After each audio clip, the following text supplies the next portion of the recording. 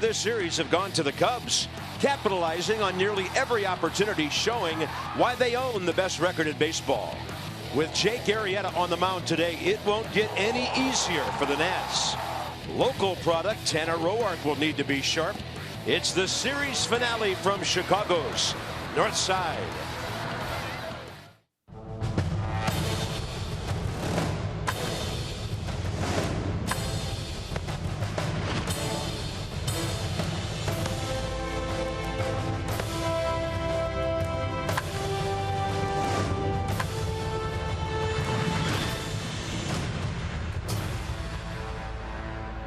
Wrigley Field and the city of Chicago blessing us with a good weather day today.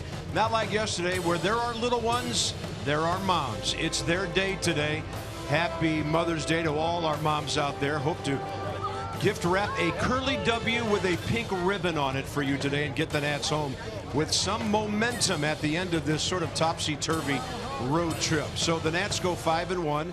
Now they've lost 3 in a row, but I think in baseball it's always important for us to look at the big picture, and I think anybody would have taken this after 30 games had they been told so back in March. Yeah, I mean, they're playing good baseball. You know, I said that when they were beating teams they were supposed to beat. It's not about the record right now.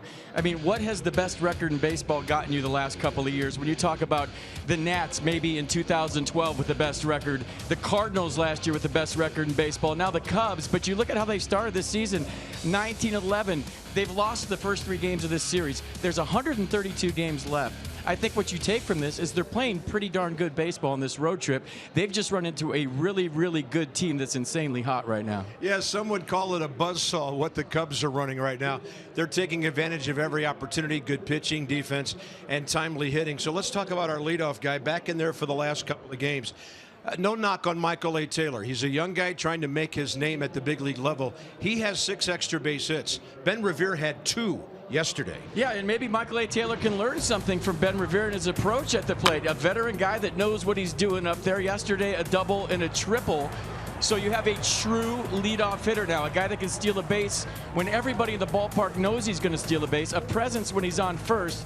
And I want you all to watch this video when he comes around first base and watch the strides of Ben Revere. He's a little guy, but look at him picking up and put him down and how much ground he's picking up with his strides. Usually little guys don't stride that big. So Ben Revere, one of the fastest guys in the big leagues, a true presence at the top of the order, and it was fun to finally see him get a hit yesterday and lock in as a leadoff hitter. Yeah, and he's already hit the ball hard 5 times in this series. Okay, it was 5-1, now the road trip's 5-4.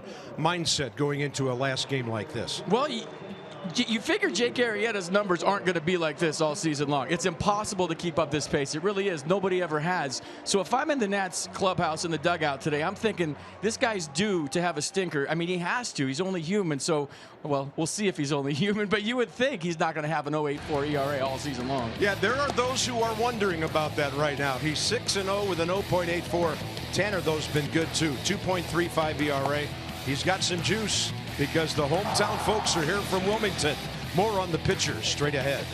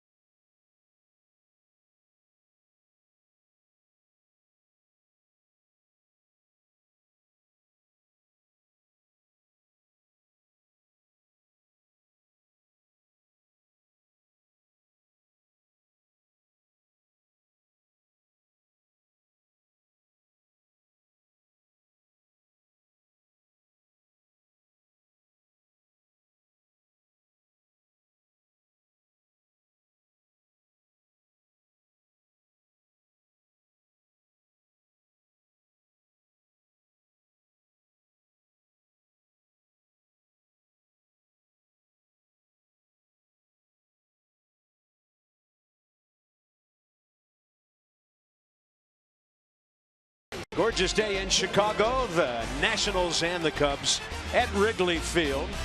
Grant Park. Part of that park is Millennium Park, and folks having a great time on a beautiful Mother's Day here in Chicago. Note the uniforms, pink trim for the Nats and for Bryce. In fact, his spikes don't look a whole lot different than his sleeve that he's wearing today, and the Nats will be going against one of the best, but they've got one of their good ones going too.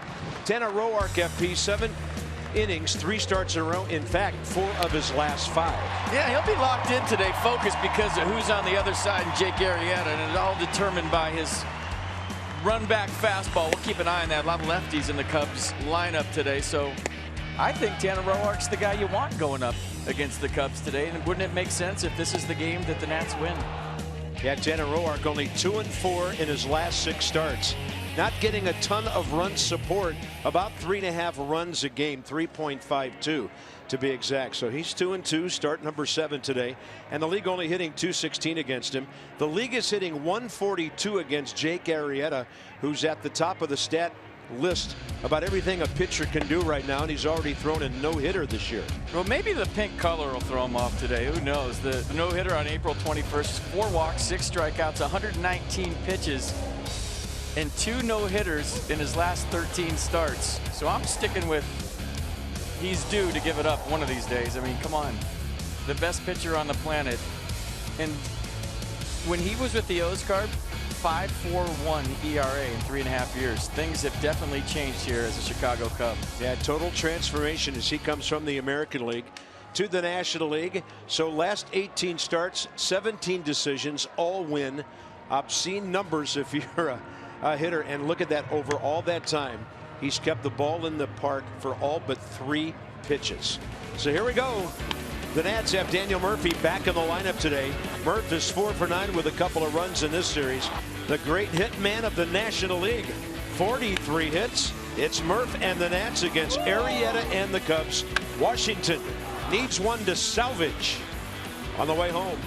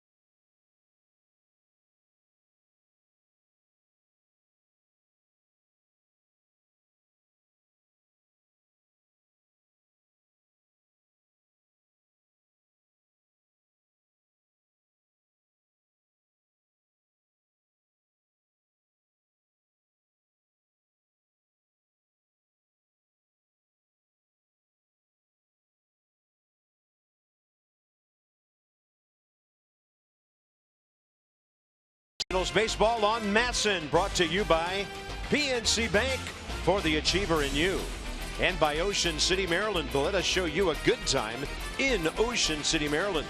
Book now at OCOcean.com. Well, the neighborhoods of Wrigley Field, that's the flag they fly after a W. They turned it upside down. A couple of W's become M's for mom. A lot of pink in the ballpark, a lot of blue in the ballpark, and some red sprinkled in from our fans. It's a glorious day here in Chicago. 69 at game time. Wind has settled down to a tame 6 miles an hour out of the south. That means it's blown out toward left field right now. Partly cloudy skies. It's going to clear off, though. And Bryce, anxious moment for the Nats and him yesterday, FP, as he went near those bricks right field corner. Well, the best part about this play is that Bryce Harper's in the lineup today. And he said as much after the game. He's had a history with walls. He's had a history with injuries. And that was all about self-preservation and the ball kind of tailing away, as Dusty Baker showed you right there. And there's Bryce's quote after the game with the beat writers. He's done plenty of running into walls. There is padding there, but maybe 2 inches and then brick behind it. Yeah. We want Bryce in the lineup every day, and that's what all Nats fans want to happen. Right at the A of that All-Tech Lansing logo is where the wall juts out and then goes parallel to the line into the corner, and that's right where that ball came down yesterday. No give, no room at all. The Nats hitting .240, 11th in the league, 8th in runs, 5th in home runs. Danny Espinosa, 4 for 8 with a homer, 4 RBIs against Jake Arrieta. He's 1 for 8 in this series, but he's been on base 4 times. Rendon back in the number 2 spot, pretty much the regular lineup. Things fall into place when Rivera's back, and Murphy, after a day off, wasn't feeling well yesterday, is back in there as well. Now, in 7 career starts against the Nats, Arrieta not that great. 5.11 ERA and 5 no decisions, 1 win, 1 loss. Well, good try in the optimism, Carp, but that was when he was a different guy with the Orioles. He's changed everything with the Cubs.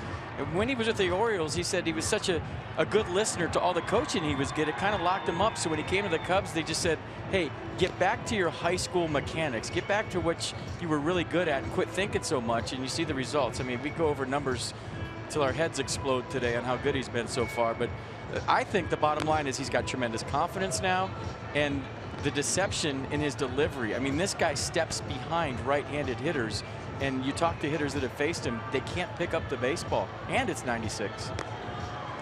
2 earned runs in his last 12 innings against the Nats. There's Cubs defense. Soler, Fowler, Hayward the outfield, Russell Bryant left side, Zobrist, Rizzo right side, and Tim Federowicz behind the plate. Arrieta, 30 years of age, career record of 62 and 38. Makes his 137th start. 8-year veteran DJ Rayburn has the plate today. Umpires decked out in pink. Great look for the guys.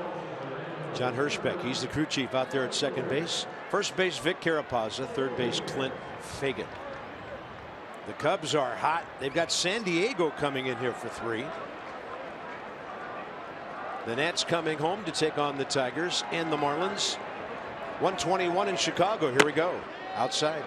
8 of his first 10 pitches last start against the Pirates were balls. He walked the first 2 hitters of the game. I think if you're going to get Jake Arrieta, you got to get him early.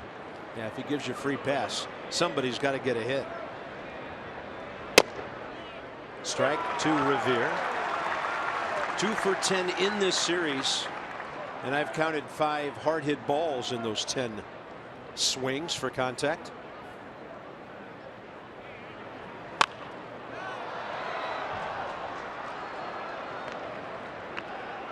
Early game notes. First inning. If you stop the Nats in the first, you got a great chance to beat them.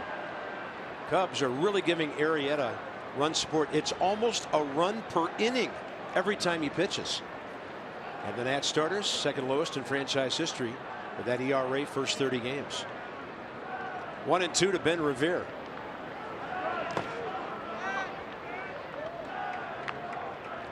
Cubs overall ERA now 2.53. Nats are 3rd behind the Mets now.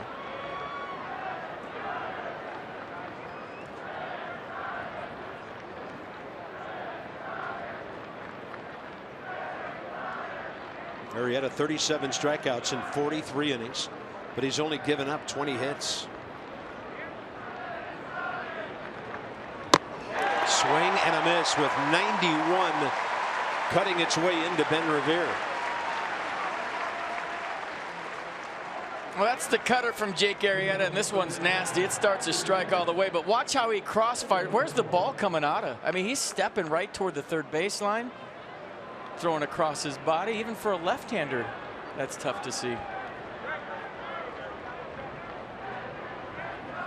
Next up, Anthony Rendon. Digging the unis today, by the way. Pink script, pink piping, pink numbers. Bryce has got flowers all over his shoes. That ball's well hit to right center. Anthony Rendon's second hit of the series. Hayward over to cut it off, but Rendon had pretty much downshifted at first base. Would have been a single anyway. Good swing by him, and he's 2 for 12 in the series. Well, didn't know if you're going to say it today, right? This guy's got a million of them. There goes the no-hitter.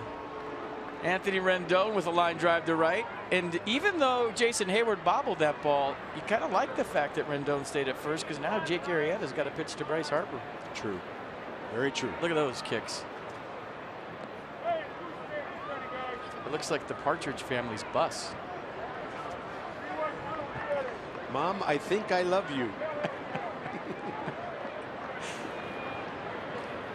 Harper 1 for 4. The Cubs have walked him 7 times. Ball 1. I like him.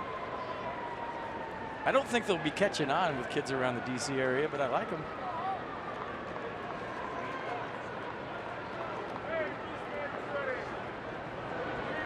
Rice 27 RBIs, 4th in the league.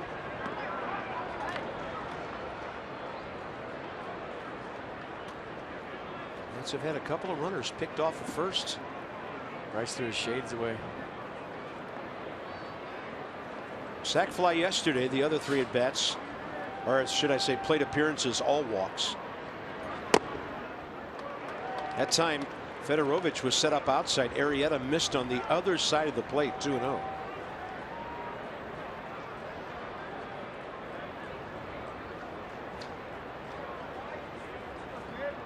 Fedorovich, by the way, behind the plate, starts for the 3rd time in this 4-game series. Sets up out there again. Misses on the glove side again, the pitcher's glove side. 3-0. I think Bryce has got his mom's name on his bat, Sherry, right? There it is. There she is. Very cool. That's a good tribute. Love it. I think Sherry would like for him to swing 3-0 right here and hit one in the seats. Why not? 4-pitch walk. Harper walked for the 8th time by the Cubs. Ryan Zimmerman next, 2 on 1 out.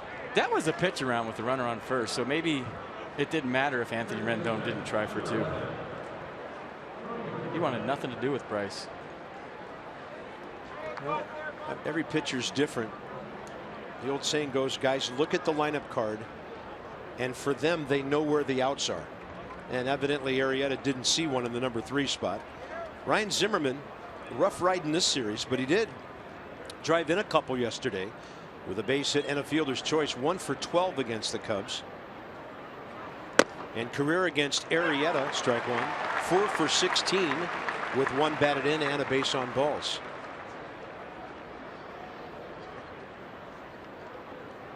Tell you what, Arrieta looks pretty deliberate to the plate to me. I wonder if Anthony Rendon's thinking about it.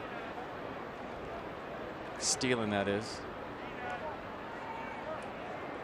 Run yourself out of an inning with Murphy on deck. Off to the right. Now the battle begins. And the guy tied for the best batting average in baseball on deck. Good speed out there, of course.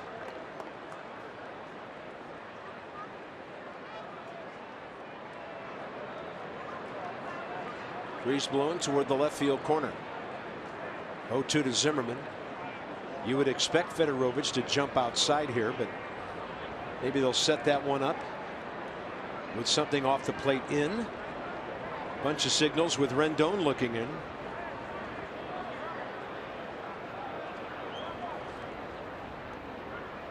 Yeah, want to come in here, and he misses on the other side and gets a strike. So Federovic set up like inside edge, and Arrieta got outside edge for the second out. Yeah, a little run back fastball. He'll do this to lefties too. So Tanner Roark has this in his arsenal, but watch Arrieta kind of ran it back from outside to a strike down the middle. Well, Wrigley Field is the first ballpark the Nats have gone to recently where one guy is booed louder than Bryce Harper, and that's Murphy, who really hurt the Cubs during the playoffs last year. 524 with runners in scoring position. Arrieta goes off speed, misses. Murph 3 for 12 career against the Cubs right-hander.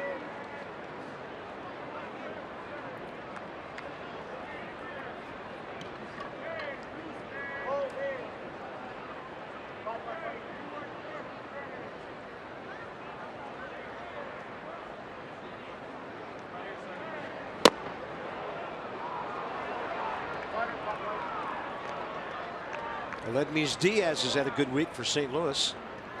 Martin Prado third in the league at 375 in the National League. Only one American leaguer. We'll see Nick Castellanos when the Tigers come in.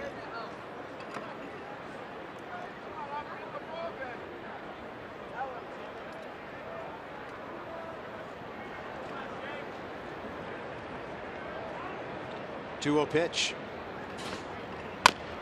Murphy fouls it off his foot.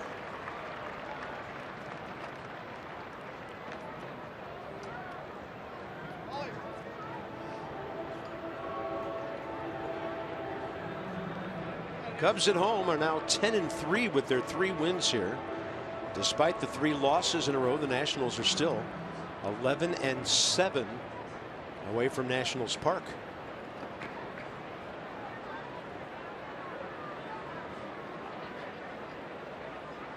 Can the Nats make that first inning thing happen one more time on this road trip?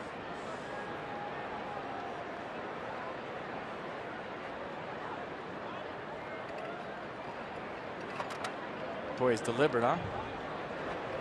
Runners on base, really slowing it down. And he misses. 3-1.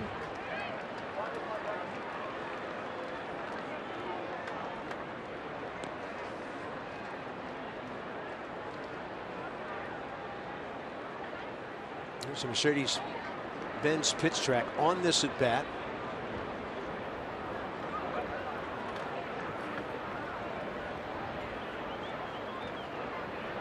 And a 3-1. Murphy had a good rip.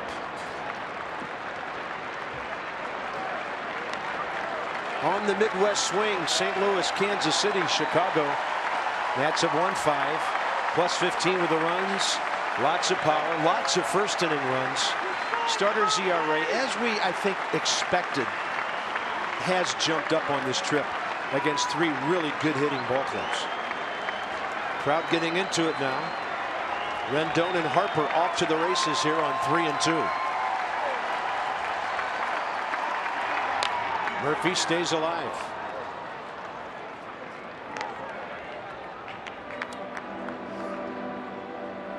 And Murphy practicing his swing down the first baseline. That was a nasty slider. He just fouled off by himself. Another chance. 9 for 17 against the Cubs last October with 4 home runs and 6 RBIs. Pitch number 20 coming.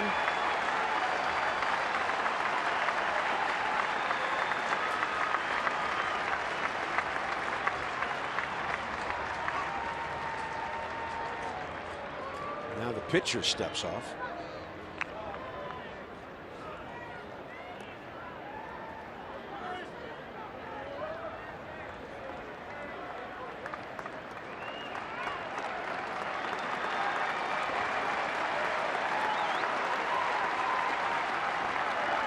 And the 3-2 popped up right center. 4 fielders converging, and it's caught by Jason Hayward. That's going to base hit a walk, but they make Arrieta work as hard as he has in the first all year.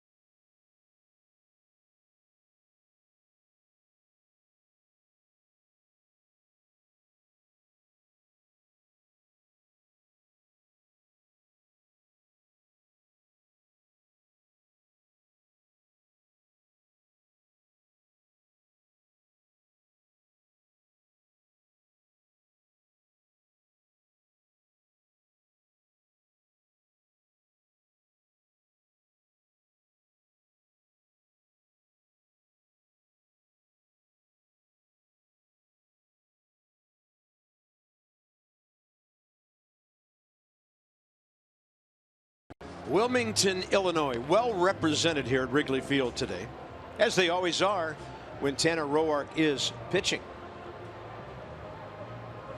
He's going to take the mound against the Cubs in this lineup, 2-2. Chris Bryant, first pitch of each at bat, he's usually hacking. Nats have controlled him pretty well, although he hit one a mile yesterday. A walk, 2 for 12 in the series. Biggest series has been Zobrist, 5 for 9, 9 RBIs. And Tommy La Stella, who's on the bench, 5 for 8 with a couple of RBIs. So here's Tanner, 5 games, 4 starts against the Cubs, 3-2 career. Yeah, last start through the fastball 62% of the time. That was against Kansas City. He had the no decision in that tough 7-6 loss. Went 7 1/3, gave up just 3 earned runs, 6 hits. A gutty performance, I thought, last time out for Tanner Roark. But what new? That's just kind of what he does. First pitch to Dexter Fowler. Right in there. Fowler in this series, 3 for 10. Couple of RBIs, a walk, tossed after 2 at bats here Thursday night. Still leads the National League in on base percentage at .460.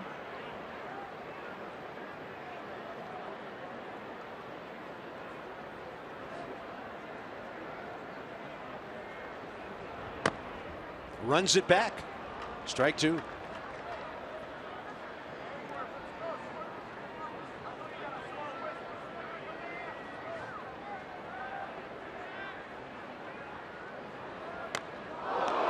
Dexter Fowler takes that one right off the hand, it appears.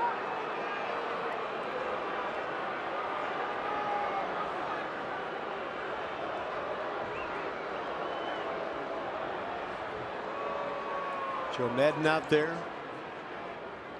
PJ Mainville, the Cubs trainer, and that had a sound to it.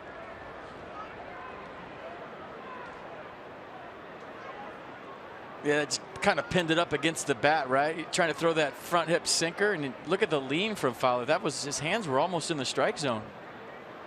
That was coming back maybe a little high for a strike, but you see where his hands go. He was diving out to the other side of the plate, and it nipped him. That's close to being a strike. Fowler hit by a pitch, 3rd time this year.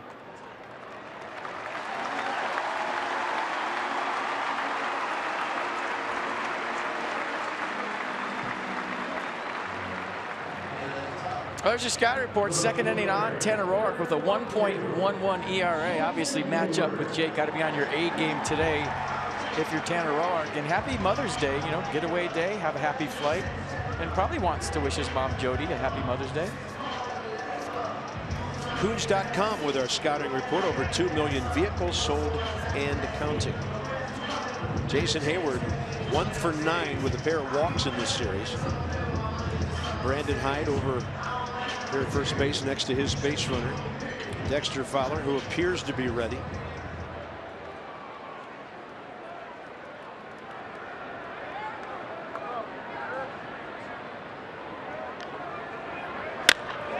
Look out, folks. That's a screamer hooking into the lower deck. Here's your Nats defense behind Tanner Roark. Worth, Revere, Harper, your outfield. Espinosa, Rendon left side. Murphy, Zimmerman right side. And Wilson Ramos behind the plate.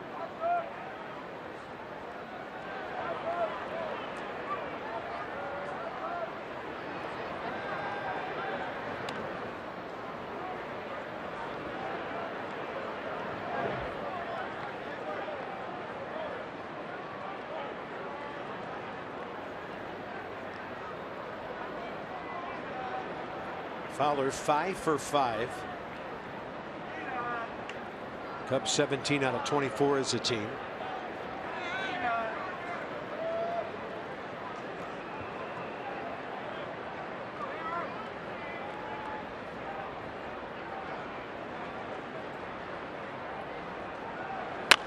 And Hayward off the end of the bat the other way. Saw Dexter Fowler in his lead. He's trying to get that feeling back in his right hand. He's opening it, closing it, trying to shake it around.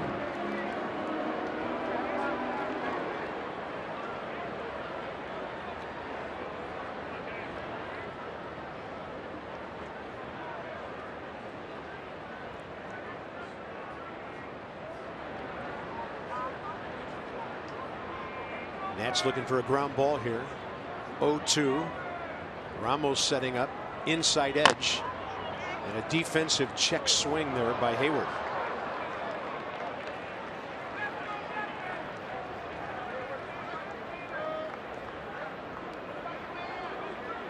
Chris Bryant on deck. Anthony Rizzo with his skipper. Rizzo gets hit by a lot of pitches too.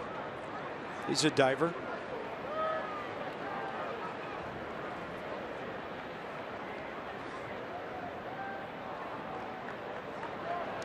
That one bounces. Ramos makes a fine play, and Dexter Fowler no move towards second base there. And for those of you that don't know, the term diver means, you know, a hitter that kind of really steps across the plate. You see his stride there, how he closes himself off, and they kind of lean out to protect the outside corner.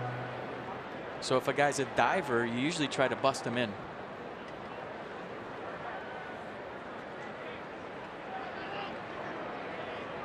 One ball, two strikes.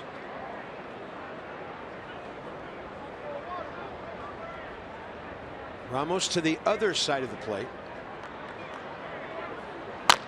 Chopper to second. Espinosa to Murphy. Close, and they got the lead run. So Fowler out 6-4. It's really all Danny and Daniel could do. I'll tell you what, that dirt in front of home plate, it slowed down a lot of ground balls in this series. That would have been a double play, but it hit the dirt, which we've been talking about for 3 days. Is like a little sand trap there in front of home plate. You're not getting a big bounce.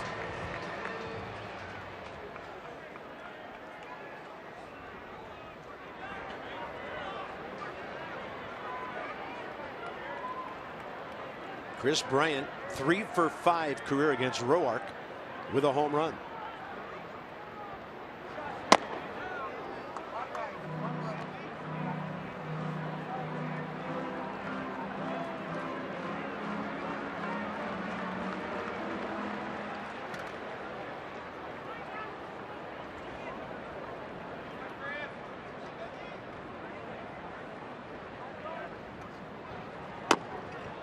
Two and 0. It's pretty close. I think Tanner's body language would tell you that he wanted that pitch.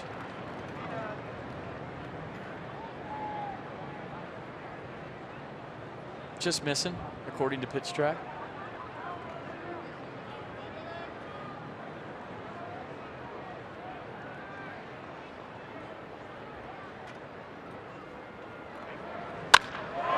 That was a loud sound on a base hit to left. Worth over to cover it. Hayward makes the turn and stops. And the Cubs have 2 on 1 out, just like the Nationals did. And they've got Anthony Rizzo, the left-handed hitter, coming up. Been trying to work down. Right now, Tanner Roark's been up. We should look at pitch track, missing at the top of the zone. That one right down the heart. And usually at the big league level, number 3 hitters don't miss that pitch. So throwing strikes, you just like to have them a little bit lower and get some ground balls.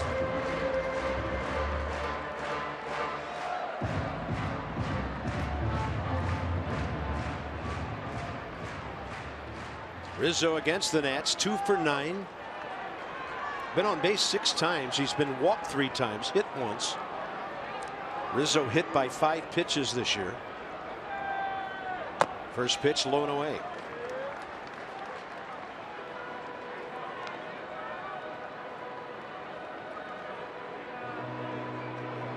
Yeah, after the first inning, he's been money. And you wonder if that Dexter Fowler leaning over the plate has got him thinking about that front hip sinker to lefties. We'll see. I'm sure he's going to go to it here with Rizzo. That's the pitch. Front hip sinkers, sliders in. That's 6 of the 10 earned runs he's given up. Danny Espinosa playing up the middle on the shift, didn't have far to go to keep Hayward close.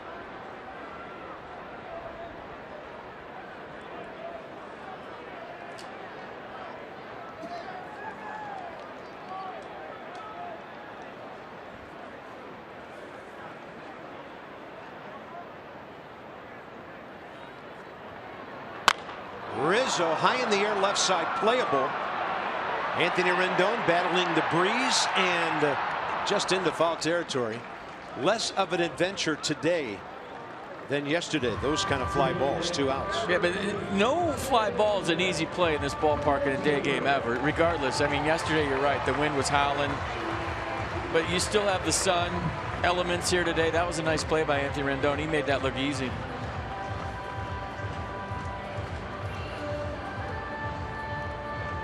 Tough 2-out matchup now. Ben Zobrist and Tanner Roark will face each other for the first time.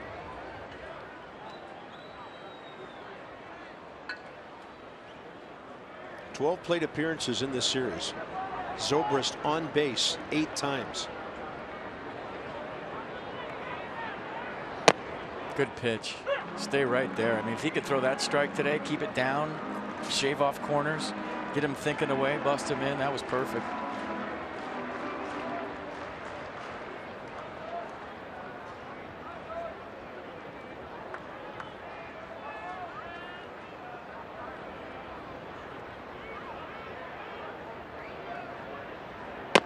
And he comes from the outside with the breaking ball.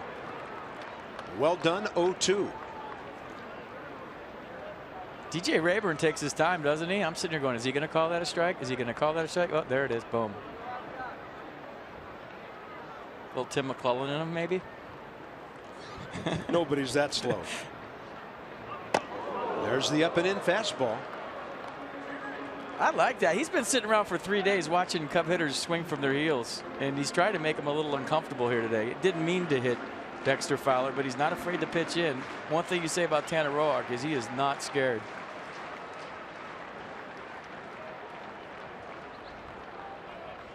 One and 2 to Zobrist. Ramos another block.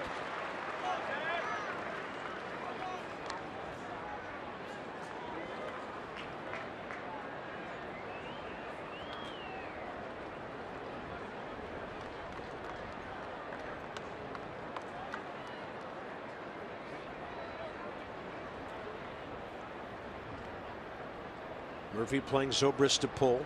Espinosa behind the runner. 3-2.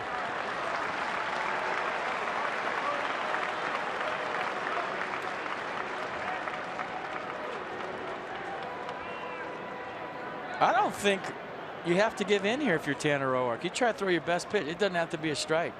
Got a right-hander on deck. He's a strike thrower. You have a base open, albeit third.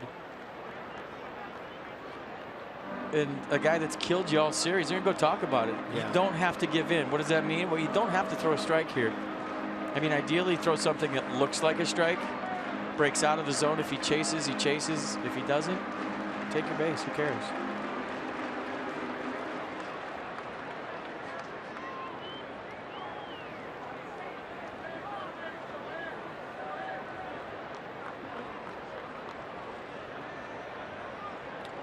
The runner's on the move here. Walked in, bases loaded.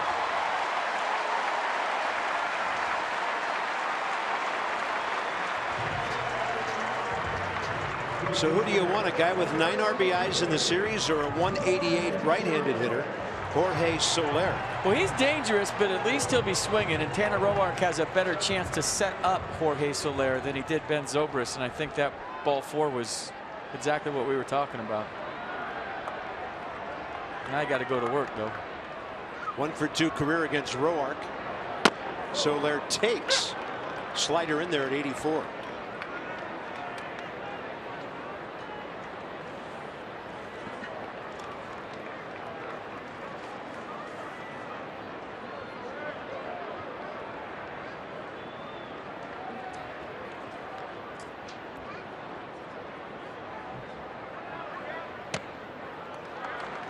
Look at where Gary Jones is, third base coach for the Cubs.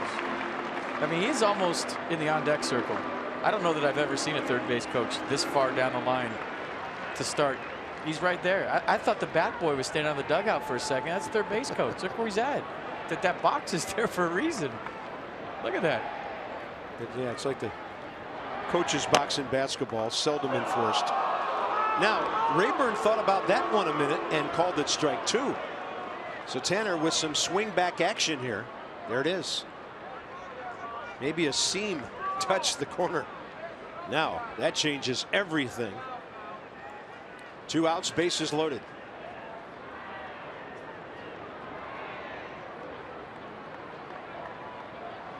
Ramos sets up away. Fastball, got him. Well executed game plan right there by Tanner Roark. Pitched around Ben Zobrist, got the right-on-right matchup, and made a beautiful pitch here to get out of the jam. Nicely done.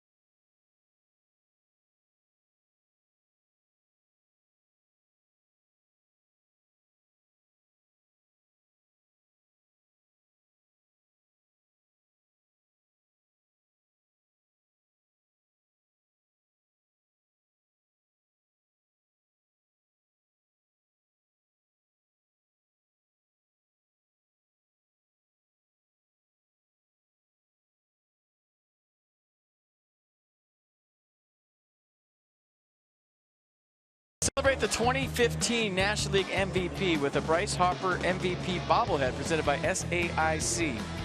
First 25,000 fans on May 11th will take home a piece of history. For tickets, visit nationals.com.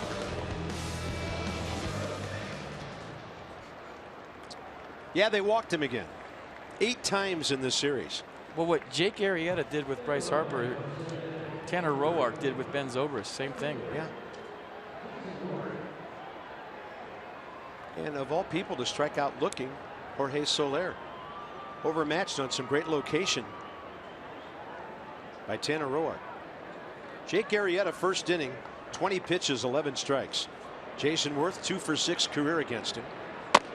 That sails up and in. Jason in this series, 2 for 12. A homer, a 2-run shot, and a 2-run double. 29 minutes, by the way, for the first inning.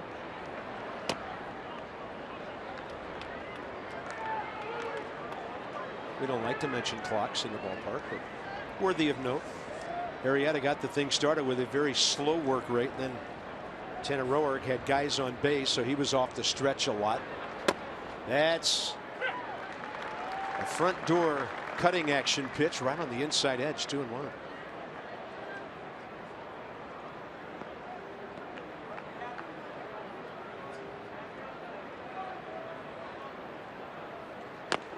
That one had a little more break to it.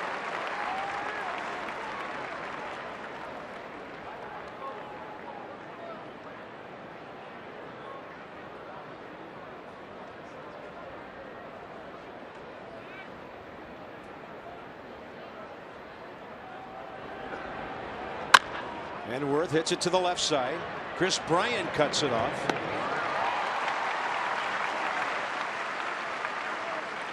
Inside the Numbers brought to you by Jeep. So in an 18-start span, Jake Arrieta is doing something that Bob Gibson did back in the pitcher's year of 1968 with the ERA. The big trains on that list: Clemens, Pedro. Unbelievable stretch of pitching.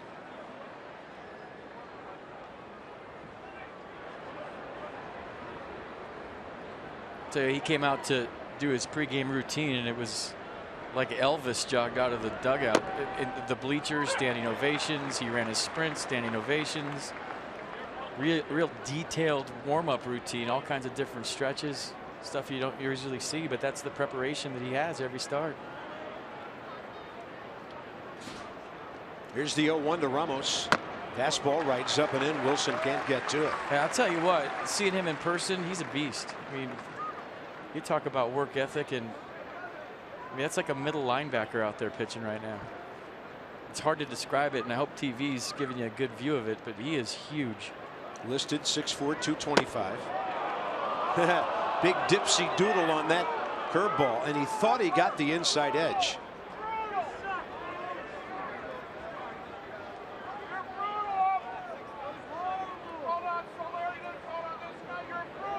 Clean it up down there. It's Mother's Day. Yeah. Brutal, not acceptable today. Ball 2. Cub fan lamenting the fact that Soler got called out on strikes and his guy didn't get the call. Is that George Will down there? George would have a better word than brutal. Come on. Not enough syllables. Ramos stays with that breaking ball and fouls it. Wynn keeping it close, but it's about 3 or 4 rows in.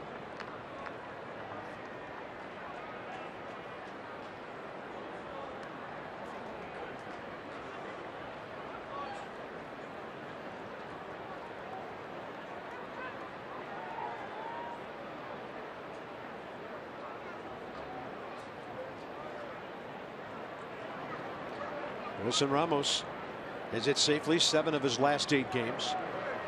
3-2. I mean, you got to take advantage, and it's easy to say up here because you're not facing him, but Jake Arrieta is not locked in yet, not even close.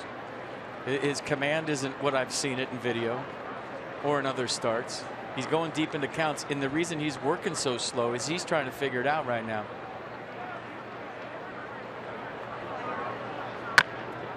Ramos stays alive.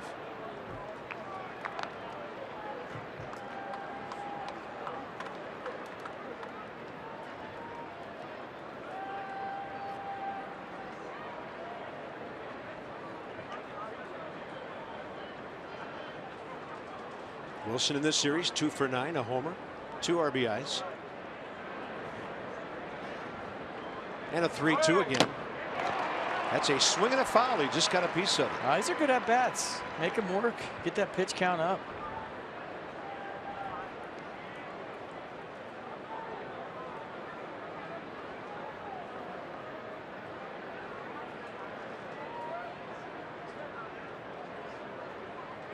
Ramos 11 hits in his last 8 games. 6 batted in. He and Bryant have hit the 2 big blasts of this series. That's a great at bat. He takes the walk with 1 out. Yes, sir. Second walk by Arrieta today. And every time the Nats take a base on balls, that's $50 more to support Girls on the Run DC. So this year there's 100, $5 grand. Care First Blue Cross Blue Shield wants each of us to take that first step towards a healthier and more active lifestyle. Go for a walk. Espinosa 1 on 1 out.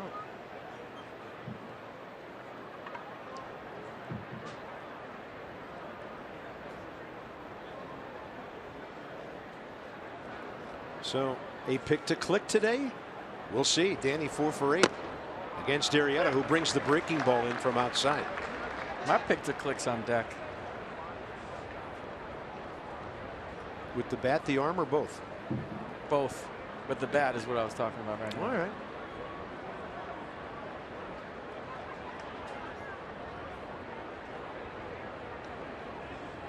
He's due. He's due. The ball, you could hear it skip into the mid of Fedorovich. You know what you do against elite pitchers? You have your game plan.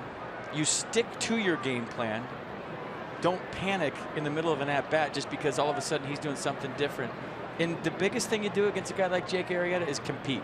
Just stick your nose in there, grind all day long, and try to find a way to get the barrel to the baseball, because it's not easy. 36 pitches with 1 out in the 2nd inning. In the zone, bottom part. 1-2. And if he gives you a pitch to hit, you can't miss it.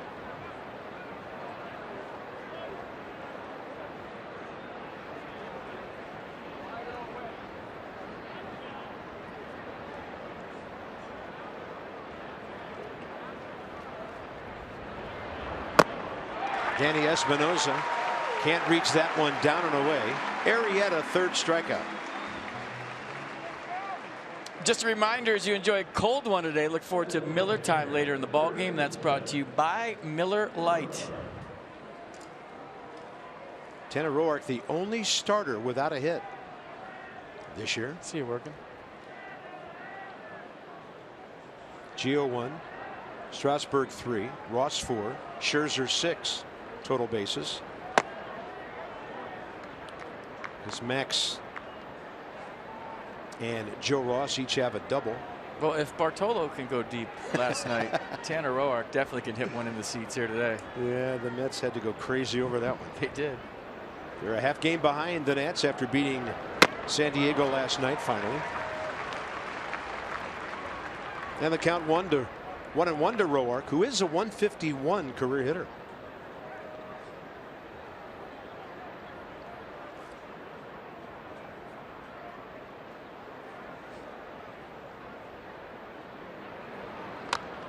That breaking ball was hanging a bit.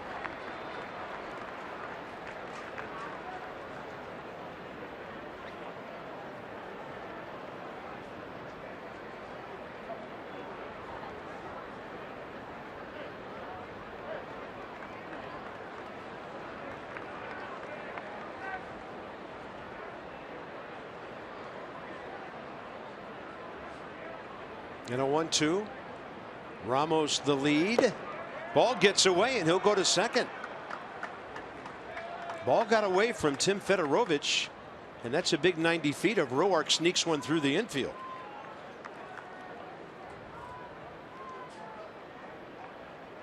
I'm telling you, generally speaking, when you see a pitcher like Arrieta, as you watch the ball get away, with this kind of tempo, he's searching right now. His mind's going a million miles an hour, and he's trying to make the adjustments in front of 40,000 people on the fly.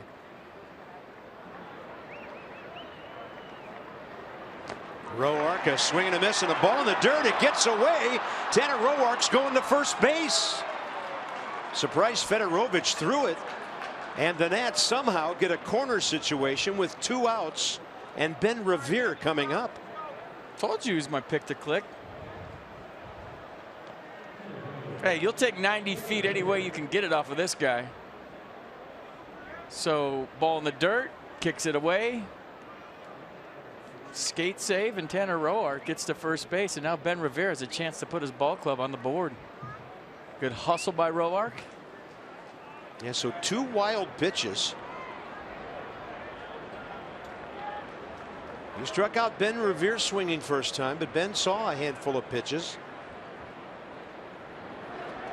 And he goes up the middle, but to his right, Zobrist made it look easy. Lots of pitches. 43 for Arrieta. First 2 innings, no score. A mom and her little guy at the beach. Happy Mother's Day.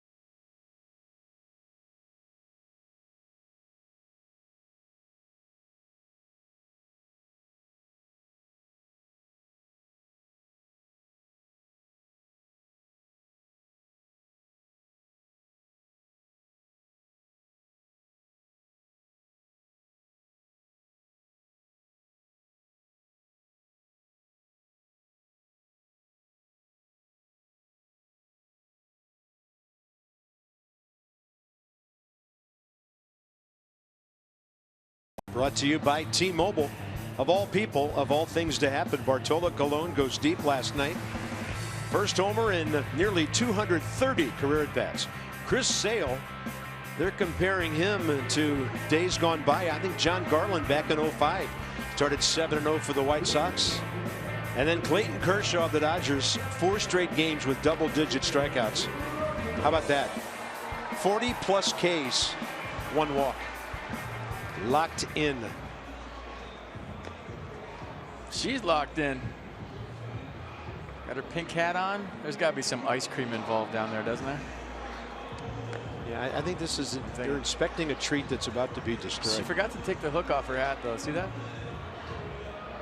She must have just got it today. Cool. Real family day on Mother's Day here at Wrigley She's Field. wearing the ice cream. Check that out. Eat to win. I love it. Oh, those pigtails. So cute. Inside the numbers with PNC. Date games, lowest ERA. All time. In our organization, of course.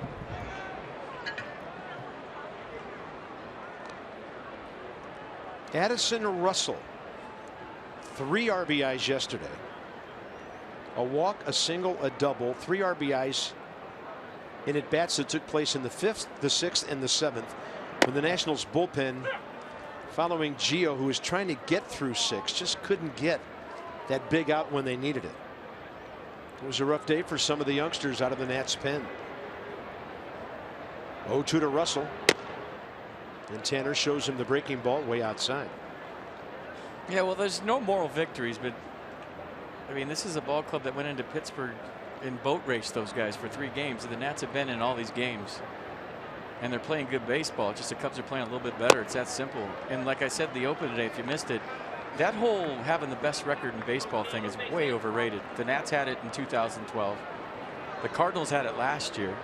And the Cubs have it right now. But, I mean, it's May 8th. Big curveball. Russell running. Kind of looked like Ramos caught it cleanly. Throws it anyway. 2 Ks for Tanner Roark. Let's take a look with Nissan here. Pretty good bounce. Curveball by Tanner Roark. That's been his best out pitch, I feel like, this year. He threw it 12% of the time his last start.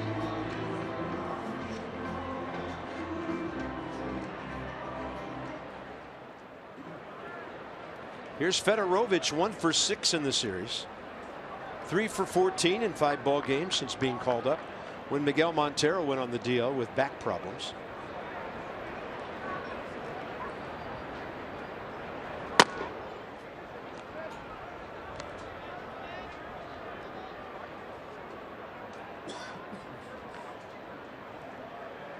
.24 pitches, first inning.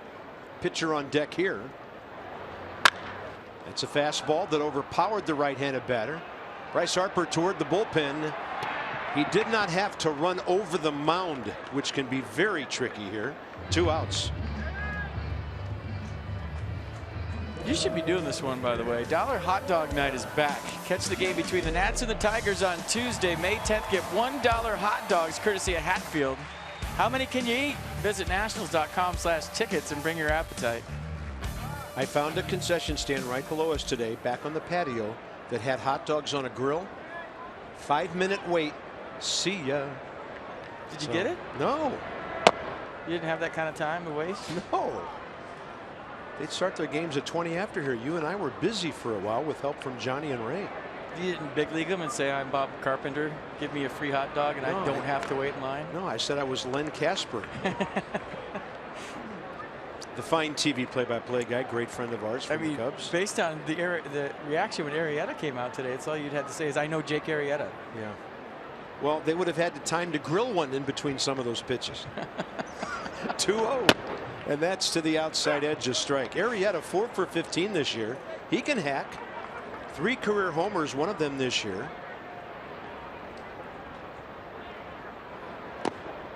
On the edge. Fans behind home plate are really unhappy, but Tanner's been getting that pitch early from DJ Rayburn. And It's that guy right there in the pink hat. Did you see him? See if he says anything on that one. That was paint. Tanner gets the quick inning he's been looking for. Rendon, Harper, and Zimmerman. No score.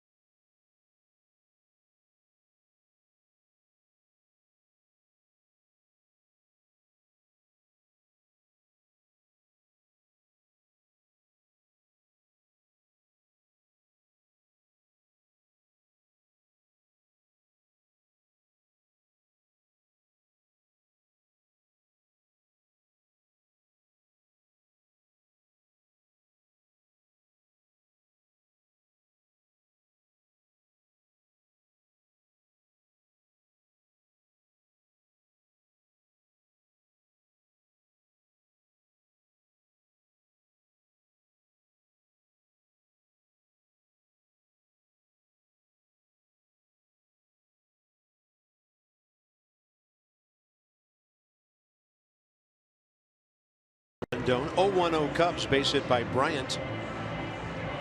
Tanner Roark just got a quick 1-2-3. We're coming home. We miss you guys, and we'll see you tomorrow night. The Tigers are in. Tomorrow evening, Steven Strasburg goes against Anibal Sanchez, who's scuffling a bit. Joe Ross and Michael Fulmer. And then the crazy one on Wednesday with Max Scherzer, the former Tiger, Jordan Zimmerman, the former Nat, who's 5-1 with a 1.10 ERA. Zimmerman lost a game Friday, but he only gave up like 3 runs in 8 innings. So the Tigers weren't able to get him any runs. And Strasburg goes to tomorrow for the Nats to open up that series.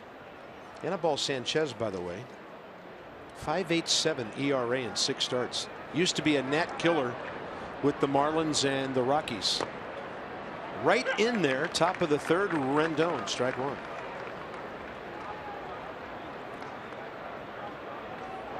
Man, they're having a good conversation and they're talking hitting.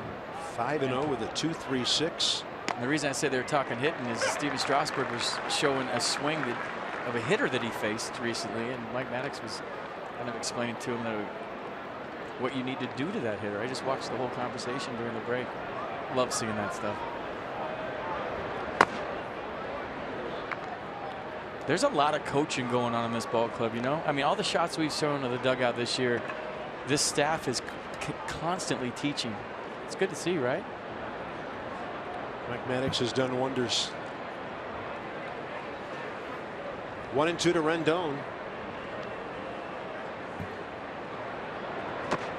That was a nasty curveball. And there are some connection problems between the battery today. That one got away, but Fedorovich able to keep it close.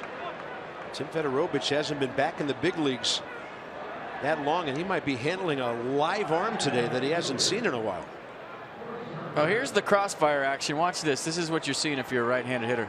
Look at, he kind of goes uphill with the glove thrown at you after he steps right toward his own dugout. So he steps across, throws that glove up at you, and the arm comes last, and it's tough to see. That was a good shot. Well, does Harper get anything to hit here?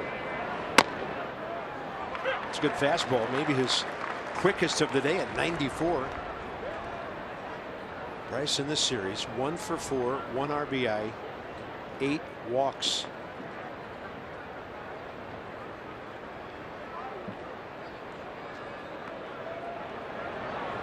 Well, that's the thing Dusty was saying the other day about Barry Bonds. When he went into a slump, it was a 1 for 10 and not a 1 for 25 because he would walk so much, and he'd figure it out, get hot again.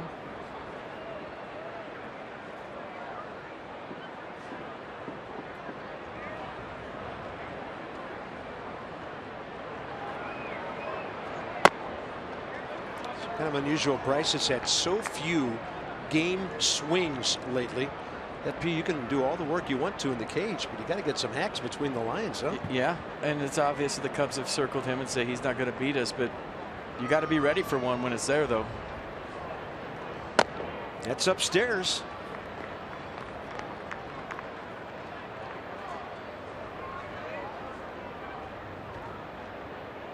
Arrieta, 4 Ks, 2 walks, 2 wild pitches. He walked 4 in his no-hitter. Bryce Harper, free pass again.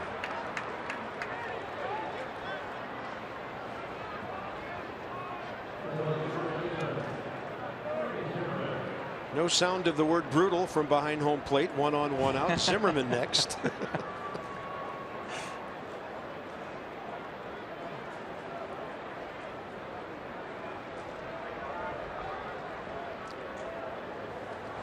Ryan was up with 2 on, 1 out.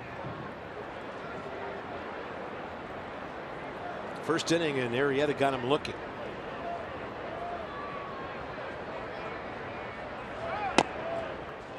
I'm sure he'd like to get a base hit for Cheryl today on Mother's Day. Yeah, great story. Ryan was 10 years old when Mom was diagnosed with MS back in '95. Eventually, the ZIMS Foundation, ZI capital M capital S.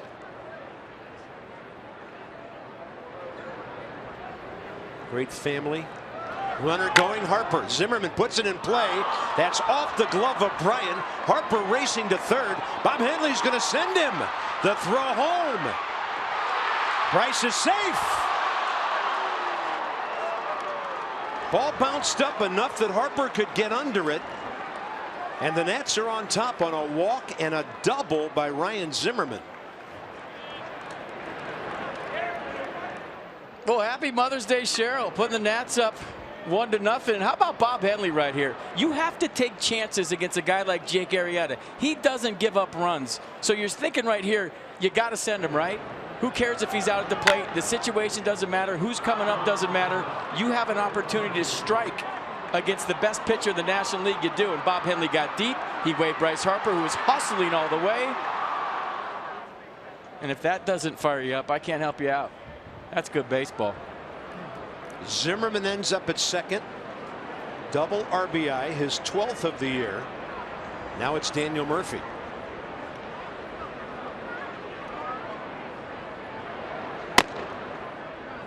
And that whole thing started with the Nats sending Harper with the pitch. Finally, the Nationals make a walk hurt. Well, Murph would like to get a hit for Sharon, I feel like, right now. Did you go to moms.com and look at all these? Since it's working, I'm going to stick with it. 2-0. And I better not mess up. Murphy, 7 pitches.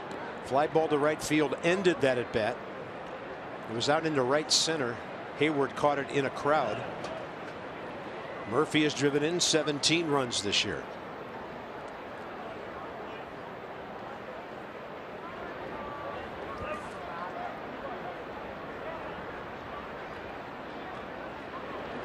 It's only the second run Arrieta has given up in his last 4.5 starts.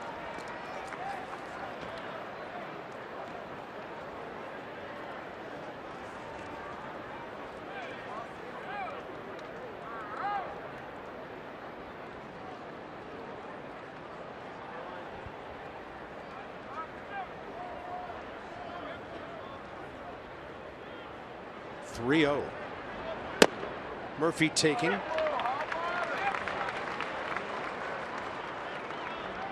Check out Dusty's sweatbands. It's got a picture of his mom, Christine, on there. They were made specially for today. Get out of there, Wilson. Cool, huh? Very nice.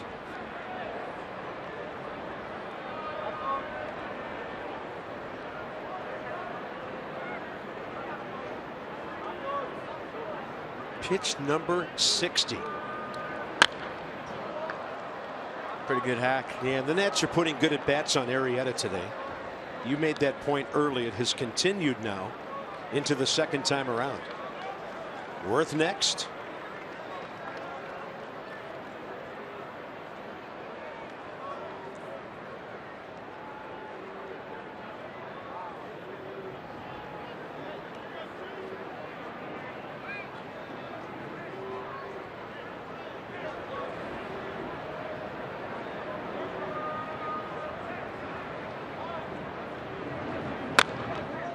Put some good ABs on him, aren't they? Set in the open. I mean, you can't have a 0.84 ERA all year. You just can't. So there's got to be a day when you're having a rough time. You have to figure it out. And he hasn't been locked in since the first pitch of the game. And you could just see him slowing the tempo down. The wheels turning upstairs, trying to make the adjustments. And maybe the lineup he's facing today has something to do with that.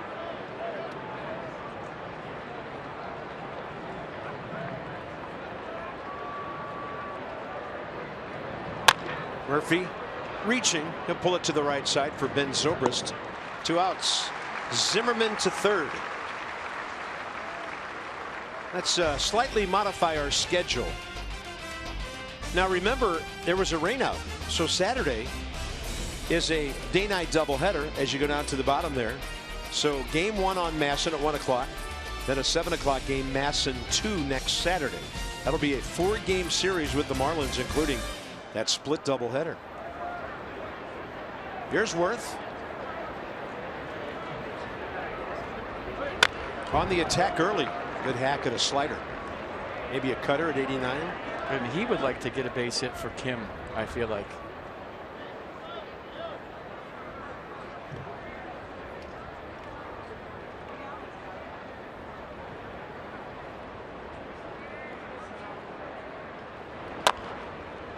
Little tapper.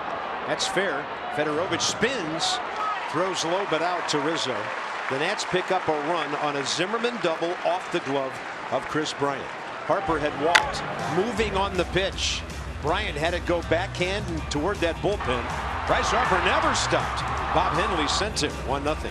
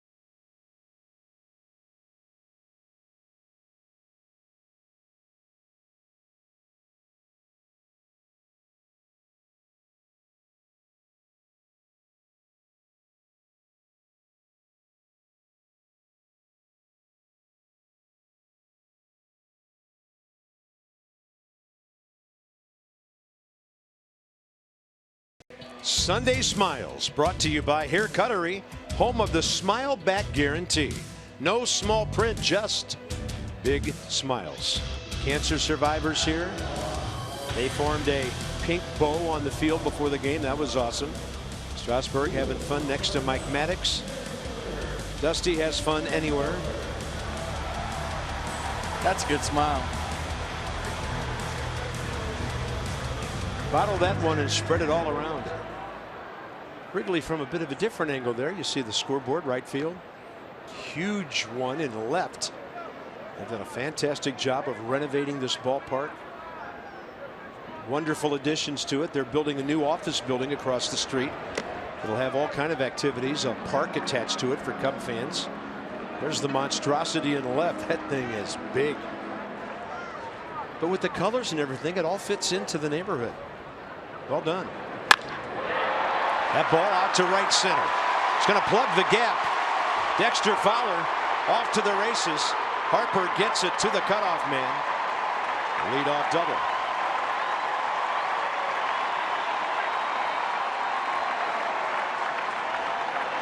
That's Dexter Fowler's league-leading 12th double of the year.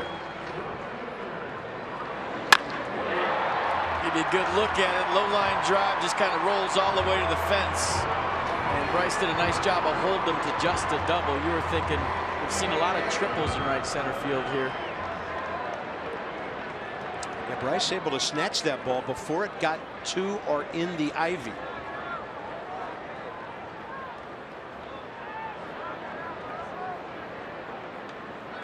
So here's Hayward.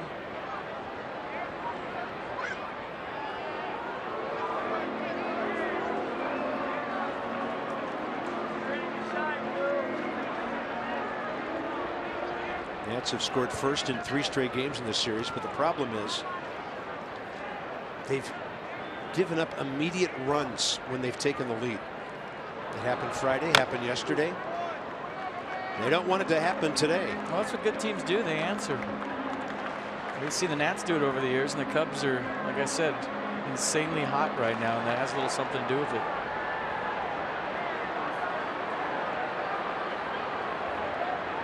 Hayward, 6'4" fielder's choice, close play at second, first time up.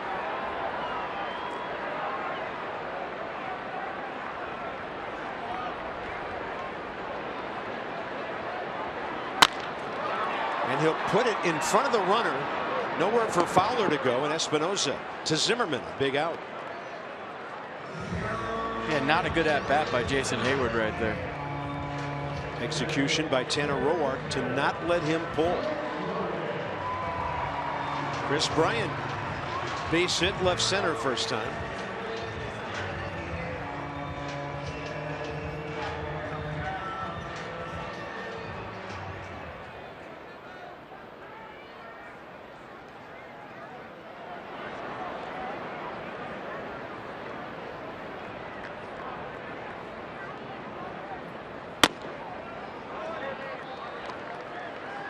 .26 home runs, 99 RBIs as the Rookie of the Year, and an All-Star. Well, that's a wide power zone.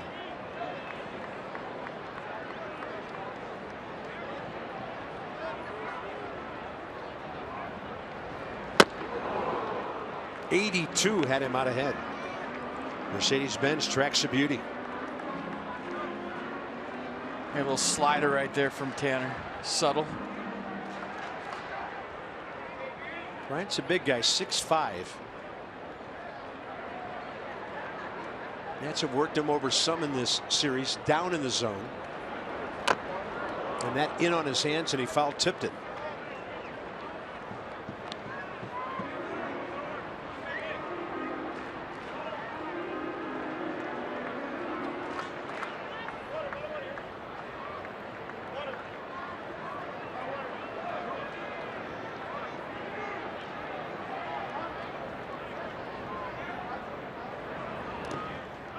Tried to bait him with the breaking ball, low and away.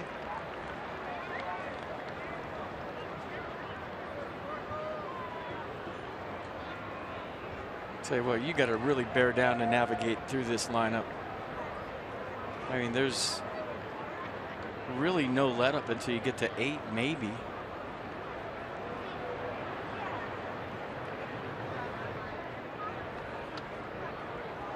Two pulled. Rendon, long throw, sidearm whip right on target, 2 outs. I mean, do you load him up to get to Soler again right here? Yeah, I was thinking first base open Rizzo, but then there's Zobrist. Yeah, there it is. I mean, not that Jorge Soler's an out. I'm not, no offense to Jorge Soler, but that's when you're talking about Rizzo and Zobrist and what they've done in the series. Yeah. There's 2 bases open, and maybe that's what they're talking about. I don't know. Sounds crazy, right? Well, let's put another runner in scoring position, but I mean, that's what Maddox and Glavine made a living of. I was just thinking WWMD, what would Maddox do? Yeah. He's got 2 bases open right here. He would walk the bases loaded to get to the hitter he wanted, that he felt he could handle.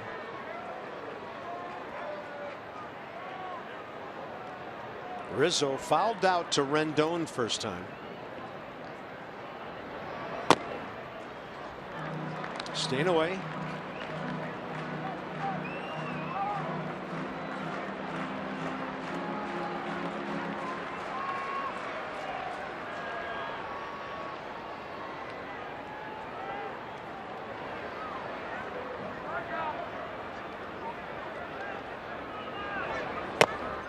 Drops that one to the outside edge.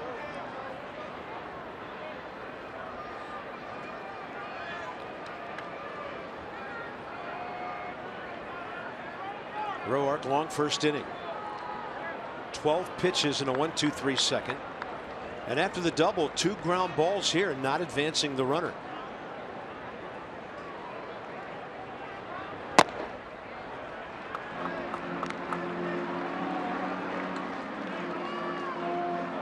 So pitch number 50 coming with nearly half of those in that long first inning.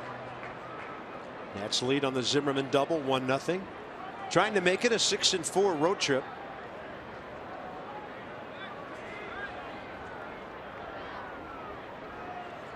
Murphy well out into right field.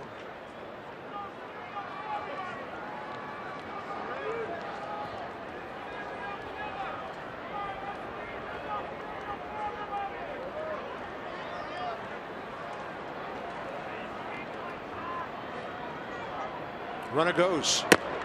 Nobody to throw to. Nats give Fowler third. That'll be his 6th steal of the year.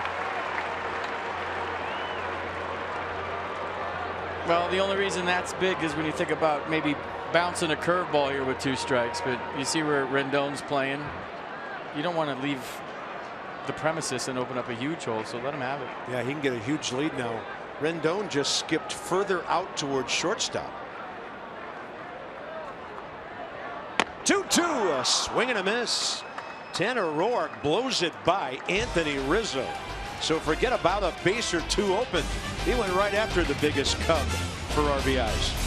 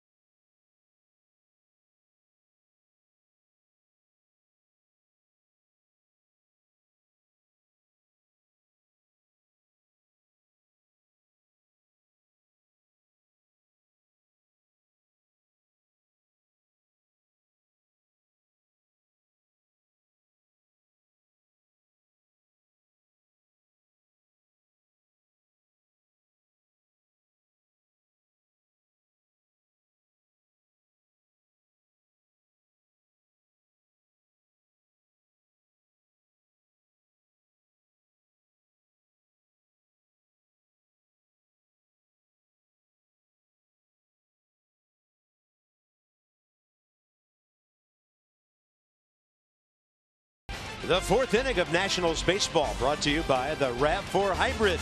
All-wheel drive, unexpected performance. Visit buyatoyota.com today.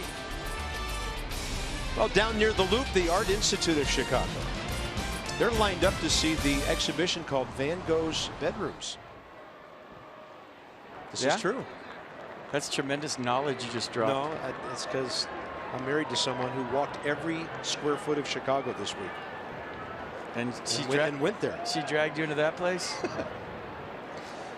If it's not finger painting, I don't get it. I prefer color by numbers myself. We go top of the 4th. Ramos, Espinosa, and Roark. Good luck, ladies, trying to get a sportscaster to be artistic. Well, that ball had some sound to it. Wilson Ramos on for the second time.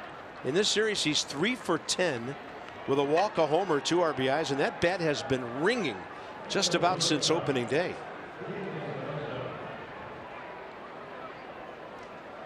Jeep shows us pitch selection. Season and today, so many fewer fastballs today. As you said, searching. And that hit was for Wilson's mom, Maria. Moms need some love today, don't they? It's Mother's Day. It's awesome. Espinosa right up the middle. That's through. Ramos stopping at second. Ideal situation now for Tanner Roark to bunt and with the first 2 men aboard. Vicky loved that base hit. Tell you what, they are putting some good at bats on the Cy Young Award winner here today. That's Joe Madden to the mound here. This might be an inspirational trip. A lot of guys shaking their heads. Yes, we got it. Tanner Roark, 1 sacrifice this year, 15 in his career.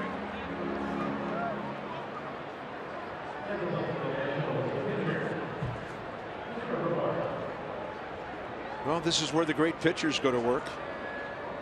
But this is where you have to get a run or 2 to beat these guys.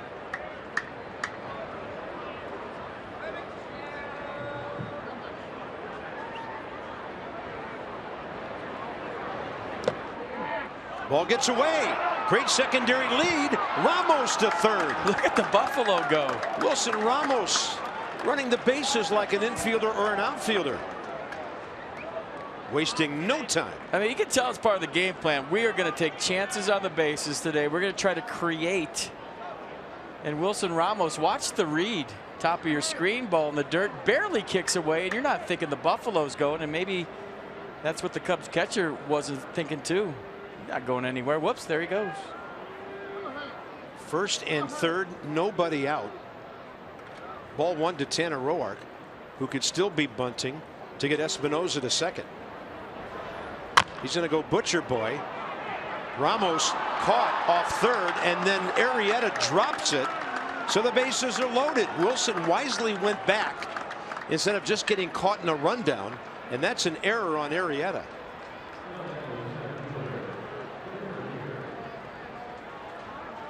Well, maybe the fact that Wilson Ramos came down the line influenced Jake Arrieta. Watch him take a peek at Wilson and then can't pick up the ball. Wilson broke down the line. The speedy Buffalo today. Ben Revere, contact guy, a strikeout today, a bouncer to second, and a chance to drive in runs for the first time as a National. Ball 1. Brenda would love a base hit right here, Ben's mom.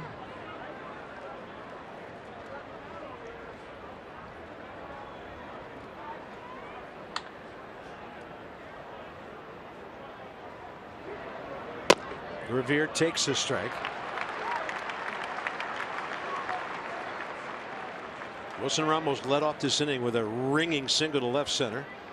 Espinosa got one up the middle, and after Ramos went to third on a wild pitch, he stayed as Roark put it in play, and Arrieta booted it. 1-0 Nats, chance for more. Way inside, and Fedorovich made quite a backhand stop. I mean, that thing was spinning wickedly. Ball 2. I mean, nice play by Fedorovich, but I wonder if the fact that David Ross isn't catching Jake Arrieta, you know, he caught the no-hitter, and those two guys have great chemistry together. Not saying these two don't, but they haven't looked like they've been on the same page all day. As I mentioned earlier, Fedorovich, third game of the 4 he has started. David Ross did come in late yesterday, but didn't start but 1 game, and that was Friday. Revere to left, but it's going to stay up, and Wilson Ramos can't go anywhere. Tough luck hitting continues for Ben Revere. Jorge Soler got the ball in. 1 out. Well, good at bat, and watch the location of the pitch. It's up. Ben Revere does a nice job of slapping it to left, hit it too hard. And you can't go if you're Wilson Ramos right there. He'd been out by a mile.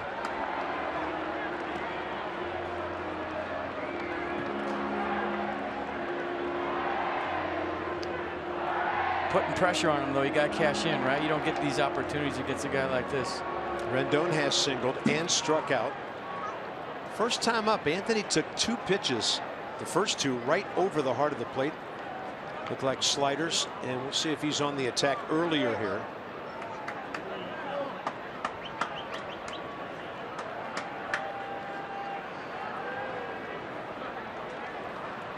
That's a fastball.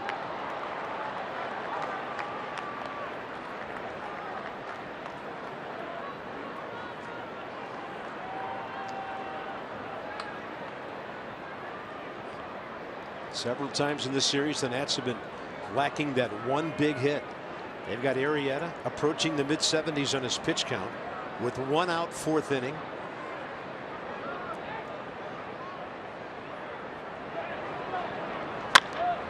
That's a 1-hopper to second.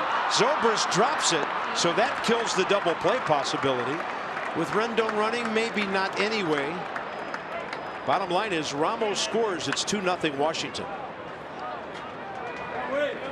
Wilson Ramos created that run all by himself. I mean, he really did. You don't think of the Buffalo and being aggressive on the bases, but he read the ball in the dirt. This is an easy decision. Oh, yeah. By the way, 9 walks already in the series, an all-time record for Bryce Harper in a 4-game series. His previous high 7 twice last year in April against the Phillies, in September against the Braves. They walked him 7 times in a series. This makes 10.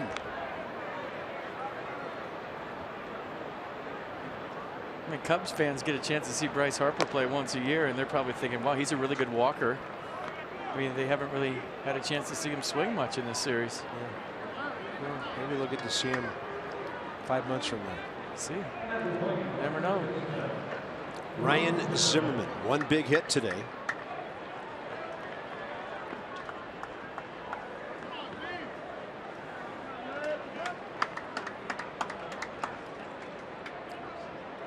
Three RBIs in the series. 12 on the year. Career 5 for 18 against Arrieta. He got off speed for a strike. Ryan didn't like that call. Having a chat with DJ Rayburn.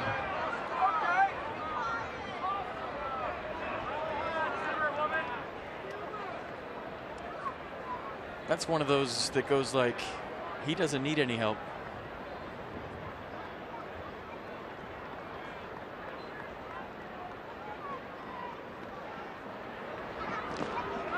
And a big sweeping curveball, 0-2.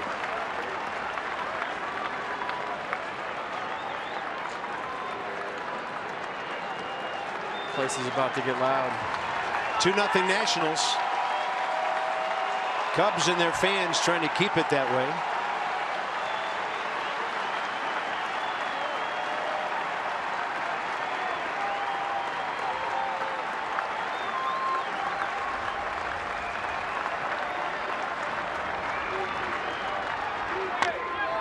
Ryan Zimmerman chops it foul. That pitch was up and it went straight down off of his bat. That was, I thought it was the 3rd curveball in a row. It's a fastball, and tried to hold up at the last second. You know, I talk about the deception. He's stepping right at Ryan. He thought it was a curveball for a second, emergency hack, and lived to fight another pitch. Yeah, glad that ball bounced backwards. Sometimes they'll hit and come forward.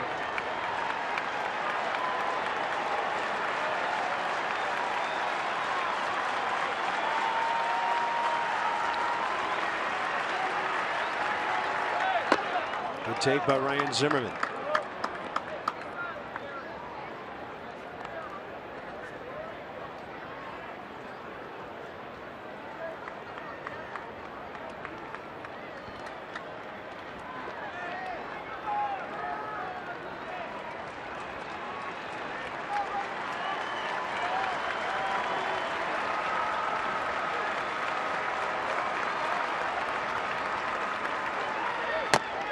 Swing and a miss on a fastball up and in.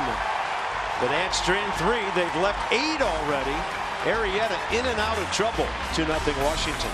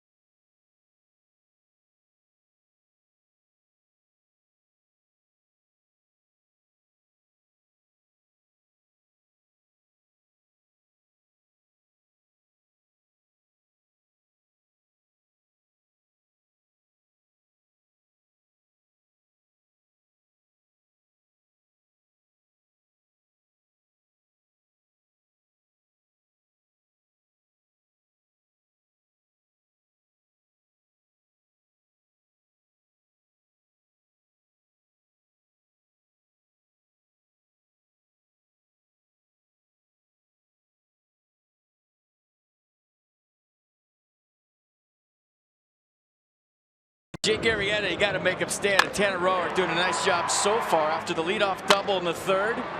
Jason Hayward with an unproductive out on the grounder short, doesn't move the leadoff double. Then Chris Bryant with the tapper to 3rd. Then how about this pitch to Anthony Rizzo? There's your swing back fastball. He's got that working now. Yeah, Geico highlights centering around pitching out of a jam with a man in scoring position, nobody out. So an inning later, Tanner faces Ben Zobrist, Jorge Soler, and Addison Russell. He's had a couple of pretty quick innings now. That's pretty cool. Cancer survivors here today. Standing up. The ballpark. Very, very cool.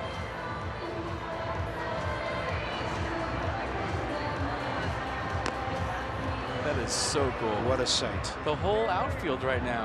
I mean, I gotta take a picture. Wow. That's our view. Bob, you're on Snapchat, right? No. That is so great.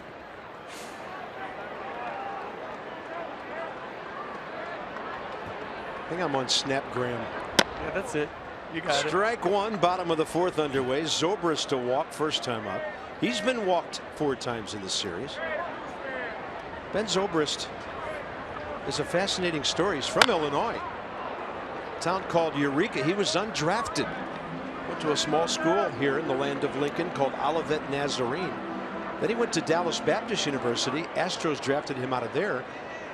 A batting champion by the name of Freddie Sanchez, formerly of the Pirates, came out of Dallas Baptist. They've had some good baseball down there for a lot of years. That's an 0-2 pitch inside. Zobrist in the big leagues with Tampa Bay 08 through 14, Oakland and Kansas City last year. A guy that everybody wanted on their ball club. He was a free agent. Right side, Daniel Murphy. Lost it. You see that coming? He sat on it. Yeah, that would be called an unforced error, his 2nd of the year. Yeah, he just set his feet too soon, and once you set your feet too soon, the hands get hard. I always talk about this for younger players out there. If you keep your feet moving, your glove stays soft, but as soon as you set too early, like Daniel did right there, now you're at the mercy of whatever hop you get. Look how soon he set up for that.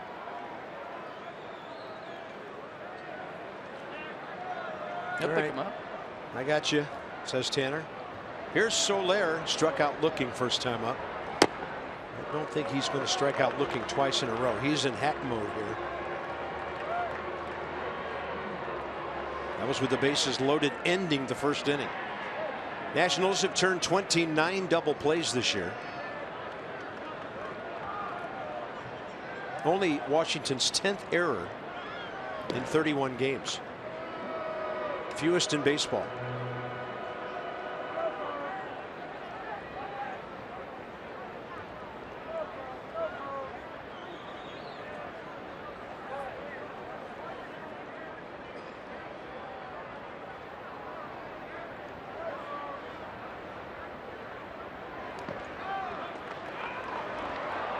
Zimmerman has to scramble and go backhand for that Ramos toss.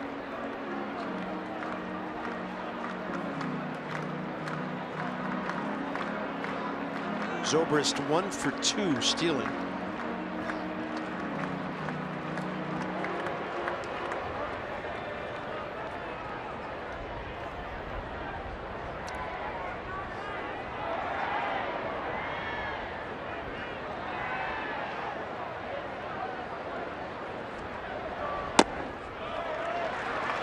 Nationals' first error of the series, by the way.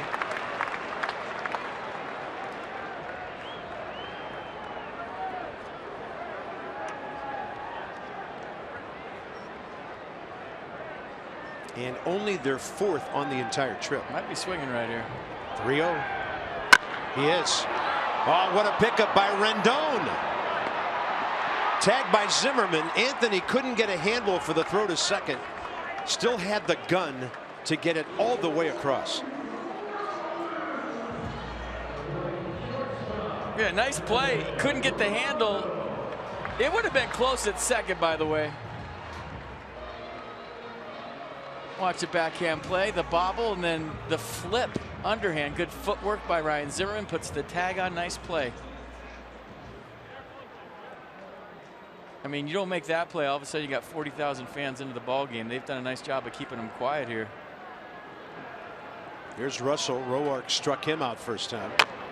He chops that one off his foot.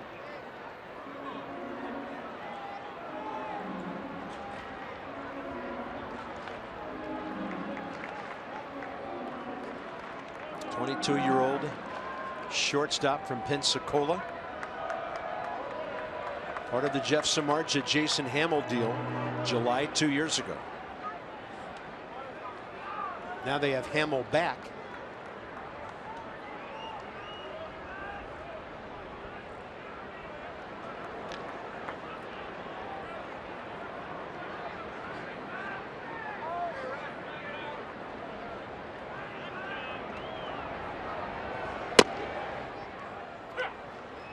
Well, that's perfect to the outside edge.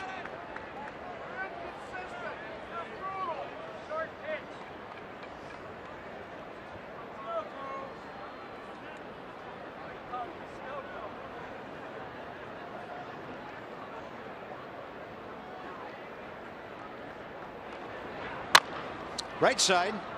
Here comes Murphy on the run. One-hander looked that one all the way into his glove. 2 outs, runner at third. So he said on one, and he said, I'm not going to do that again. It was real aggressive on this one. Yeah. And it almost took a tricky hop on him. Good play. That's what you want. If you make an error, you want the ball hit to you as soon as possible.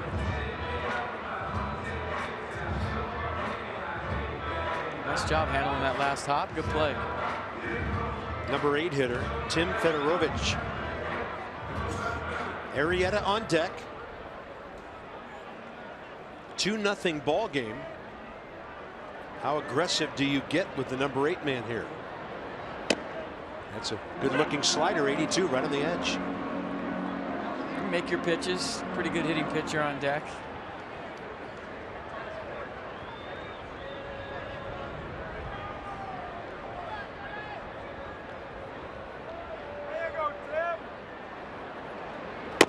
That's a big sweeping curveball. 5 miles an hour slower, and some kind of break on that. Nissan will track it. Kind of a sweeper right here from Tanner. Usually his curveball's more 12-6 on the clock. That one kind of cut across the plate. Fedorovich fouled out to Bryce Harper first time. Now the Cubs get a gift.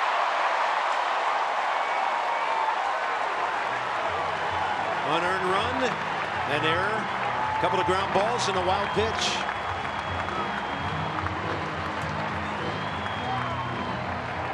Yeah, Yeah, just hung on to this curveball a little too long.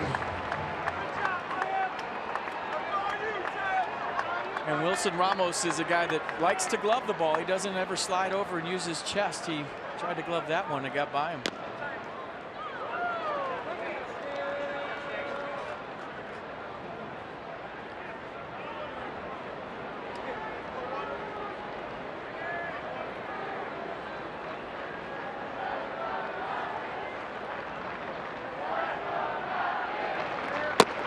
Big curveball strikes him out. Well, a disappointing fourth inning. Cubs get a run without a hit. Now a 2-1 game.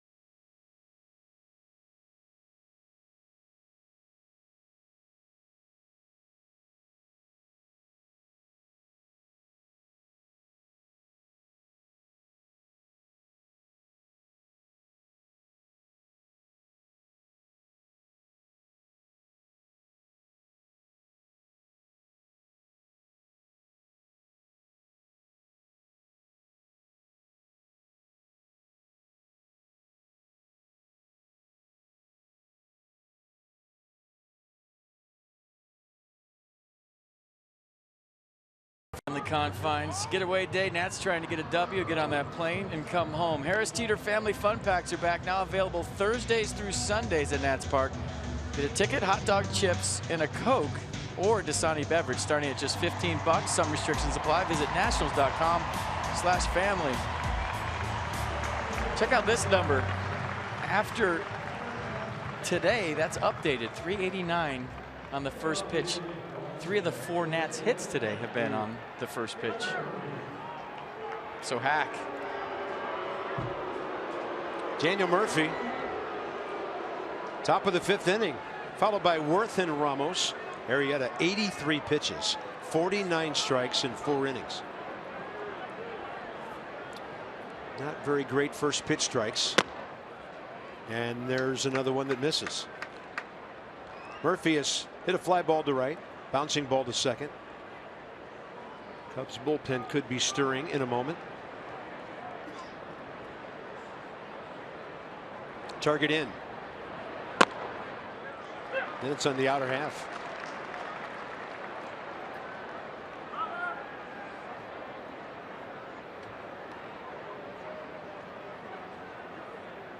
A lot of good extended ABs today.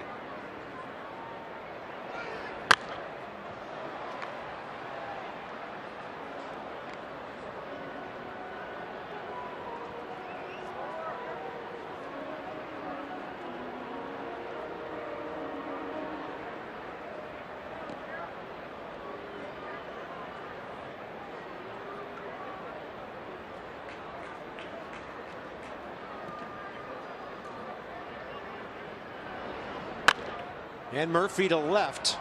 That'll get into the seats.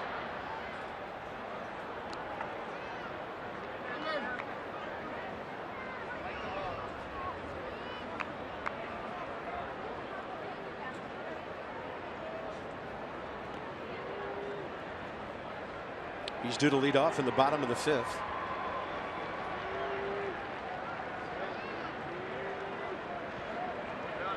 Murphy played straight up all over the yard. And this one out to left center. After it's Soler, and he can only watch it. That hits right at the base of the wall. It's another double for Daniel Murphy, his 12th of the year. And he almost got that one up into the breeze well enough to take it out of here. Yeah, I didn't think that was carrying that far, but that's Daniel hits Murphy. So what new? A double for Murph. Does a nice job of digging that out. That's not a bad pitch by Jake Arrieta. Down the zone, curveball just stays through it. Lots of backspin right there. Leadoff double. Now Jason Worth trying to move Daniel Murphy. And newsflash, the Cubs bullpen is up. Murphy is now 3rd in the league in extra base hits. Trevor Cahill throwing.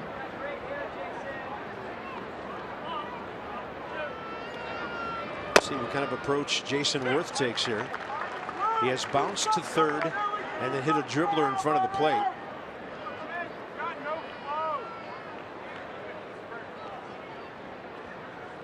Daniel Murphy has not been advanced on many of his leadoff doubles this year.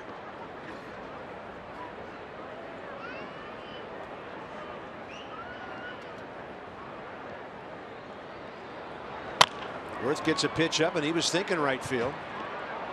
Near the bullpen. And if Rizzo would have caught that, Murphy was tagging, ready to go to 3rd.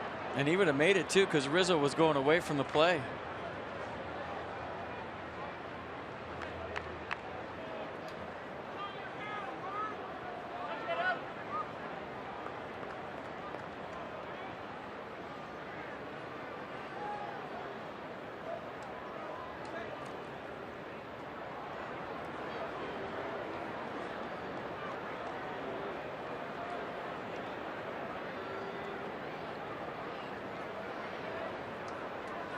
Oh, 2 now.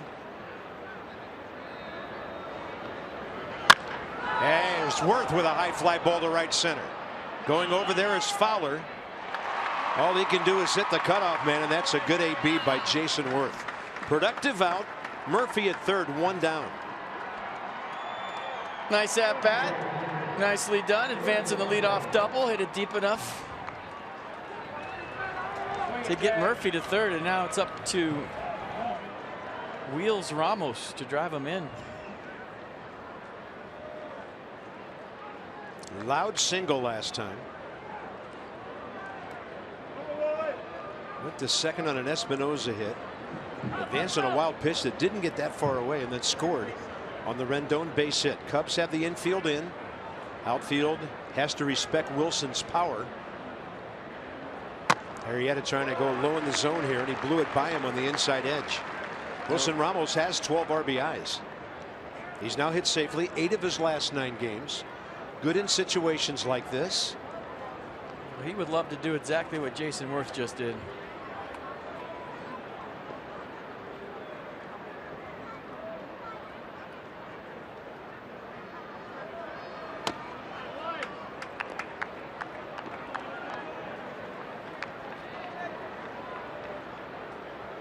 Travis Wood just left the Cubs dugout, running down to the bullpen as the right-hander Cahill continues to throw.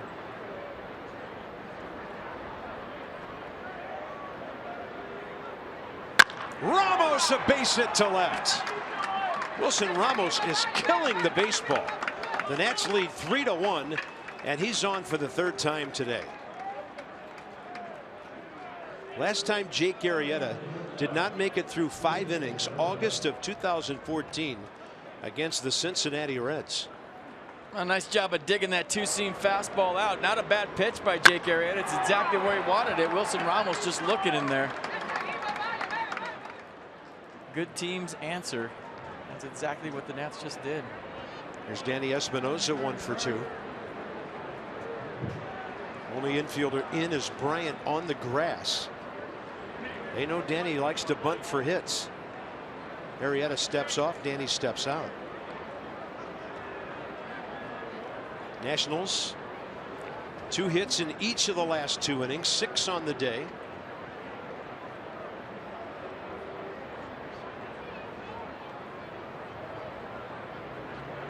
Before Wilson Ramos did that, the Nationals were 0 for 11 with runners in scoring position today. They had stranded 8 runners.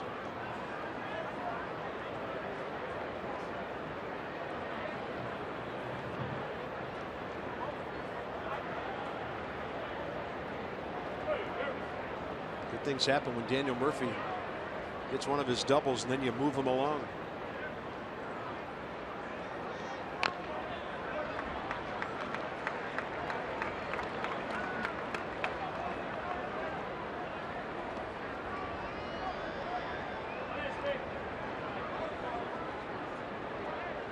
Pitch number 97 coming.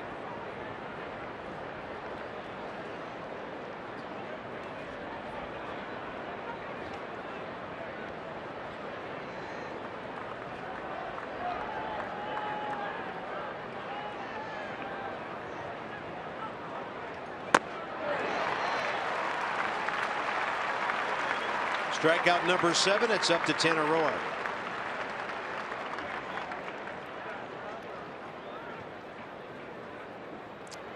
When you have insight, you know how to handle your finances with confidence. Brought to you by PNC Bank, for the achiever in you. The former Bayou Bengal for the Nats, Andrew Stevenson, 323 at High A Potomac, and he can run. Keep an eye on him. He's ready. Call him up. Strike one.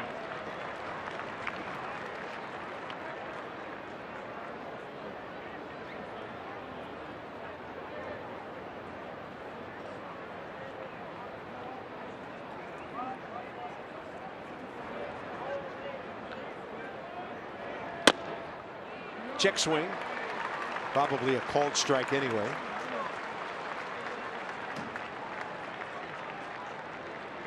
Well, this could be it for Arrieta.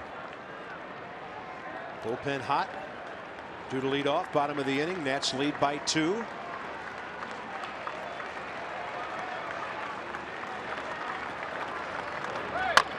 Roark puts it in play. Arrieta has it. And his final throw of the day almost went into the seats. Washington picks up a big run. We'll see if he's done.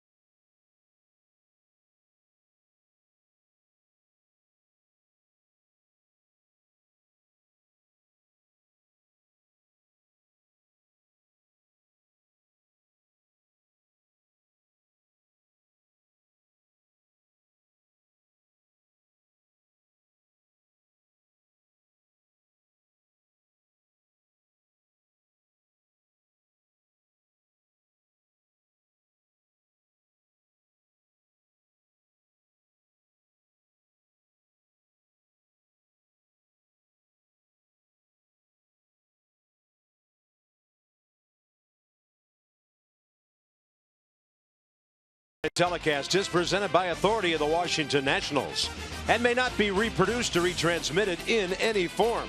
And the accounts and descriptions of this game may not be disseminated without the expressed written consent of the Washington Nationals.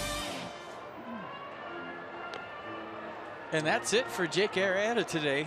Joe Maddon going to pinch hit here. They knocked him out after 5. How about that? Yeah, 6 hits, 3 runs, 2 earned. Although it's always kind of a weird thing. The pitcher made the error, but it's an unearned run. 4 walks, 1 intentional, 7 Ks. So a bunch of Ks today. And we call it Toyota Case for Kids. Thanks to the generosity of our Washington area Toyota dealers. $37 for each one of those goes to the Children's Inn at the National Institutes of Health.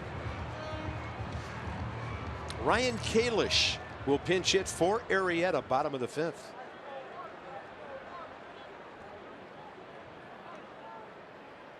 Kalish in the series, 2 for 4, hit by a pitch, couple of RBIs. He had that big hit yesterday, that little flare that just eluded Danny Espinosa. That was a heartbreaker. Kalish as the pinch hitter, 0 for 1.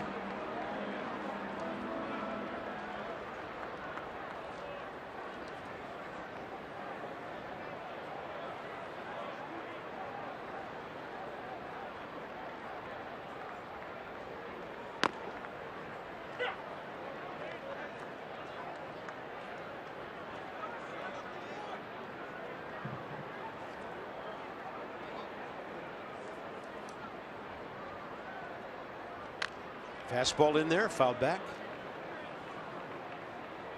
I think it's a huge inning for Tanner Roark. He's got a 2-run lead. He's going through the Cubs lineup for the 3rd time here in a second. And you're thinking he might give him a different look. He hasn't shown too many sliders today. Maybe he breaks that out. Some changeups here 3rd time around. He threw a strike with a backdoor breaking ball there, and Ryan Kalish had to go after it. That's impressive, and that just tells you he gets you thinking and guessing, and that's right where he wants you. 3rd time around, you think, oh, I got this guy. I got it figured out, and you're playing right into his hand. 2-2.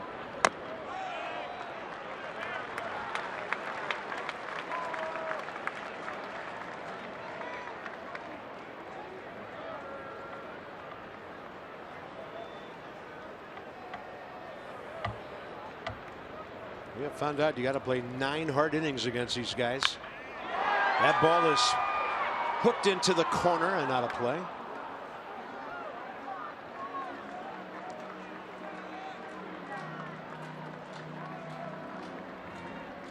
Arrieta's final pitch count, by the way, 100 pitches, 64 strikes in 5 innings.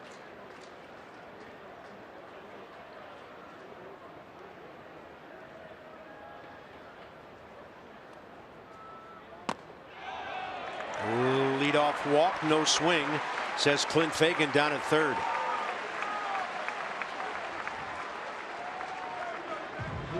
Tanner Roark, 2nd of the day. And now Dexter Fowler.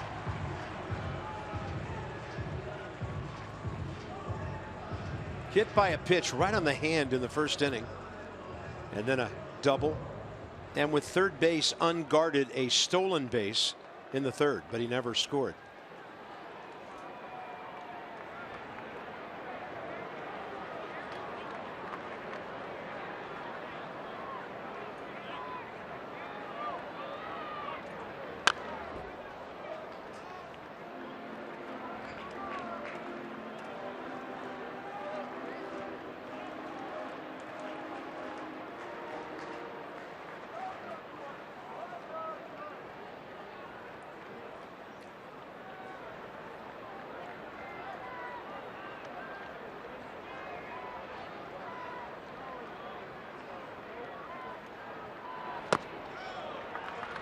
Counts even.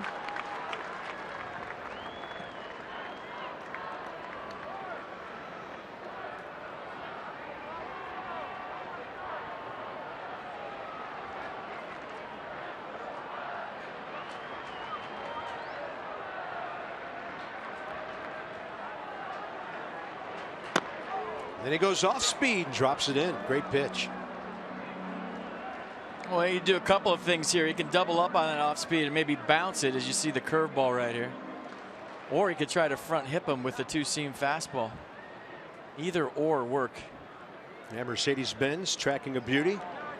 And now it's 1-2 in this AB of Dexter Fowler.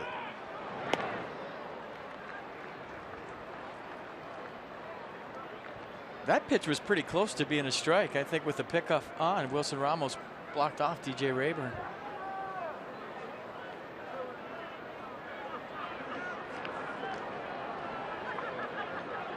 Yeah, that's pretty close. Pitch number 4. He's gotten that call already today. 2-2 now. Good hitters coming up. Good hitter in the box. And he gets a pop up to the left side. This will be close. But it's into the Cubs dugout. Might have hit right on Joe Madden's desk. It did. This spray charts, analytics, graphs, coffee, stopwatch, Gatorade, pens. It might be all Dave Martinez's stuff too. Pretty cool when you go to work every day and all your stuff's on a Gatorade towel. He's laughing right now because one of his players just yelled ugly finder in the dugout. That's what players do when a foul ball almost hits you. 2-2 again. Up and in to Dexter Fowler. The Cubs have not had a hit since Fowler's last at bat, but the Nats have given them a couple of base runners with an error and a walk. Jason Hayward on deck, 0 for 2.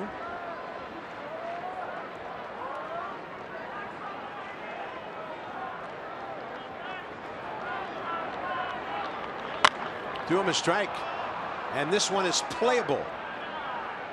Anthony Rendon, one big out, with Hayward and Bryant the next two. Come out to the ballpark on Play Ball Weekend, May 14th and 15th, as the Nats celebrate all forms of youth baseball and softball. For more information on Play Ball Weekend activities and to get your tickets, visit nationals.com/tickets.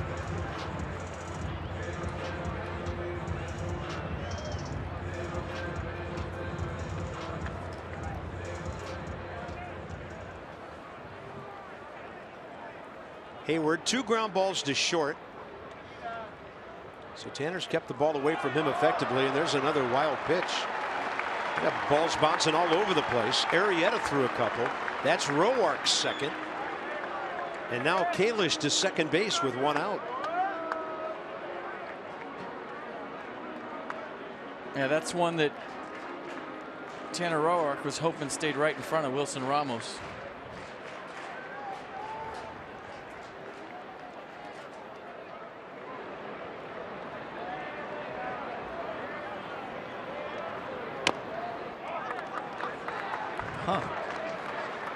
He's been getting that call today.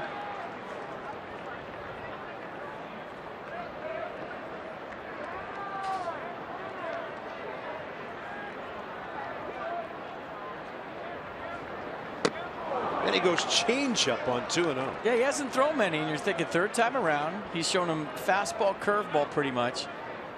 Occasional slider. Now he's breaking out the change. So this is what he does. He gives you a different look right when you think you know what's coming or you got him figured out. He changes it up. Then he gets the fastball there.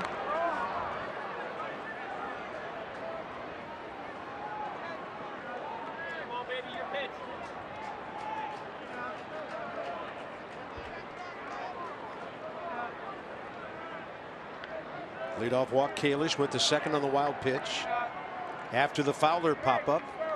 2-2 to Hayward. And Ramos blocks the breaking ball in the dirt.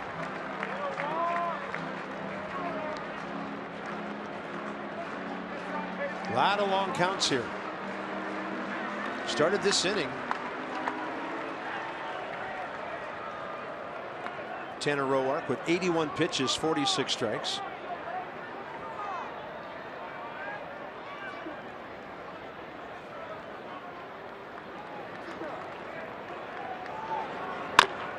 And a bouncing ball right side. Stays fair for Zimmerman. Fortunately did not hit the bag. That was close. 2 outs and Kalish to third. I'm wondering if that backdrop today with all the pink shirts is affecting the catchers on both teams. Because Fedorovich has had trouble blocking balls today. Wilson Ramos has had trouble. And I don't know if, because you're squatting down, if that batting eye is really working. Yeah, it's one thing if one guy is having a rough go, but if both are, you start to think, well, that's a different background than you normally see. Great fastball at the knees to Chris Bryant.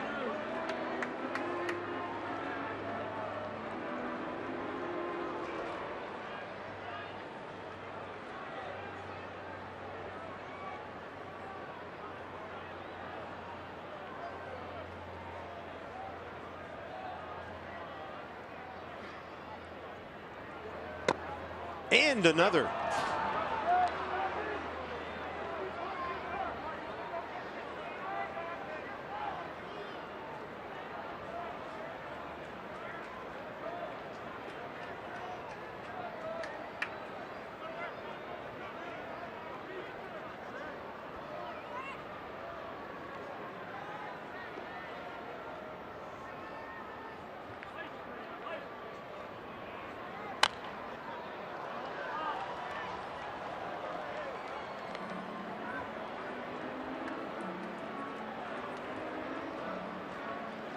And you're wondering how much confidence Tanner Roark has in throwing something in the dirt right here. Yeah.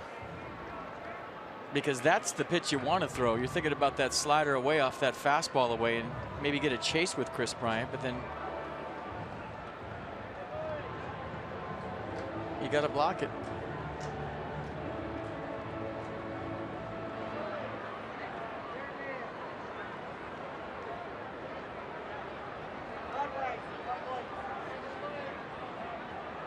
Oh-2 still.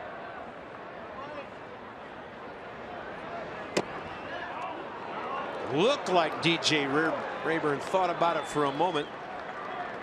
Pretty good 0-2 pitch. Tried to run it back. Did it get the corner? Close.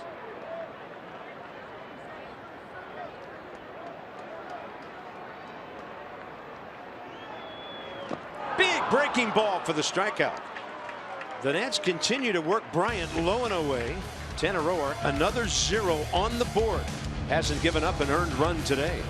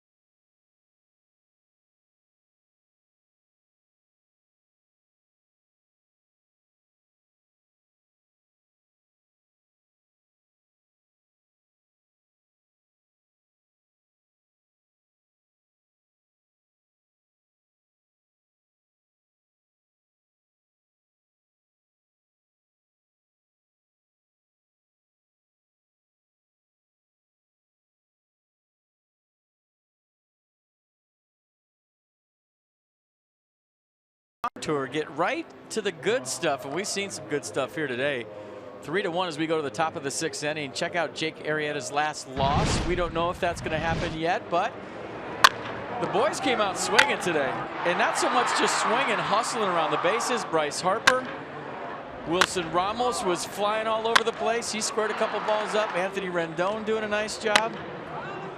Daniel hits Murphy with a double, and then Wilson Ramos driving in Murphy. Don't forget Jason Worth moving Murphy over too. So they're playing good fundamental baseball here today against the Cubs. Trevor Cahill re-signed with the Cubs as a free agent in December. They had him for a while last year. 28 years of age in previous big league time with Oakland, Arizona, and Atlanta. 11th appearance this year. 9 innings, 8 Ks, but 6 walks. First up against him, Ben Revere. 4 for 5 career against this right-hander. Well, that makes sense. Ben Revere hits the ball the other way. Trevor Cahill's ball has a lot of run to it. If you're a lefty, you love hitting sinker ballers like Cahill. 2-0. Goes right onto your barrel. Yeah, Bryant's on the grass at third. See if Ben slaps one right by him. A couple of RBIs to go with those 4 hits. And Ben took a 2-0. I'm going to hit a home run swing. It's got sneaky pop.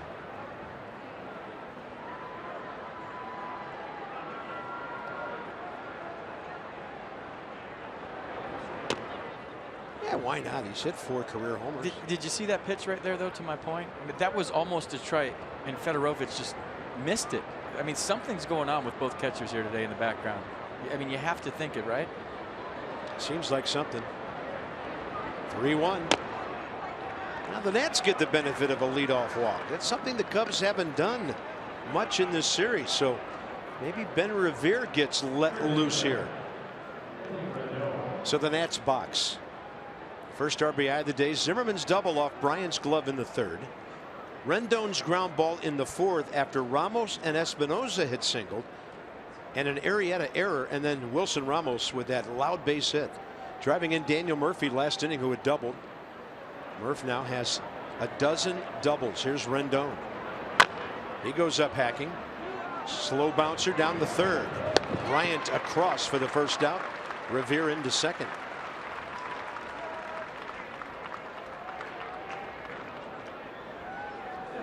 Bryce Harper. Guess what's going to happen next? First base is open. Ladies and gentlemen, you might be about to see Bryce Harper walked in this series for the 11th time in 4 games. We're changing the name of our station to MON, the Mid-Atlantic Walk Network. Are they going to pitch to him? Please pitch to him. Yeah, let him hit. He can't hurt you.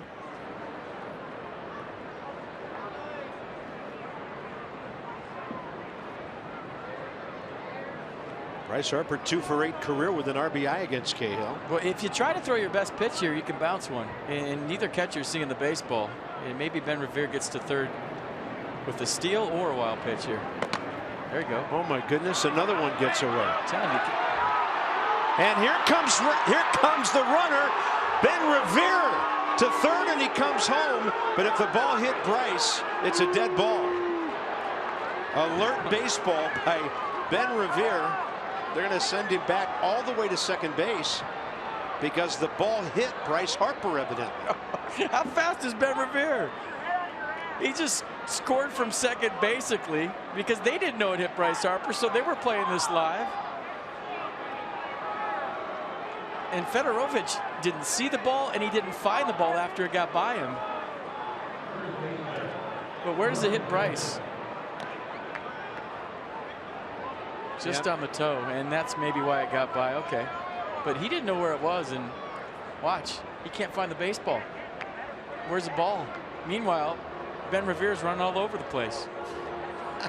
That was exciting. The most exciting non-play of the season, yeah. Ladies and gentlemen. That was a good call too, by the way. Real good call. Watch. Where's the ball? I don't know. Not sure if it hit him. Where's the ball? Find the ball. And watch Ben fly. Okay, reset. That whatever you just saw did not happen. That was all your imagination. Big spot for Ryan Zimmerman, 2 on 1 out. Trying to put a stamp on the day. So Bryce Harper has now been on base 12 times in this series with 1 hit.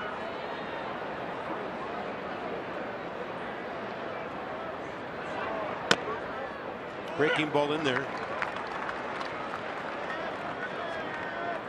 Ryan against Cahill, 1 for 4 career, a homer, a walk, 2 batted in. Time to add on here in Chicago.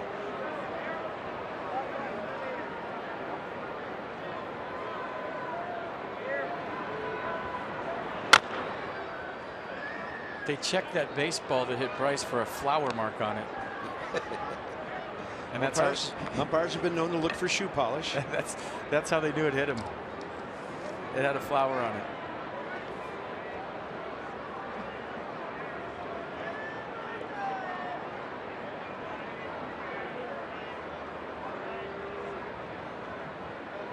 Got the wrist guard on, gripping both gloves so he doesn't extend his fingers to the bag. Cahill holds on too long outside. 1 ball, 2 strikes.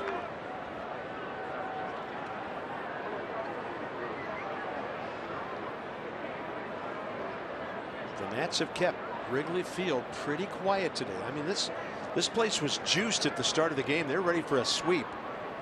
Arrieta came out, had a long first inning. Way outside. Fedorovich quite a block. I mean, he was outside the left-handed batter's box by the time he finished sliding there. But that's perfect technique. David Ross totally understands that. That's how you block a pitch that's outside. You slide out there on your shin guards and get your whole body in front of it. And even if he misses that with his glove, it's going to hit his chest protector and bounce straight down. Textbook.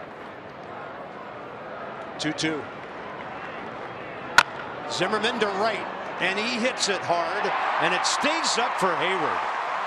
Tell you, the Nats are within a Revere line drive and a Zimmerman line drive of having a 3 or 4 run lead today. Still can't catch a break. It's up to Murphy with 2 outs. That tunnel is feeling some Ryan Zimmerman fury right now. Did you see him run down the stairs? I mean, you can't hit any better than this, but you hit it to maybe the best defensive right fielder, or one of them in the National League. Nats right fielder's pretty good too. That's all, by the way, that's probably one of the best snapping tunnels in all of baseball. Really? Oh yeah. What makes a good snapping tunnel? Acoustics.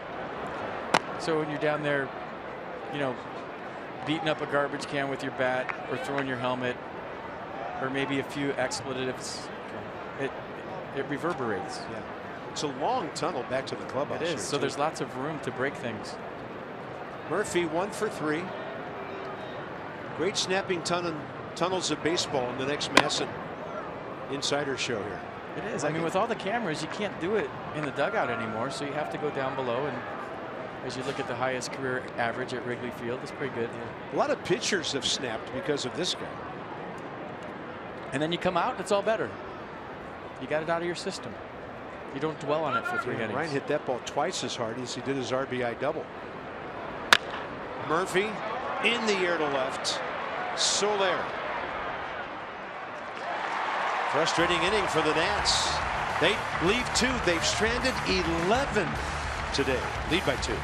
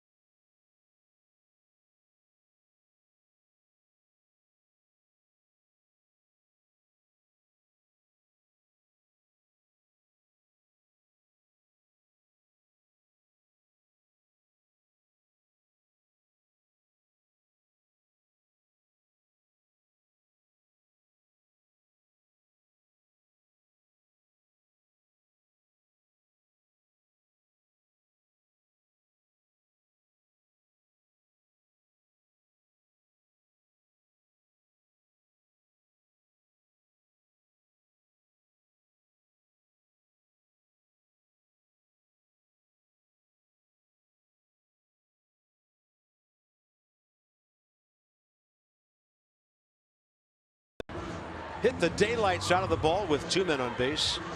That's baseball, but the hitters tell you they never even up.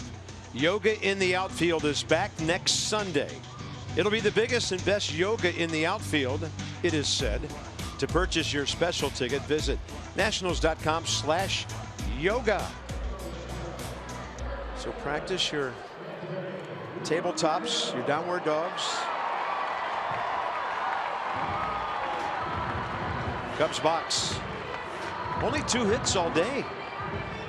First inning single, Chris Bryant. Tanner Roark stranded 3 guys. Third inning double leading off by Dexter Fowler, and Tanner Roark stranded him. It's Rizzo, Zobrist, Soler. Rizzo bunts for a hit.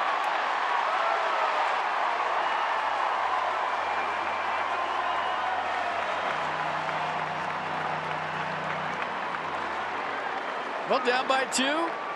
The way Ben Zobrist has been swinging, it's a good play by Anthony Rizzo. He does this from time to time. You put a shift on him, just bunt it hard down there. Nothing Tanner Roark could do about that.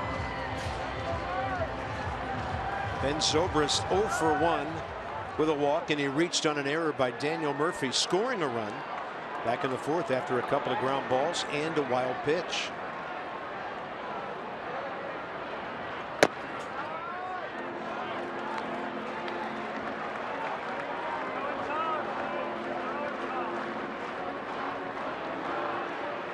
Ben Zobrist and Tanner Roark seeing each other for the first time today. Nats won a ground ball.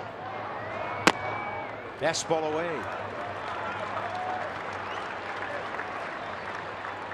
Pitch number 97 coming from Tanner. And that's a high 97. You always talk about cruise control. It's a tough lineup to get through. So there's a lot of high stress in that 97 today for Tanner. 101 at Kansas City in 7 1/3. And the Nats eventually lost that walk-off game.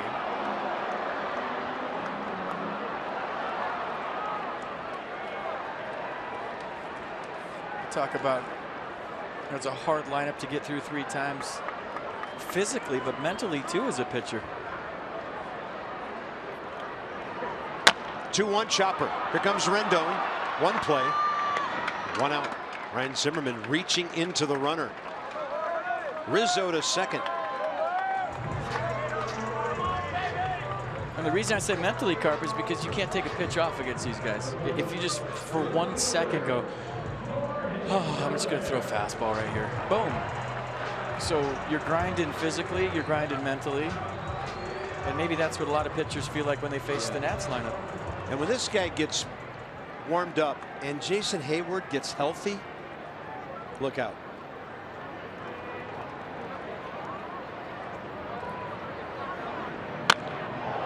I mean, this has the potential, in my opinion, and Montero gets back, their catcher, who's a good bats guy too. They have a chance to have maybe the best lineup I've seen in this league since the Phillies, when they had Rollins and Utley and Howard, Ibanez, Worth. 6 or 7 guys that could beat you with extra base hits, plus team speed. I'm not 100% sold on their bullpen, and I'm not 100% sold on their starting rotation yet. I think there's a lot of guys overachieving in both of those categories. We'll see how it plays out. I could be wrong. They could win 120 games for all I know, but well, a lot of it will depend on the Pirates, the Cardinals,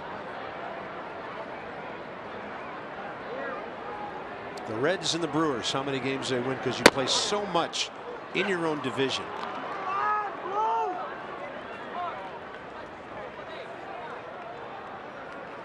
pretty good division. They're 13-2. Pittsburgh, by the way, leads today at St. Louis 4-2. 7th inning there. 7.5 over the Pirates, 8 over the Cardinals. The Cubs lead. And a 1-2 pitch to Soler.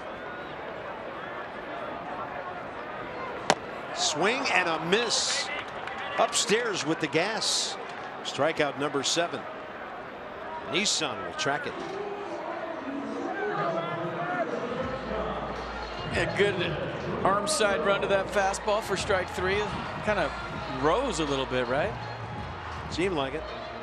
But there's only one division, Carp. I'm looking right now with 4 teams over 500. If you want to talk about where would that be? That would be the National League East. Yeah. Didn't see that one coming, did you?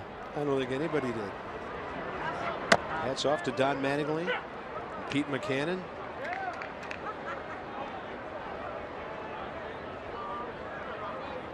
Braves and Minnesota still the 2 worst records. Minnesota 8-22. And a strike to Addison Russell, who's over 2 with a strikeout and a ground ball. Roark, I mean, just buries that fastball to the outside edge.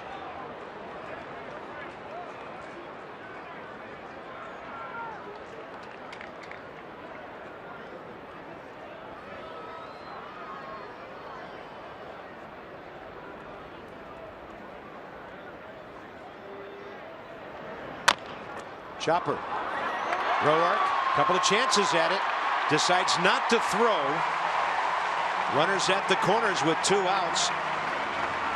And it's been that kind of a series. Nationals have gashed the ball today right at a couple of guys. And the Cubs get an infield chopper there. Looks like they're going to hit for Fedorovich. Have you ever seen the dirt in front of home plate come into play so many times in a series? I mean, these are routine ground balls to infielders, but because the dirt is so soft, and I know I've been talking about it a lot, but it's happened probably 7 or 8 times in these 4 games where the ball just doesn't go anywhere and guys are getting infield singles. Well, the crowd reactions for Tommy La Stella, who's coming out to pinch hit. He has hurt the Nats in this series.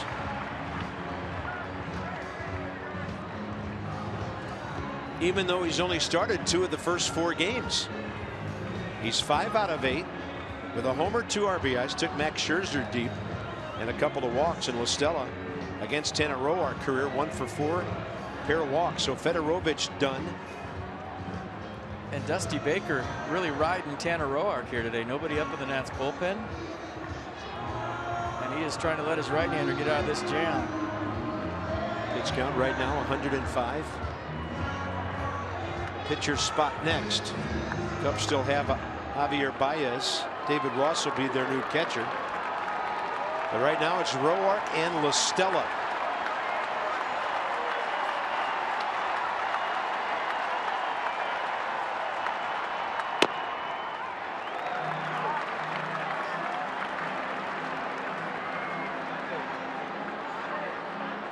Felipe Rivero threw a lot of pitches yesterday.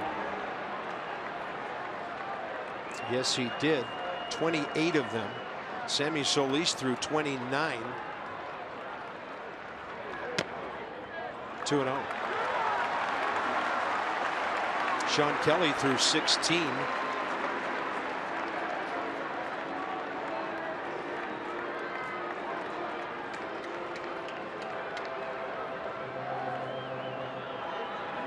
Little reset there for Tanner, walking off the back of the mound.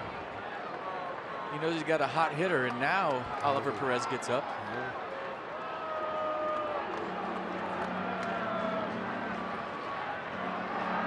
Still just the 6th inning.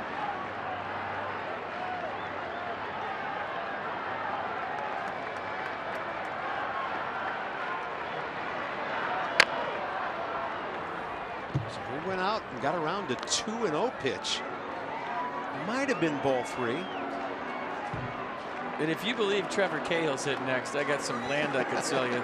Some swamp land in Florida. Yeah, it's got to be Javier Baez, or they could go with David Ross, who's going to catch anyway because they just hit for Fedorovich. Cahill's standing out on deck and not fooling anybody. Yeah, I wonder whose bat he has. 2-1 pitch. It's a good block. Yeah, Ramos sliding to his right.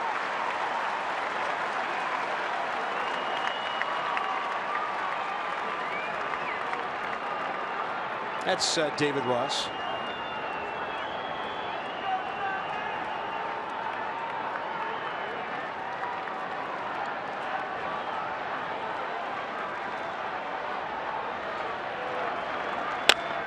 La Stella to right.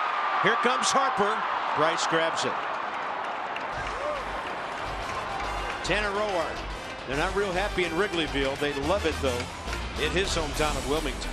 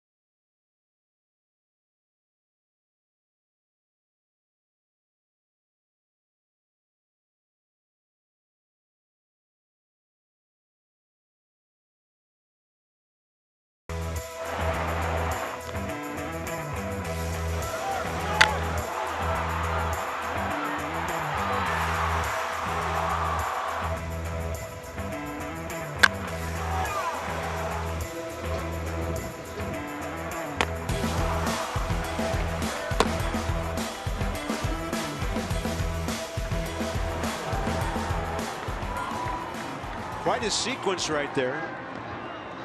Joe Maddon will make some defensive changes, and really the key to a lot of what he does is the versatility of Chris Bryant.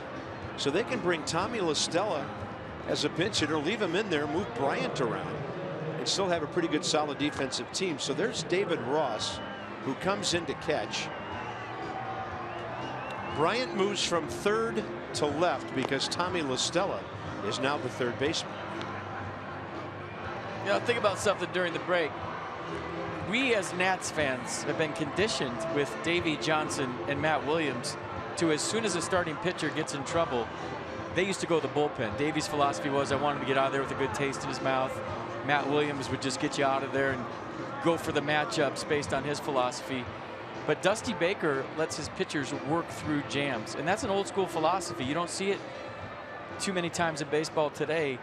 But what it does for a pitcher is it gives you confidence, and you're not always looking over your shoulder or down to the bullpen thinking, if I make one bad pitch, I'm out of this game. Yeah. Dusty has confidence in his starters, and he lets them work and get out of jams themselves and not sit in the dugout and rely on a reliever to get them out of jams.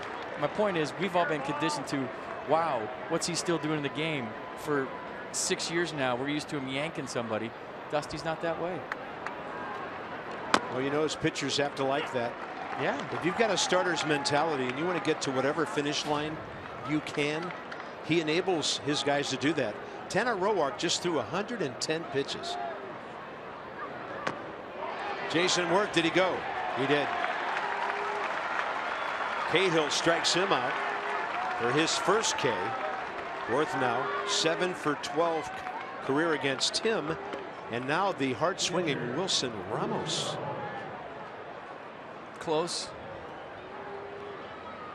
But I think there's so many pitchers in today's game, Carp, that don't know how to work out of jams, because in their minor league career coming up, they were prospects, and as soon as they get in trouble, you're out.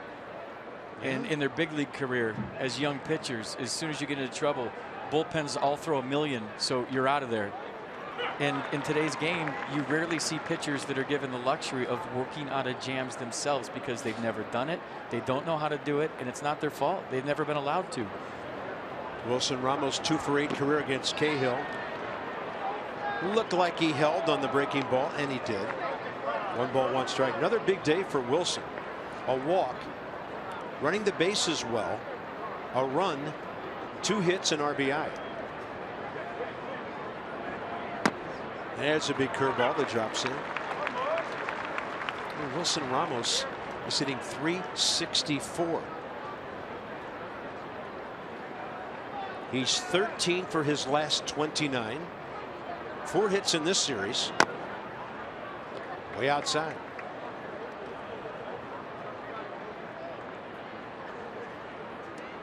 Told you the other day, he's got an angel on his shoulder.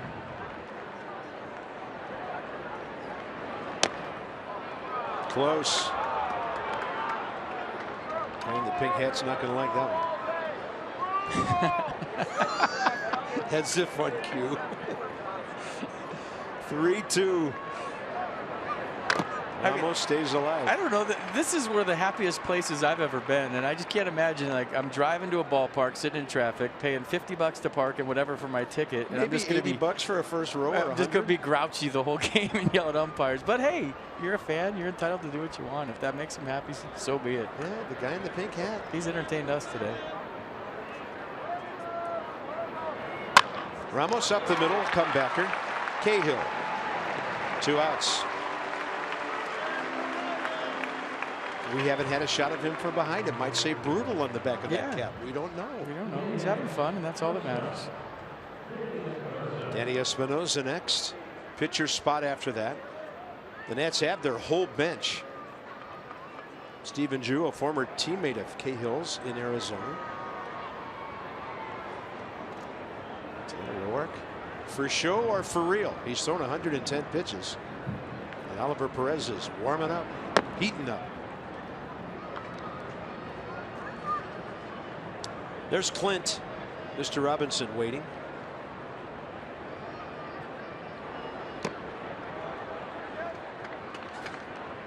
Danny Espinosa 1 for 3 today.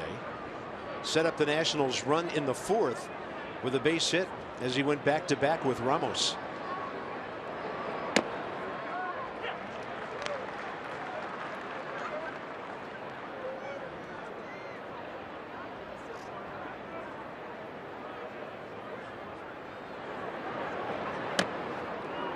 Almost hit him. He's been hit by 3 pitches in this series.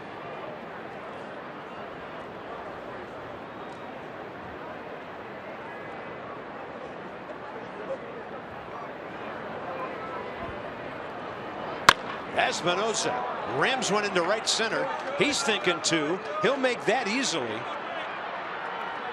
And Danny Espinosa has a 2-for-4 day.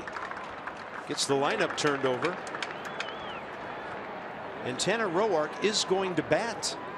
Tanner keeps looking back at the dugout. Now he's coming back. I mean, he tried to sneak in the batter's box. Nice try, Tanner.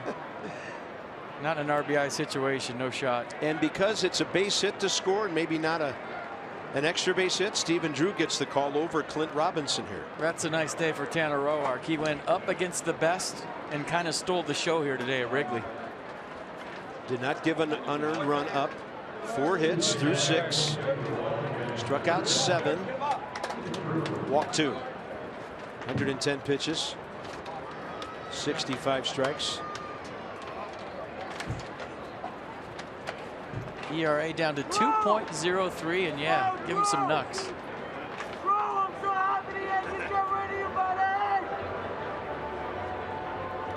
Yeah, Wilmington's a ghost town today, huh? They're all here. Chris Bosio to the mound. Stephen Drew's had a couple of knocks in this series. That was yesterday with an infield hit and a double to right center. He's 0 for 3 career against Cahill. So a couple of former Diamondbacks battling here.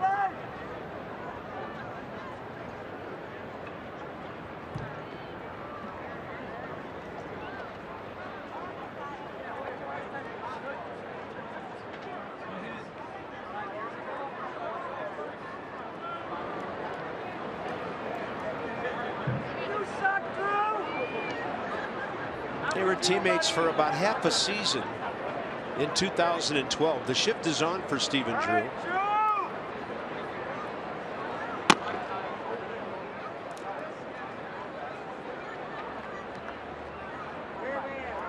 got a great percentage, Drew. Strike it out. I was waiting for that. It's amazing what first place does to some people.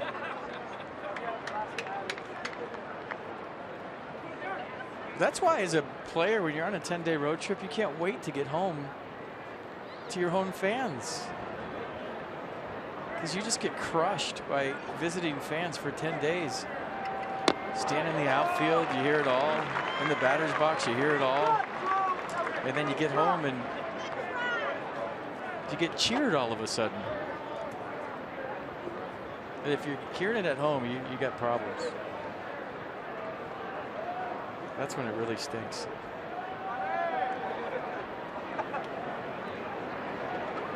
Two-one. Just comes back to catch the corner. And Stephen Drew not a happy hitter. Pretty good pitch, though, it appears. It looked like it fooled David Ross. Watch. Whoa. Ooh. Like maybe it crossed him up. Yeah, he was ready to go up with that ball.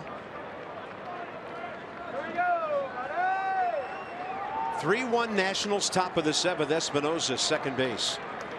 Drew's trying to put the ball in play here. Out of play.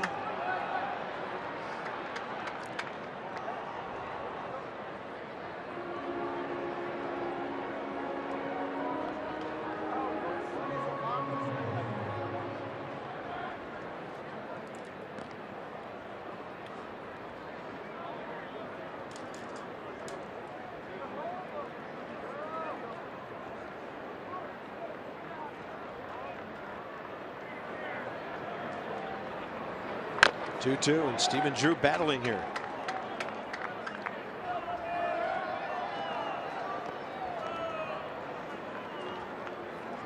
It's a big run out there. You feel like it's a bigger lead than it really is because the runs were off Jake Arrieta, but Nats need more.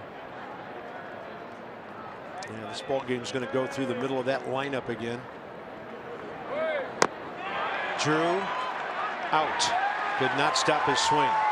Cahill pitches 2 scoreless innings for the Cubs. 7th inning stretch time here at Wrigley Field, Water Tower Place. Historical landmark here in Chicago. And a well-known shopping area, I might add. There's the old Hancock Tower right there. Nats still lead.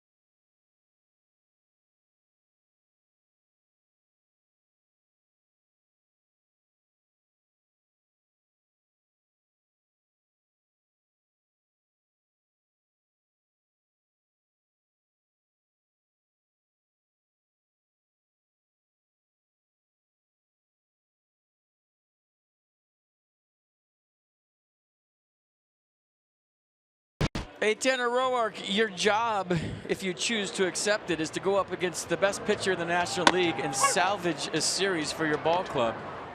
What do you think? I mean, how good was Tanner Roark here today? Tough assignment.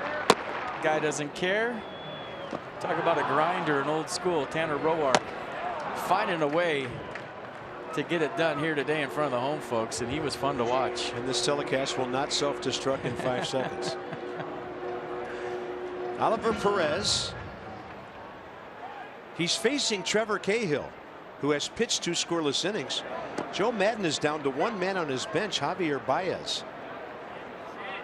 So playing it close to the vest right now, knowing that his big boppers are coming up top of the order next. But when you're 23-6, you don't have to manage every single game like it's game 7. You have a chance to, you know, make some moves or not make some moves based on house money. Cahill, a 102 career hitter. First at bat this year.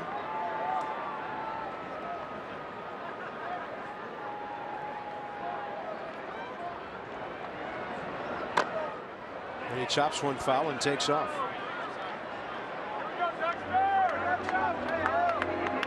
That might be a new definition of emergency hack right there by Trevor Cahill.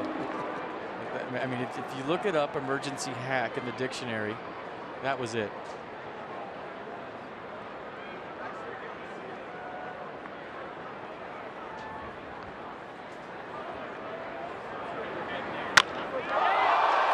Off Perez. Barehand Espinosa can't make the play. Oliver Perez on his side appears to be okay. And Trevor Cahill has his first base hit of the year. Well, the emergency hack worked for Trevor Cahill. He gets a nasty slider, fights it off. A little cricket swing right there, and then he goes line drive right back at Oliver Perez. Look out. Wow. Everybody always looks at if it hit him or not. Sometimes pitchers get hurt when they hit the ground on those.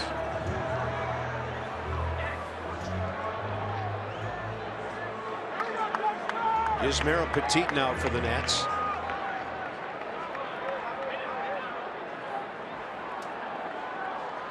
Dexter Fowler and Oliver Perez. He's 1 for 3 career against him.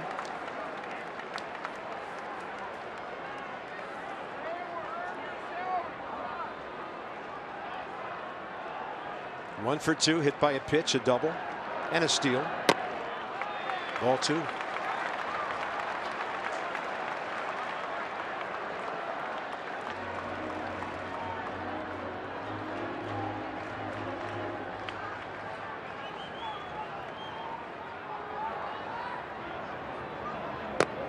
Ball 3.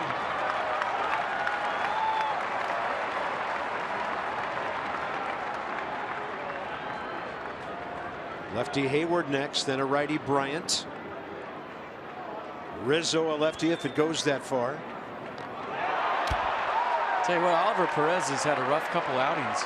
I think he got hit by that pitch, actually. Yeah, he's kind of lost the strike zone all of a sudden for Dusty Baker. And this is just a stall piece to get Yusmeiro Petit in this ball game. You'd think. Maybe for the next hitter, I don't know.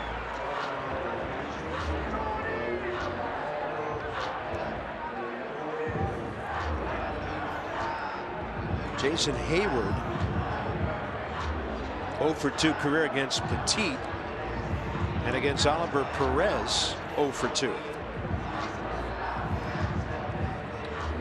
It's going to be a long 9 innings, folks. BCFP here at Wrigley Field. The Nats trying to salvage one. They've led since the 3rd inning. Tanner Roark battling his way through 6. Hayward with 2 on, nobody out. Is he button right here? Let's see. Had a long talk with his third base coach. He is. Punts it hard right at Rendon. He throws to Murphy 5-4. And the tying runs at second base.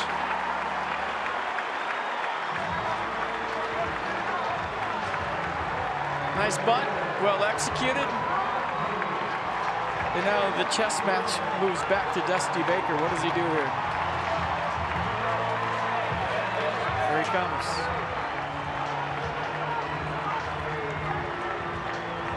So Perez gives up a hit to the pitcher, hits a batter, gets 1 out on the sacrifice. And this call to the bullpen is brought to you by the UPS Store. Together, there's nothing we can't solve. Visit the UPSstore.com for locations.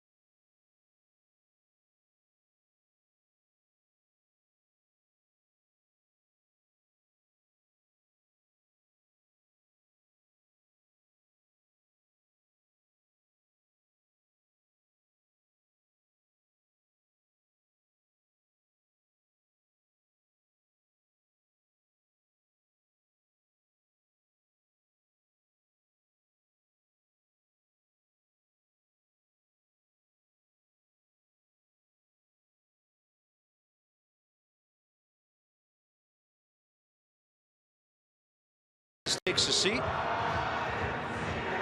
31 years of age. Yusmeiro Petit takes over for the Nats. It's not a typical situation for him. I mean, this is a game on the line thing here in the 7th inning. 7th appearance of the year.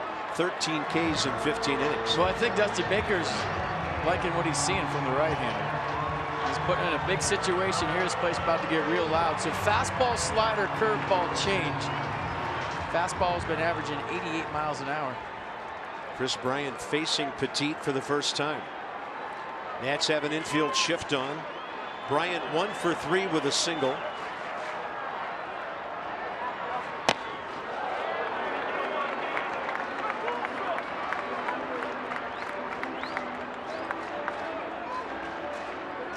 Trevor Cahill, a pitcher at third base. And then Dexter Fowler. How about that? Joe Madden leaves Cahill in to hit. He gets a hit. Then a hit batter. Then a sacrifice. And a 1-0 to Bryant. And this game is tied. Just like that.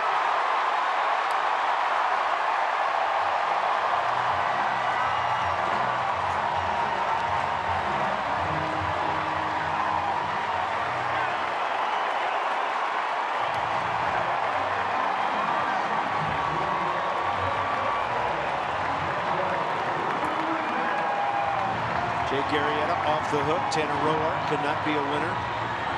I'll tell you what, when you have a record like the Cubs do, 23-6, and Trevor Cahill leads off the inning with a single up the middle, a line drive, everybody in that third base dugout at the same time said, here we come. I mean, they're used to this. This is what they do. Anthony Rizzo 0 for 3 career against Petit. Both of those runs charged to Oliver Perez. And he hits one high in the air to right. Bryce Harper battling the sun. Right into his glove. 2 outs. Up to Ben Zobrist with 2 outs. He'll face Petit for the first time. Both pitchers got a workout today. Jake Arrieta's off the hook. Tanner Roark, a tough no decision after he pitches probably as good as you can against this lineup.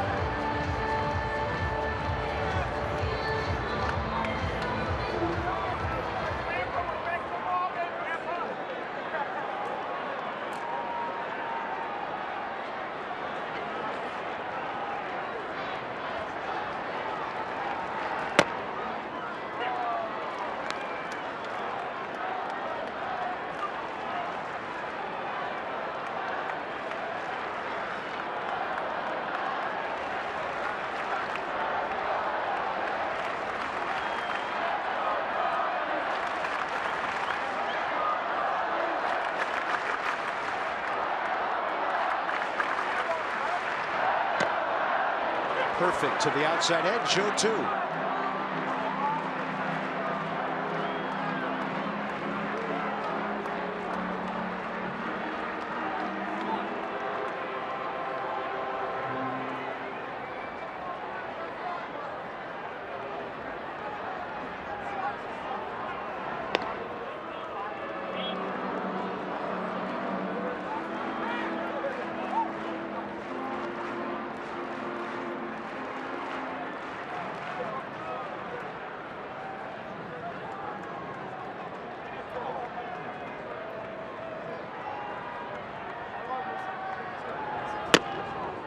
Went right after him and just missed away.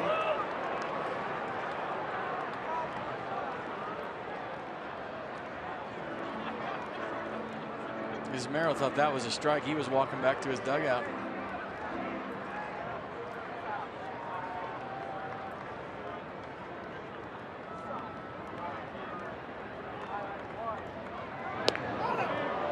Low throw in there, and that made it close. Boy, he got good move. Quick feet, strong throw, and he was leaning.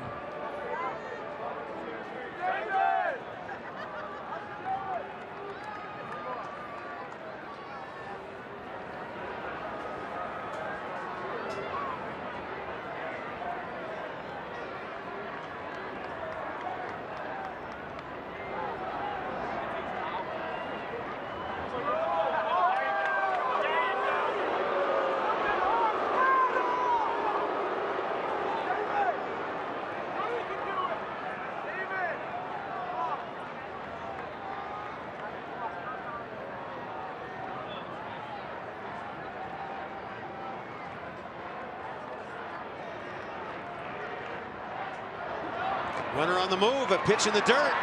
Good throw. Safe is Bryant.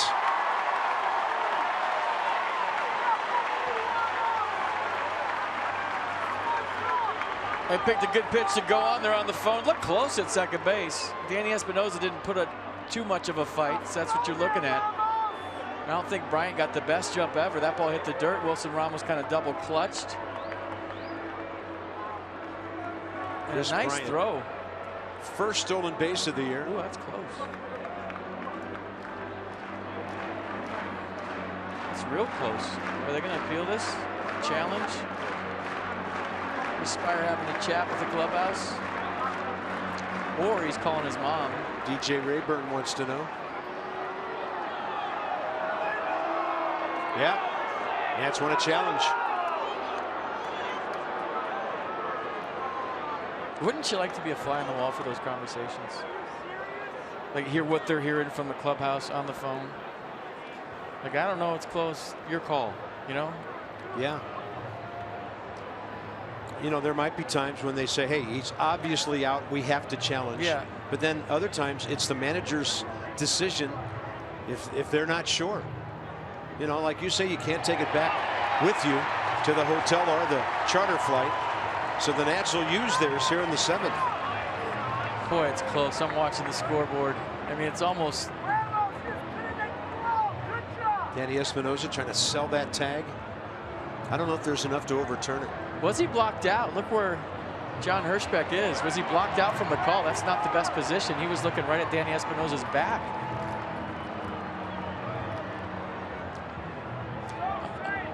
You always like to look at where the umpire is on these calls.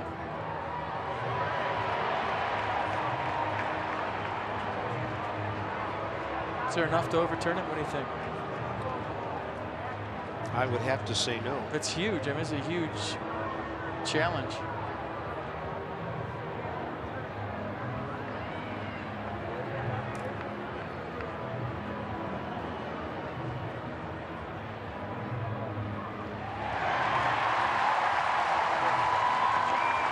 So Bryant at second, 2 outs, and a count of 2-2 on Ben Zobrist.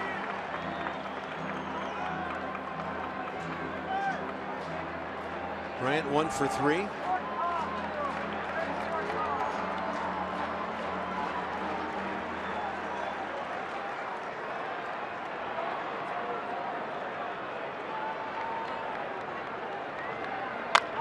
And Zobrist taps one to the right side for Daniel Murphy. So Petit gives up a base hit that brings in 2 runs. Charge to Oliver Perez. Tie game. Top of the order coming up.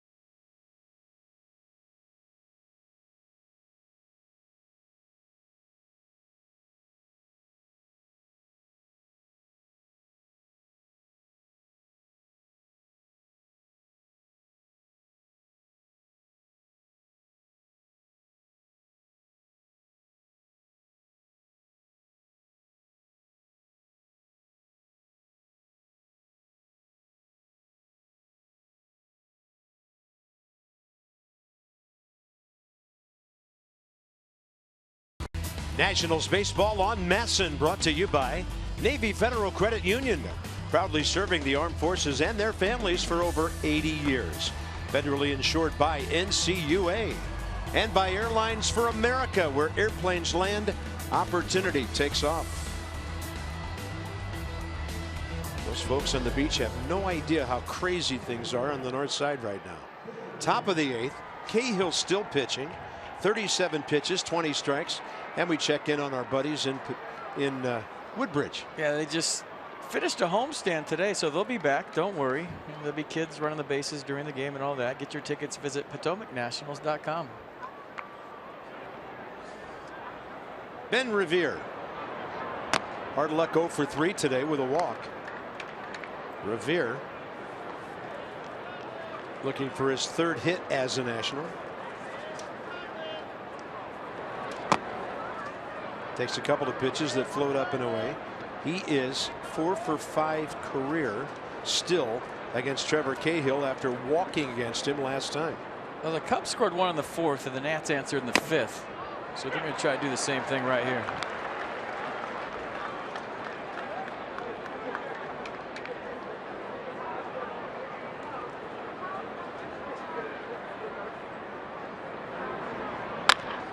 Right side to his left, Zobrist. ball skipping right by the edge of the grass there. And Revere's 0 for 4. Text Masson's word of the day, cool, to 29292 for your chance to win an Nats prize pack from us. That's cool to 29292. Brought to you by Cox's New Contour. Get right to the good stuff. Anthony Rendon 1 for 4, RBI ground ball. I forgot to mention Anthony's mom, Bridget. She would like a tater right here, I feel like.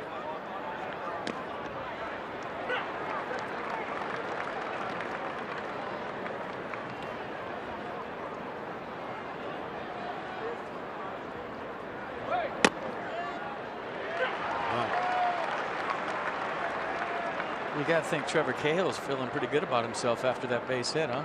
I mean, if the Cubs win this game, he might be the MVP. Got their rally started, trying to pitch his 3rd scoreless inning after a rough outing for Jake Arrieta.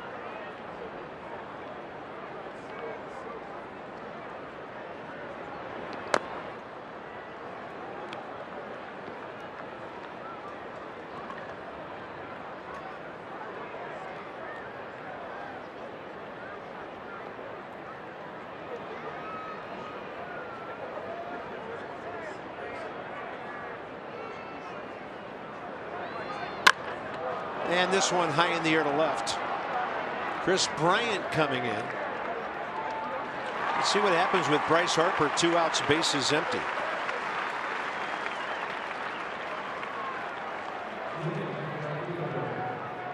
Well, if you walk him, there's the stolen base threat. Adam Warren, right-hander. Travis Wood, lefty.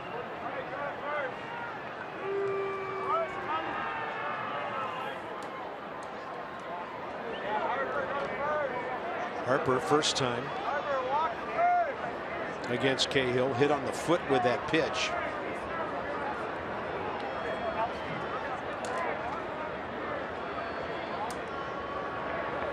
So he was at first when Ryan Zimmerman hit into that hard luck line drive out. You're good. Just start walking.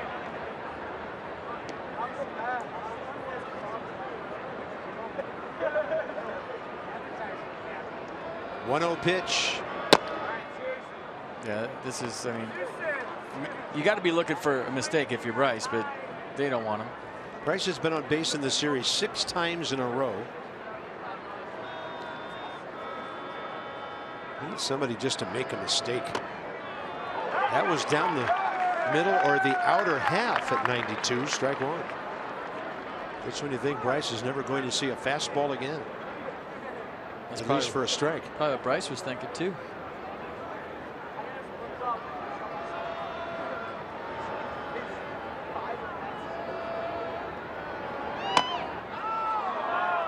It's almost like if he doesn't swing, it's not a strike. Did you see DJ Rayburn stand up right there and think about calling that a strike? Yeah.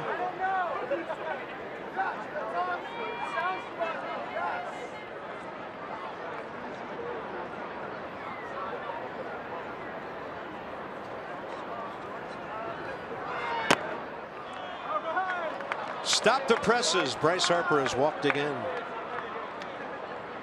And just like we promised you earlier in the game, it's Miller time, brought to you by Miller Lite. Ryan Zimmerman's been swinging it well this whole trip. The double got the Nats on the board. That was in the 3rd inning. Bryce Harper hustling around third. Give Bob Henley a lot of credit for that send.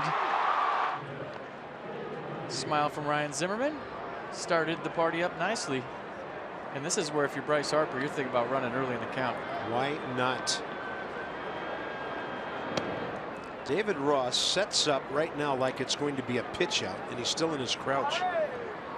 We talked about this a whole series. He's already to the outer edge, and we'll see how far out he takes it.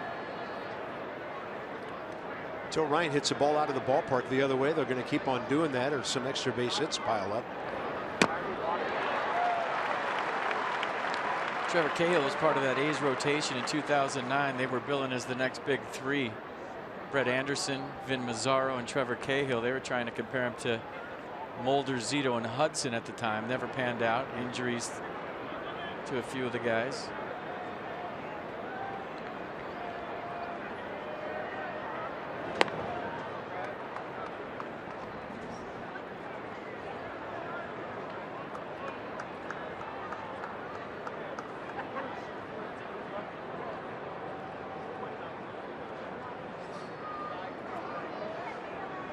Target in.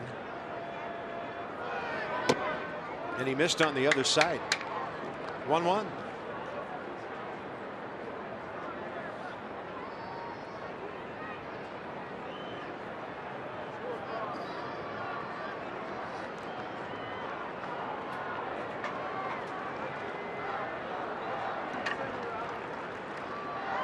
Going. He's trying to get that perfect jump.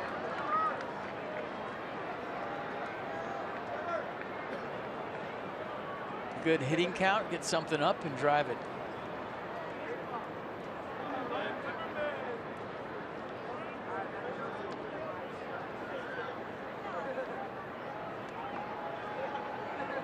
Two balls, one strike. Ton of ground ball room on the right side.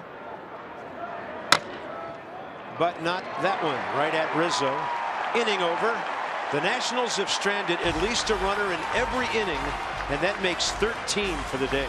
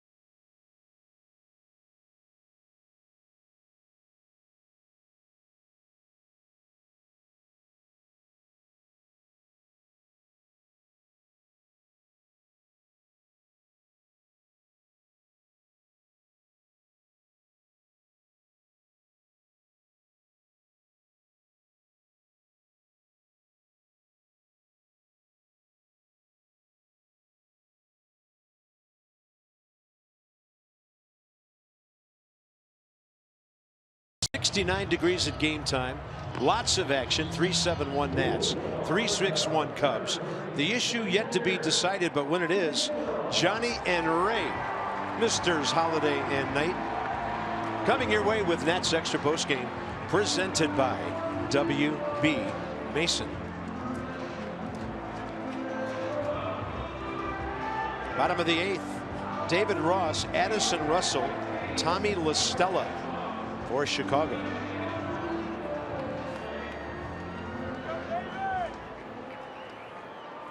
David Ross walking up to Forever Young. Did you hear that? Good for him. 2 for 3 against Petit is the veteran catcher. Just foul. That ball scorched.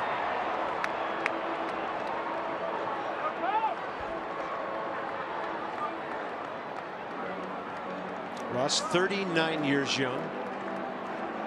14th year in the big leagues.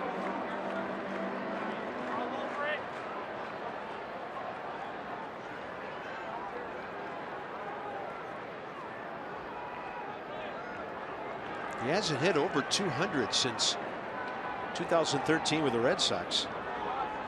But he's such a good receiver. Guys love throwing to him. Hitting .238 right now, and that's in there from Petit. No balls, 2 strikes.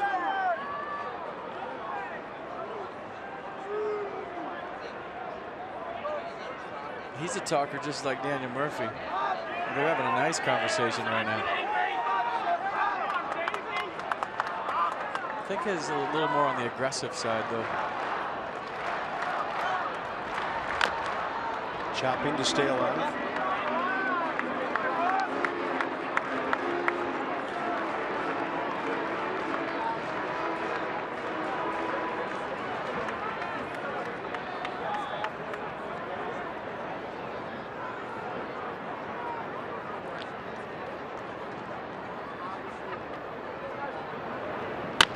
Breaking ball, and Petit had him way out in front. Anthony Rendon to Zimmerman for the first out. Russell and La Stella the next two here in the 8th.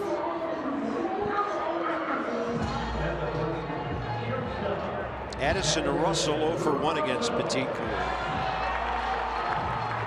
Up shortstop, 1 for 3 with an infield hit.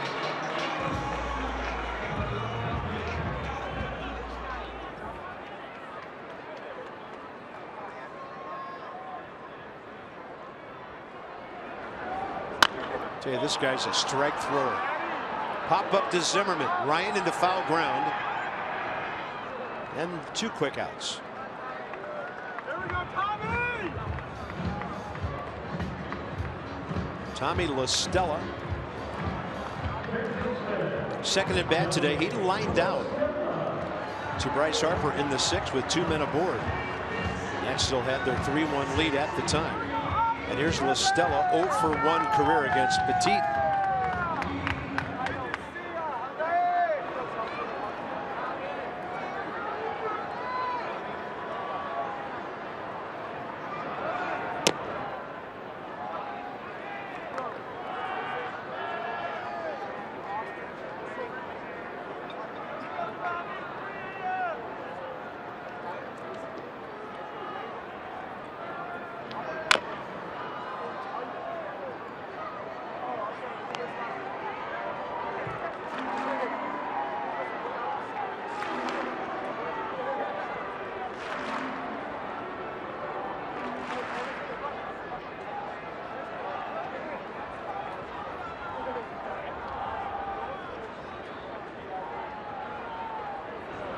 One pitch.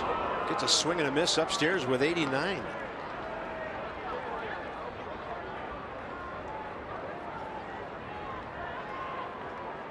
Well, if you can chase that one, maybe you think about throwing one higher.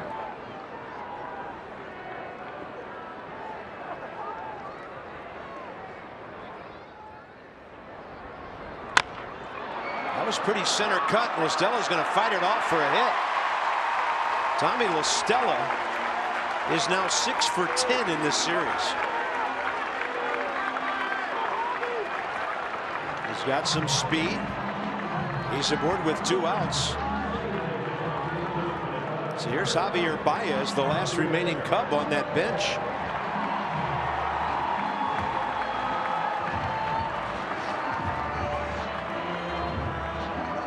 Yeah, Baez a lot like Soler. He doesn't get cheated. He might swing as hard as anybody in baseball. Baez as a pinch hitter, 2 for 5. And against Petit, 0 for 1 career.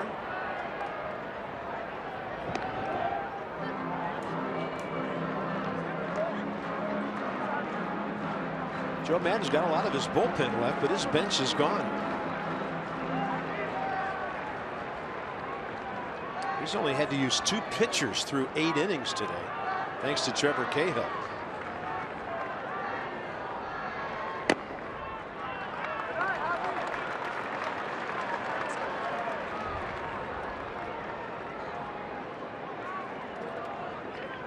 Trevor Cahill, who just pitched 3 innings of 1 hit, scoreless baseball.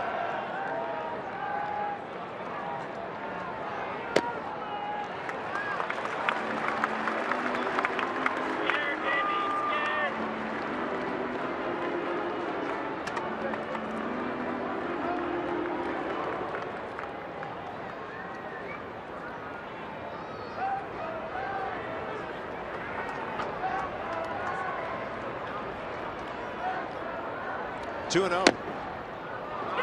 86 to the outside half. Smart pitcher. He's making Baez beat him to the opposite field. Little cutter right there from Petit.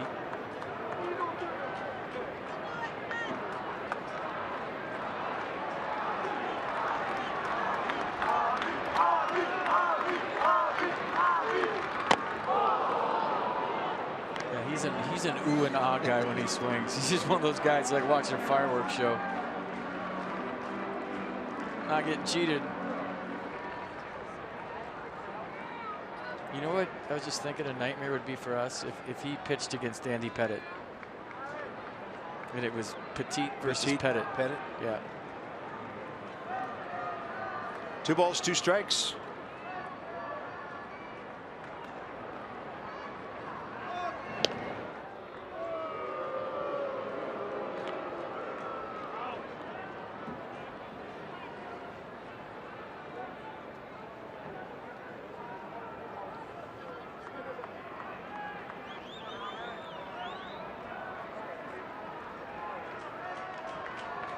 Two outs, bottom 8.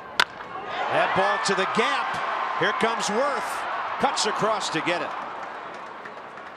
Yasmero Petit. Now the Cubs have stranded 9. Daniel Murphy leads off. Top 9. Tie game. Getaway day.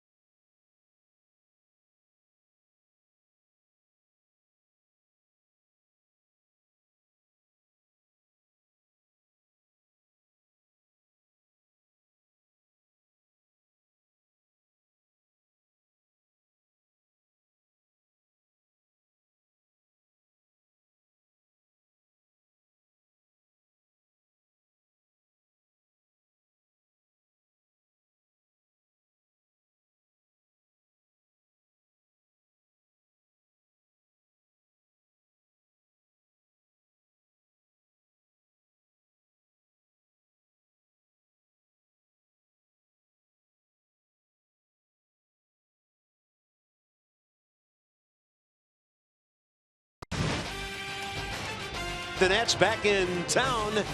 Here come the Tigers. Steven Strasburg, 5-0, 2.36 ERA, 28-17 career in his own ballpark. Former Marlin, former Rocky Anibal Sanchez, 3-3 with a 5.87 ERA. Thinking Sanchez just with the Marlins in his past against the Nats. And this one is 3-3. By the way, coverage 6:30 Nats Extra tomorrow night. Javier Baez stays in to play third base. So on the double switch, Tommy La Stella is out, and right-hander Adam Warren takes over here. Yeah, fastball, slider, curveball change. Fastball 92 miles an hour.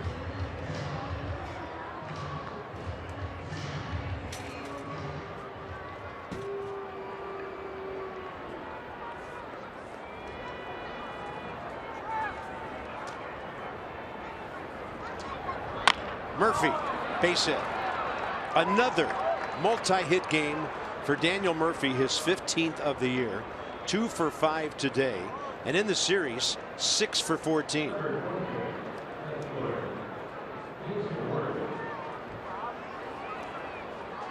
Just watch how he stays inside the baseball. Foot down early, keeps the hands close to the body. Almost took a seagull with him.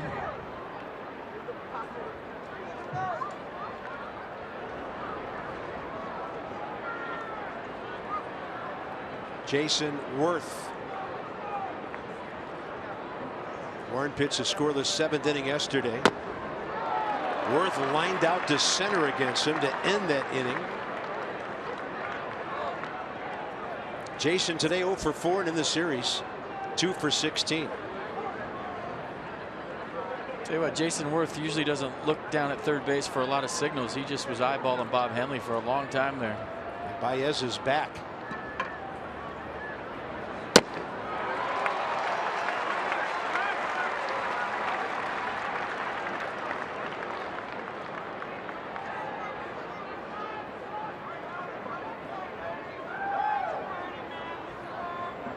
In the box. If you're Daniel Murphy at first, if you're not stealing in a 2-strike count, you're looking for something in the dirt. Any way to advance here. Yeah, we'll see if he gets off speed. 0-2. Ball cutting.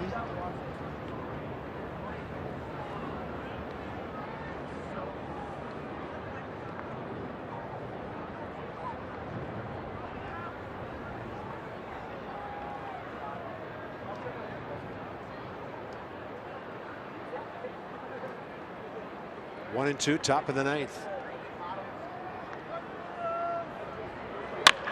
Worth to short. Russell. Zobrist. Out at first. 6-4-3. The Nats don't have any challenges. 2 down with Ramos coming up.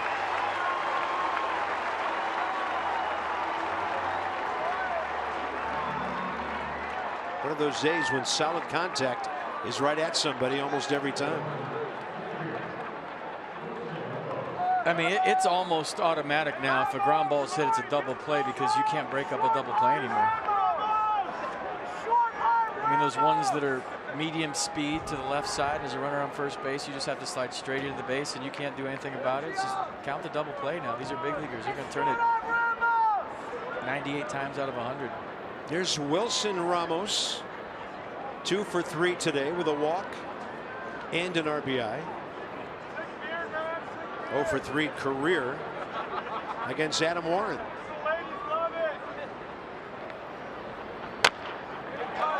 That one cut off by the pitcher to Rizzo, and the Cubs have the top of the order due up in the bottom of the ninth, and you know what they're thinking here at Wrigley Field.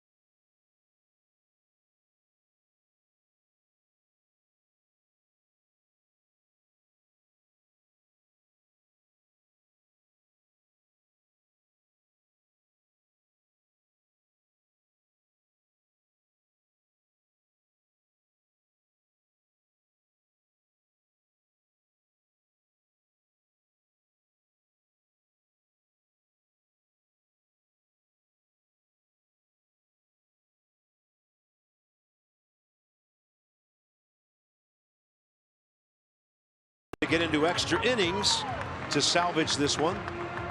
Yusmeiro Petit, 22 pitches, 16 strikes. He gave up that game time double to Chris Bryant.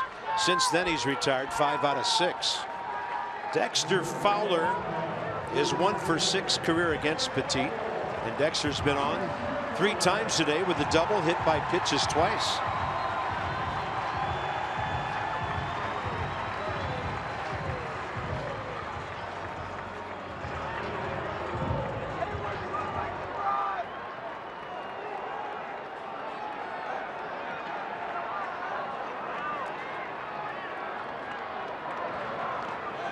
I mean, you got to try to get to the top of the 10th for obvious reasons, but everybody at home wanting to see Bryce Harper walk again.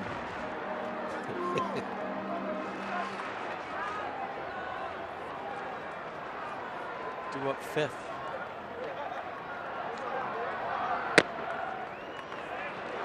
Evidently, Bryce Harper's the most wanted man in the Midwest. I mean, this is smart. This is what you thought teams were going to do to him earlier. Joe Maddon just taking him out of this series completely. Was he 1 for 4 in a 4-game series? Yeah. 1 for 4.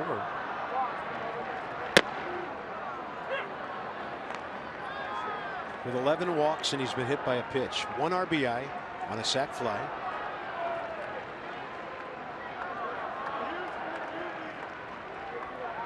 Two balls, 1 strike. And they're going to do that to Bryce. Somebody else has to make them pay, and the Nats haven't done nearly enough of that.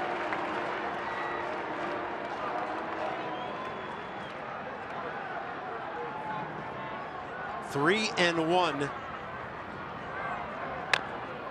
a foul ball. Might have been ball 4, but he was thinking big things. Fowler has hit 3 home runs, driven in 17.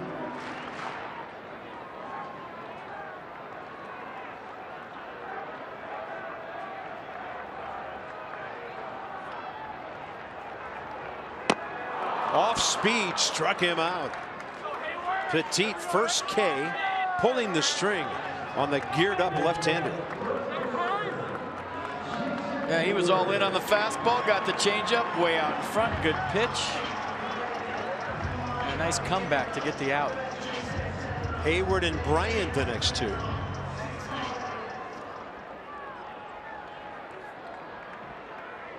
Jason Hayward 0 for 3 with a sacrifice. 1 for 12 in the series, strike 1.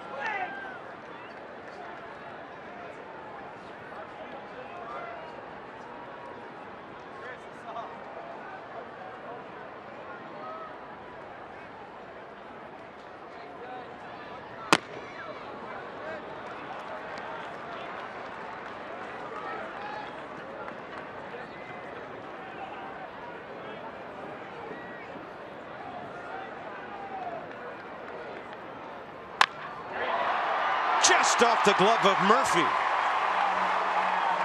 Hayward is the winning run aboard with Bryant and Rizzo coming up.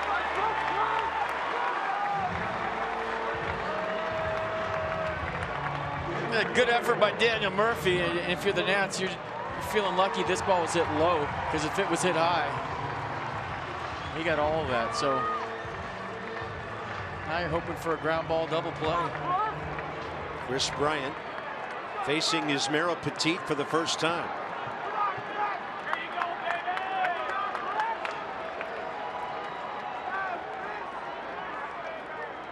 At least that was the case last time around.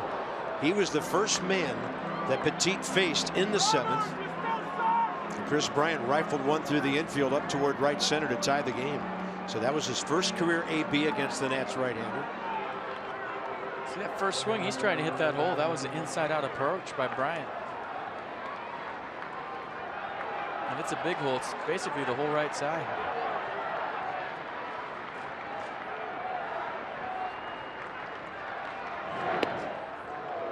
Hayward 4 for 5 stealing bases this year.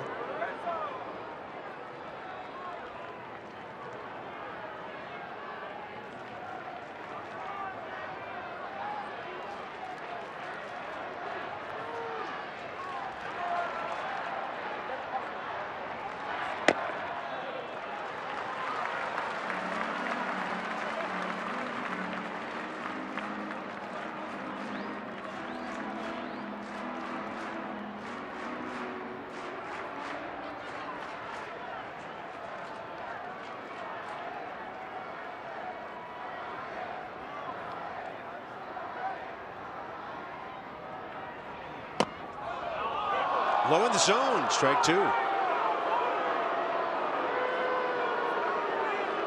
Oh, he's pitching down. He wants a ground ball. Good frame by Ramos. Got the bottom of pitch track. It's right where he wants it. That's how you pitch for a double play.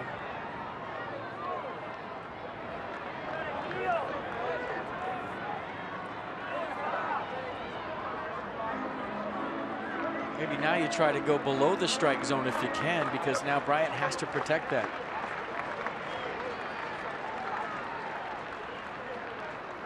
And a 1-2 pitch. Bryant to left center. Ben Revere there on the track, 2 down.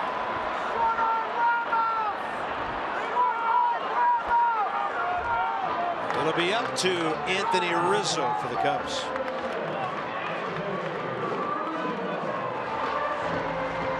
First time up, Petit had him fly out to right. So Rizzo 0 for 4 career against the Nats right-hander. Washington has held him to 3 hits in this series, and the one today was a bunt.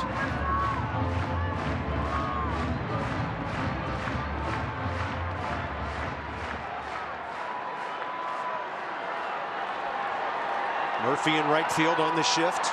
Rendon staying home in the baseline between second and third, in case Rizzo would want to bunt hard again, but you still have a great chance to beat one out. Here are the crowds cheering for something to happen. The anticipation, they got their guy up.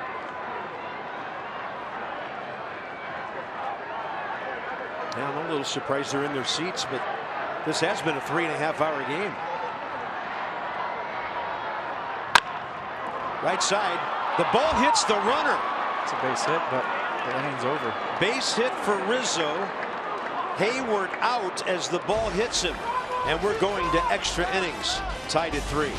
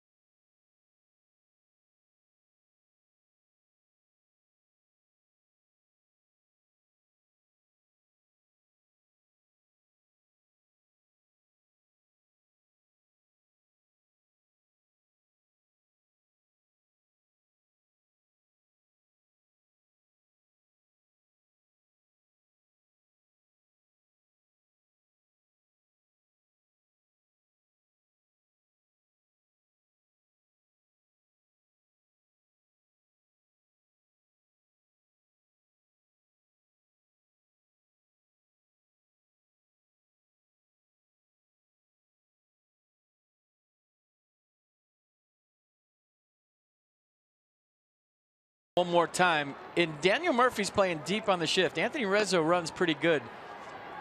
So I guess I'm wondering here, does Rizzo beat this out? Look how deep Murphy is. If he gets to that, it might have been close at first base. We'll never know.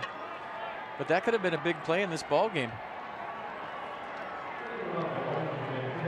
Cubs have had so many one-sided games this year. This is their their second extra inning game of the year. They're 0-1 at home. The Nats in extras are 2-1, and they've split 2 on the road.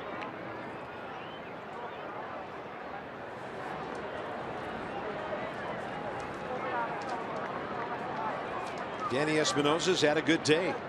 2 for 4, doubled in the 7th. Adam Warren misses away. Espinosa 1 for 4 career against him.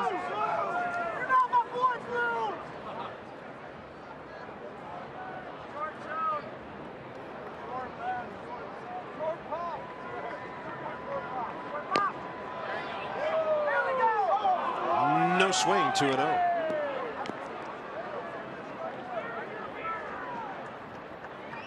The Nats are warming up. Jonathan Papelbon. Petit is on deck. That could change if Danny gets aboard here. That ball goes pinballing back to the bricks. Any way to get a base runner here, it's 3-0. The Nats have 2 hits since the 5th inning.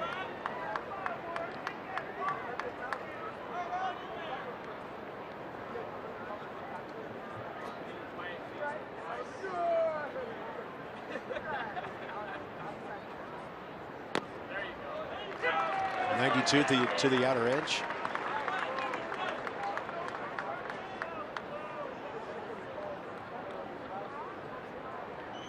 Jonathan Papelbon has not appeared in this series.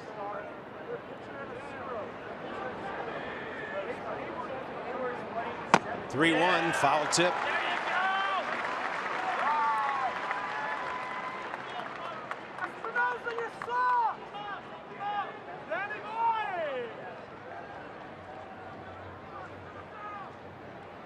And now Travis Wood up. Warren in his second inning of work. Espinosa drills one to right. 3-hit day for him. Now Yusmeiro Petit will stay in and try to bunt. Game on.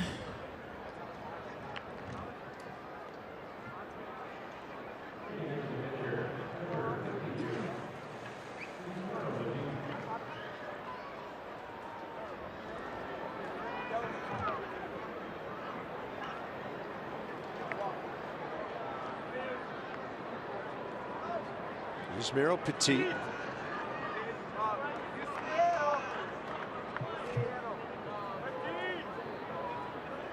Six career sacrifice bunts. Pulled the bat back and then diving back in Danny Espinosa as David Ross made it deep to first. Well, Ben Zobrist snuck behind Danny before the bunt was even attempted, before the pitch was thrown. That was a pickoff play by the Cubs. That was designed to get a guy kind of wandering off the base. I don't know if I've ever seen that before. I liked it. Watch Zobrist coming over early.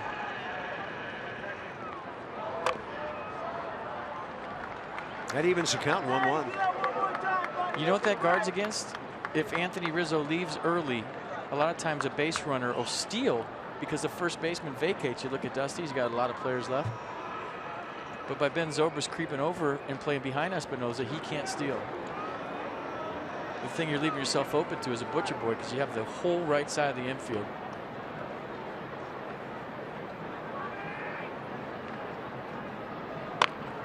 Petit lays it down, does it nicely. Ran about 20 feet up the line and dropped his bat, and Danny Espinosa is at second base with one out. Nicely done.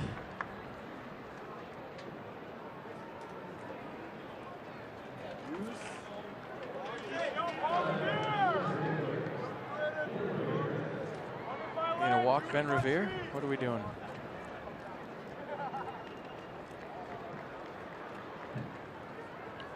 Well, if they walk Ben Revere, that means the inning gets to Bryce Harper unless there's a double play.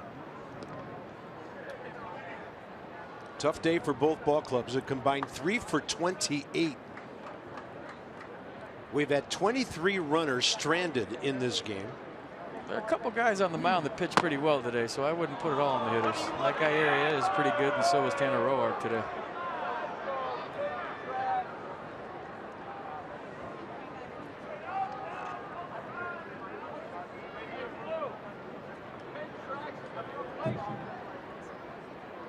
Revere 0 for 4 with a base on balls. Grandstand shadow. Right now about 25 feet out in front of home plate. Batter's eye well lit out there.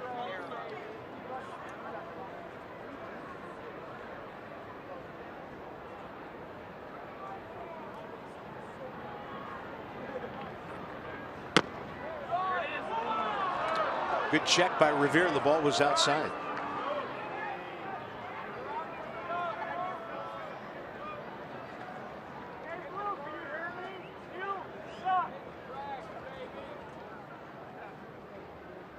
Great speed at second. Great speed in the box. Ball 3.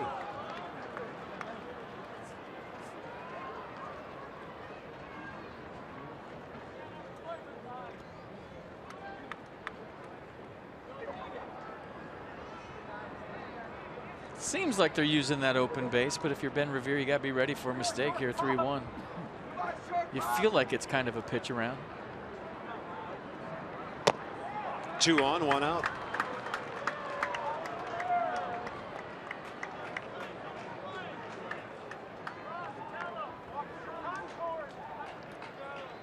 Well, there could be a situation arise here where they have to pitch to Bryce Harper.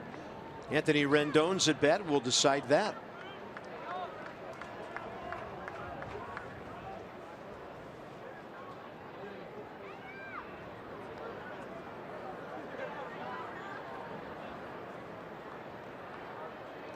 Do you think about a hit and run here if you're Dusty Baker?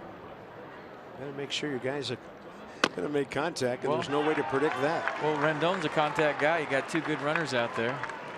I mean, obviously, you can play this straight if you want, but if you want to get aggressive, the formula's there.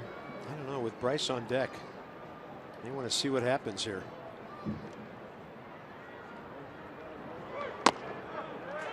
That's in the zone, 0-2.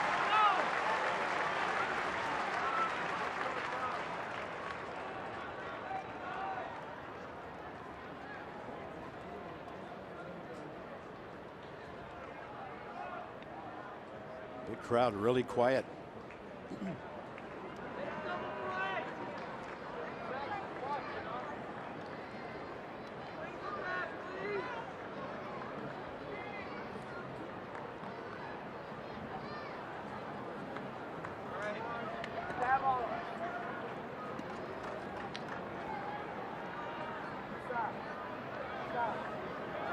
Target away.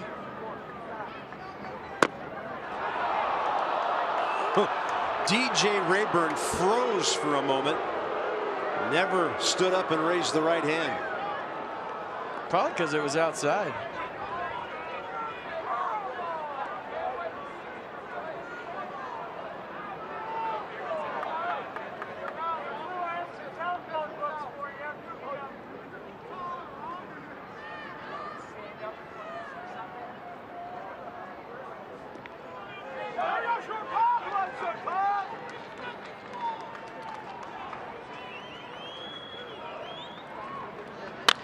Rendon in the air. Chris Bryant. Would Joe Madden walk the lead run to third base? Maybe. Or he's just going to go get the lefty.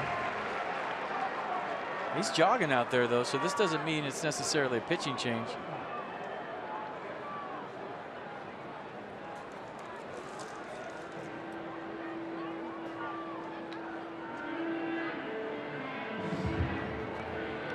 Bryce Harper career 0 for 1 coming into the series against Adam Warren. I think they're going to walk Bryce Harper. Are you comfortable with pitching with the bases loaded to Ryan Zimmer? Yeah. Okay, we're walking him. Let's see. Joe's unconventional, and like you say, every day he's out there playing with house money the way his ball club's playing. This would be something, huh? They're going to walk him. Yes, they are. Wow. Bryce Harper is about to be walked for the 12th time in a 4-game series. So this will put Espinosa on third, Revere on second, and leave it up to Ryan Zimmerman. There's some, if you're Ryan Zimmerman, you understand it's part of the game. Hey, first base open, you want the right on right matchup. This one has to get your attention. This one kind of just got personal if you're Ryan. You're okay, you're going to load the bases and you don't think I get a hit? Trust me, that's how guys think, and that's how he's thinking right now.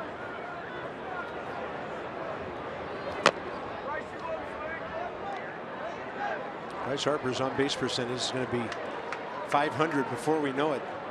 Came in 400 today. On base for the 6th time in this game, and here's Ryan Zimmerman, 1 for 5 with an RBI double off the glove of Chris Bryant way back in the 3rd. He's 0 for 3 career against Adam Warren. Well, you just opened yourself up to the wild pitch too. And if you're Ryan Zimmerman, you're looking for something up.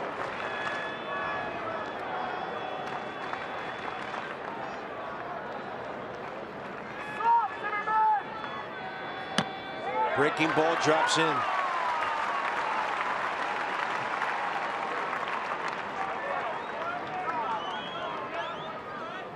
Three ball game, bases loaded.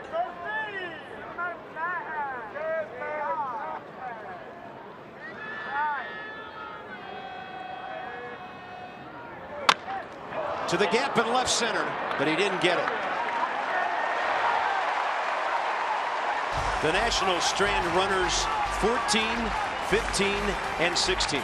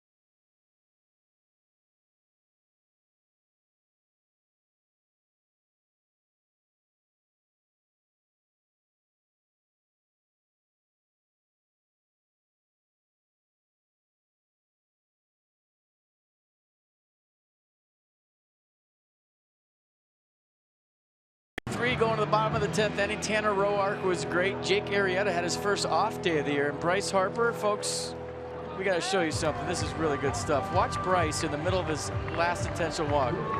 I love it. That's what he's saying. Yes.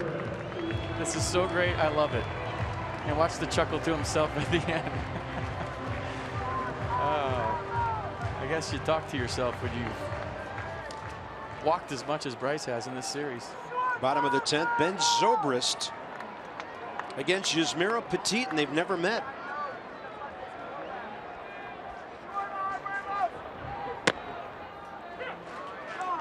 Petit, 37 pitches, 25 strikes through 2 2/3. So he's in his 4th inning of work here. Trevor Cahill, by the way, threw 55 pitches for the Cubs.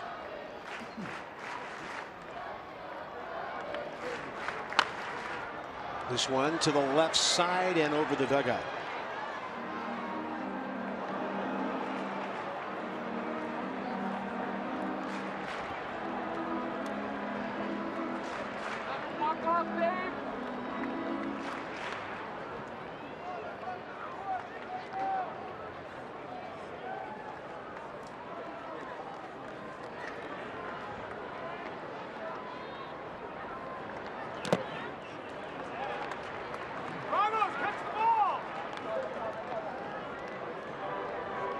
Now the Cubs here at Wrigley Field are 10-3.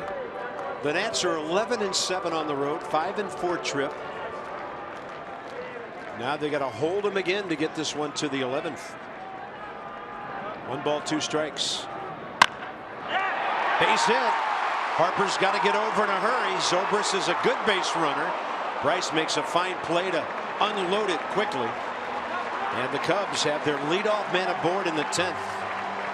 That's Ben Zobrist, 6th hit of the series, first one today. A good swing by Zobrist. He's thinking double right out of the box, and Bryce Harper's thinking single. Gets over there, spin move, gets it in quick. Zobrist hits the brakes, and now we'll see what Joe Madden does with David Ross.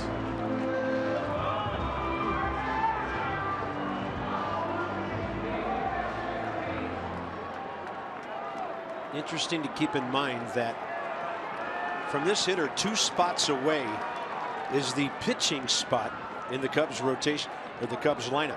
They have nobody else to hit as far as position players. So it's Ross, then Russell, then the pitcher. So we got to play it straight up then, right? I would think. Let him swing. Yeah, because they could walk the next guy. Ross, left center, it's carrying, and Revere will get there on the track. Ben Revere closing speed to save the game.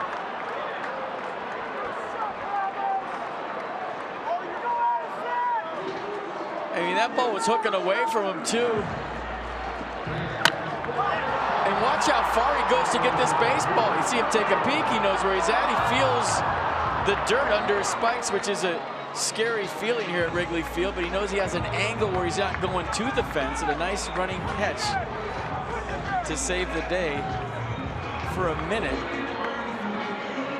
Breathtaking speed. I mean, he's such a long strider for a little guy. You usually don't see that with, you know, short, fast guys. They're usually quick, choppy steps, but Ben Revere picks up a lot of ground with each stride. Addison Russell fouled out to Ryan Zimmerman last time up.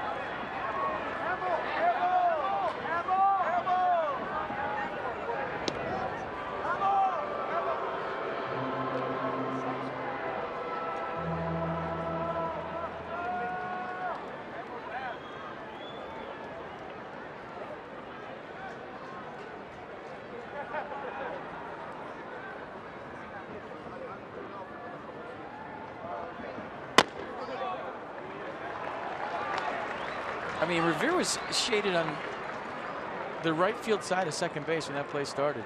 It's Jason Hamill to pinch hit next.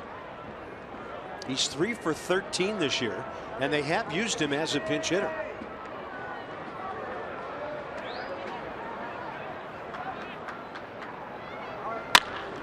That's a base hit.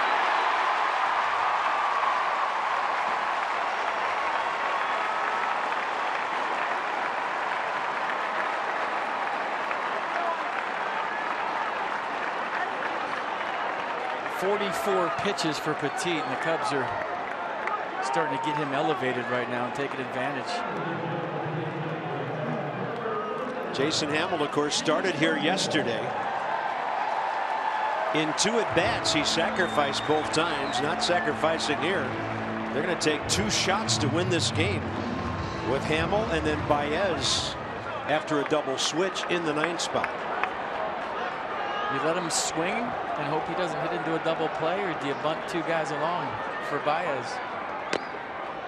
No sign of squaring. Rendon even with the bag at third. Ryan Zimmerman doesn't need to hold the runner. That doesn't mean anything at first. But Rendon is ready to creep in if he needs to.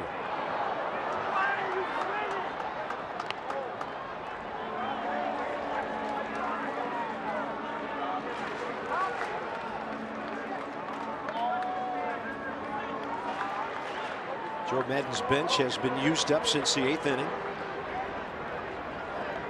If he hits a pitcher and he walks off the nets, Joe Maddon should get on a charter and go to Vegas tonight and just stay there for about a week. He'll come home a billionaire.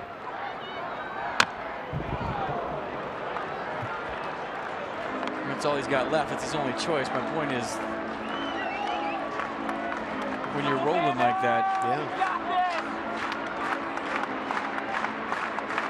On the other side, Yusmeiro trying to get a ground ball.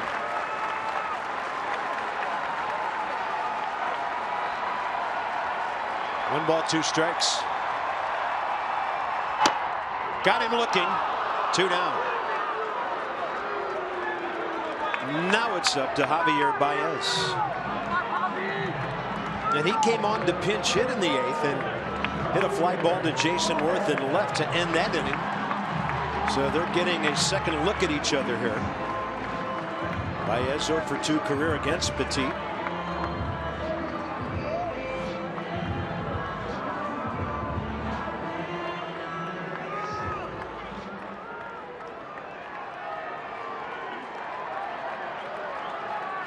Tattoo of the logo on his neck and on his jersey.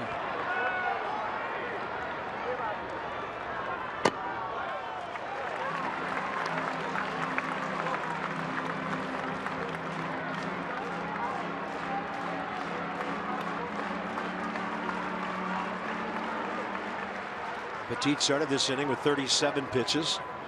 Number 50 is coming.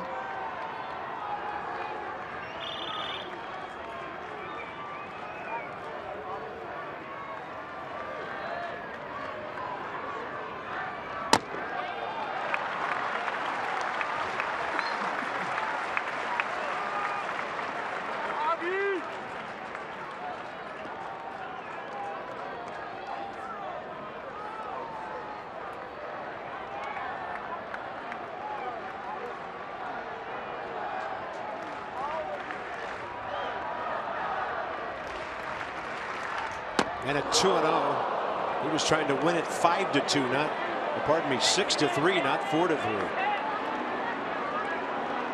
Yeah, just shorten it up right here, trying to punch one into right field. Yeah.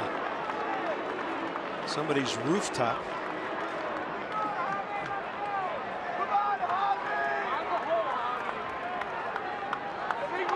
He will make an adjustment with 2 strikes and take a little out of his swing. He's already spread out. Got jammed on that one.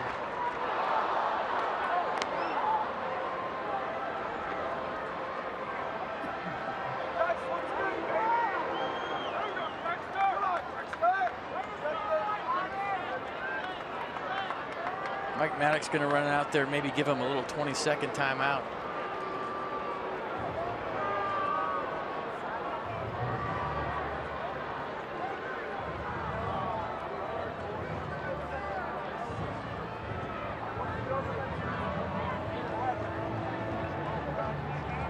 Ball games have been tied since the 7th. And Chris Bryant, first batter Petit face, knocked in 2. Tanner Roark out-dueled Jake Arrieta today. They'll both come away with no decisions. And a 2-2 now to Baez. Pop straight back out of play.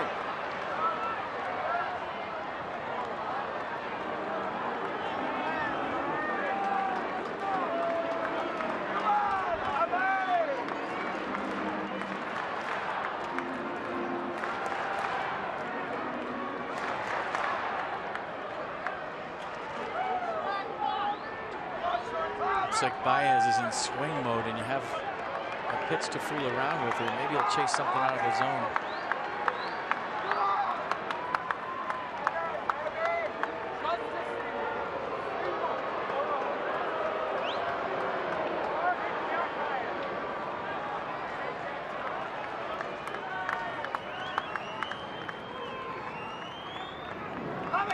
Two, and Baez fouls that one off Wilson Ramos.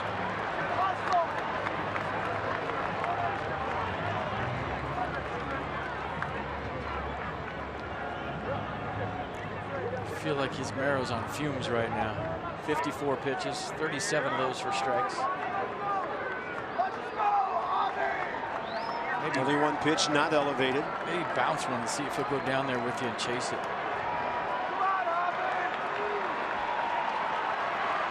2-2 again. Now the runners will be on the move. Well, that takes Bryce Harper's arm out of the equation. He thought they would score on a base hit in center and left. And a capacity crowd for the fourth straight day. On its feet.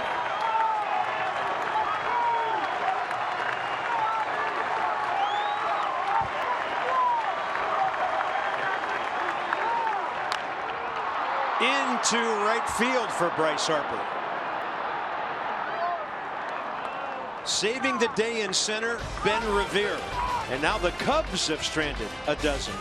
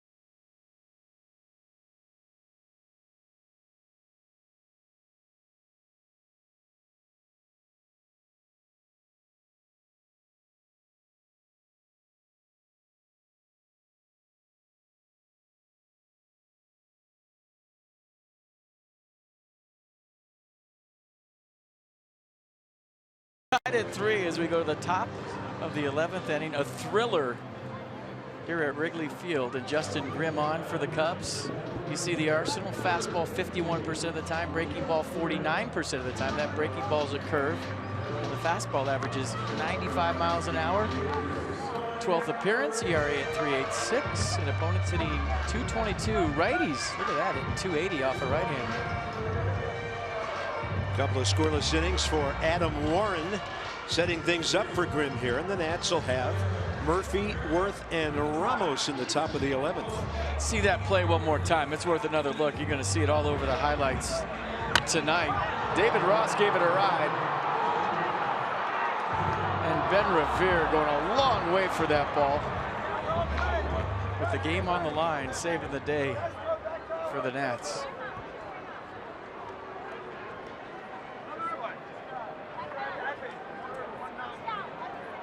Daniel Murphy, 2 hits today.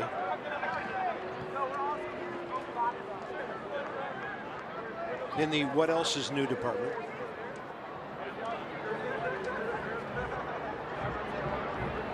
And a big curveball drops but didn't get in there. Murphy 0 for 1 career against Justin Grimm.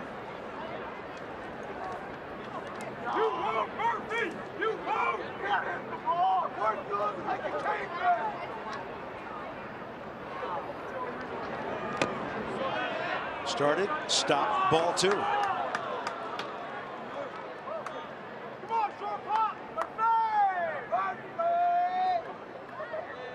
Do we need to change his nickname to Two-A-Day Murph or just stay with hits? I like hits. It's easier.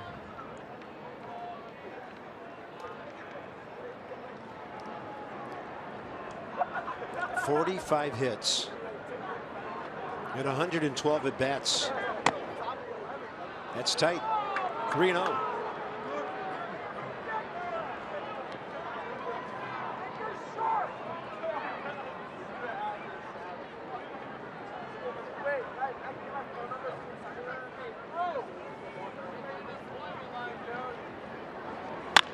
Swinging on 3-0, and he flies it to right for Jason Abel.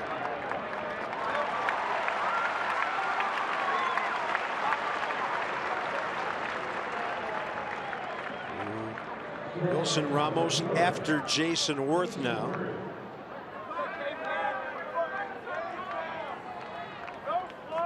Worth hit the ball hard last time into a 6-4-3 double play.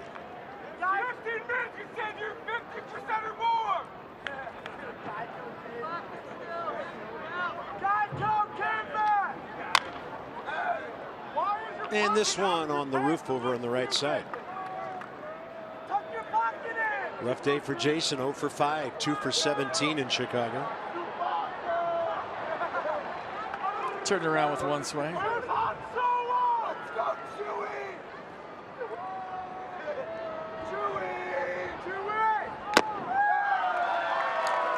And the foul tip for strike 2.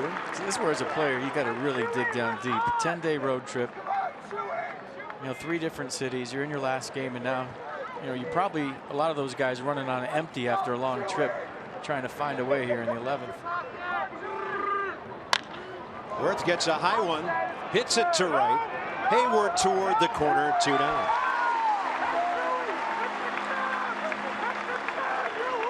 In the division today, Phillies won at Miami. Mets are ahead 3-0 middle innings at San Diego. That started the day a half game up on New York, and here's Wilson Ramos. He's had a couple of comebackers, but he had 2 singles and a walk before that.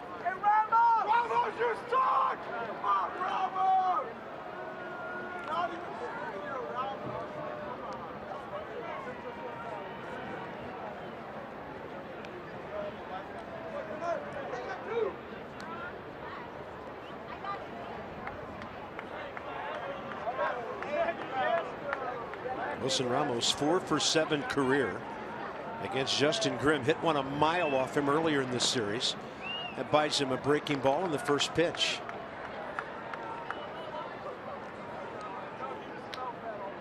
That was in the 8th inning here. A 2-run shot Friday night.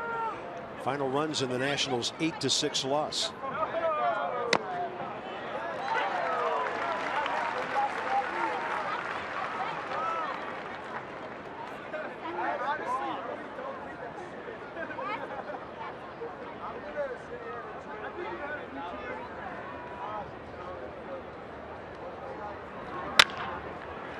Left side, Russell.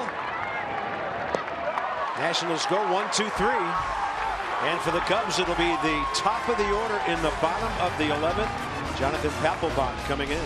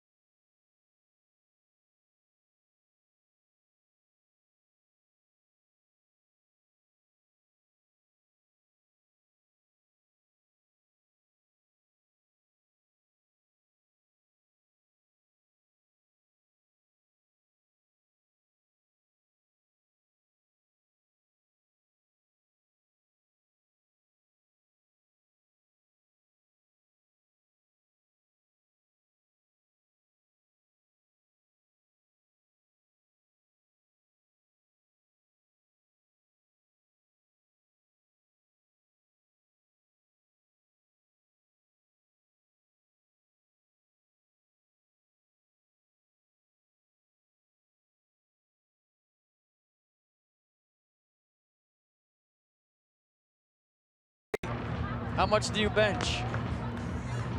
Row 4. Seriously, how much do you bench? All of those guys. Jonathan Papelbon, first appearance of this series. The rough outing with the Nats lost in Kansas City on Tuesday. Thanks to Strasburg, they didn't need him on Wednesday, so it has now been 5 days for Jonathan Papelbon. Oh, his job to get this to the 12th.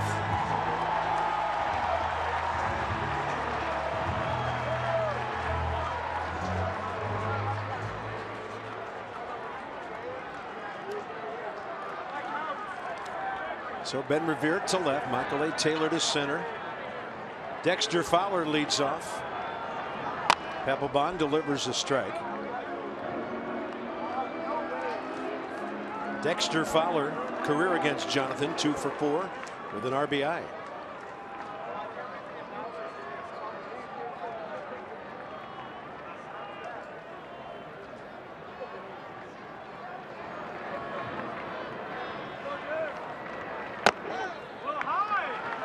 Last time we saw Jonathan FP, his fastball was working up in the zone. It was, and then he got hurt with the off speed against the Royals. But yeah, fastball jumping out of his hand. On a pitch up. Taylor waiting for it, 1 out. Come into a big league game. Ball will find you. We'll find you.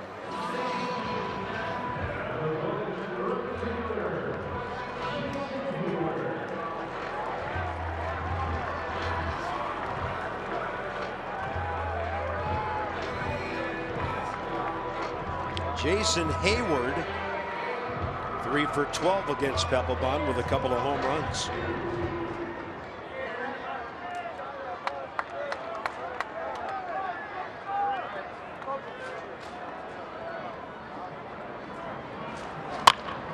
Up the middle. Espinosa spin move, throw off target, and Hayward has 2 consecutive hits. Great range by Danny Espinosa. Yeah, that's one of those Hail Mary plays too. You know you got a good base runner, so you just spin and throw it and hope the throw's on the money. You don't have time to shuffle and look. But look how far Espinosa goes on the second base side. Gets rid of it quick. It's a pretty play. I mean, and that's all he could do. He can't pick up the target right there because he knows Hayward can run.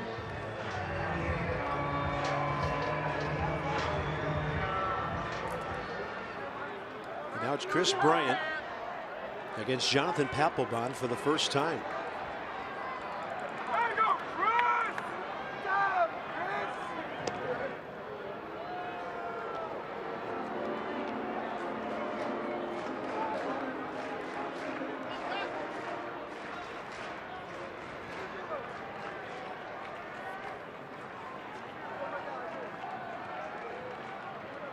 Bryant 2 for 5 today, couple of RBIs, the big blow in the 7th. That tied it up. Papelbon gets the outside edge.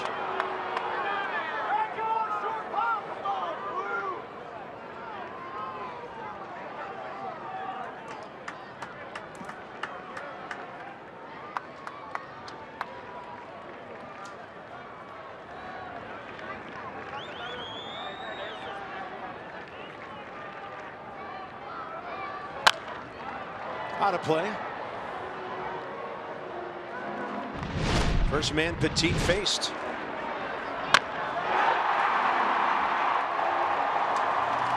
Simple approach, right back up the middle.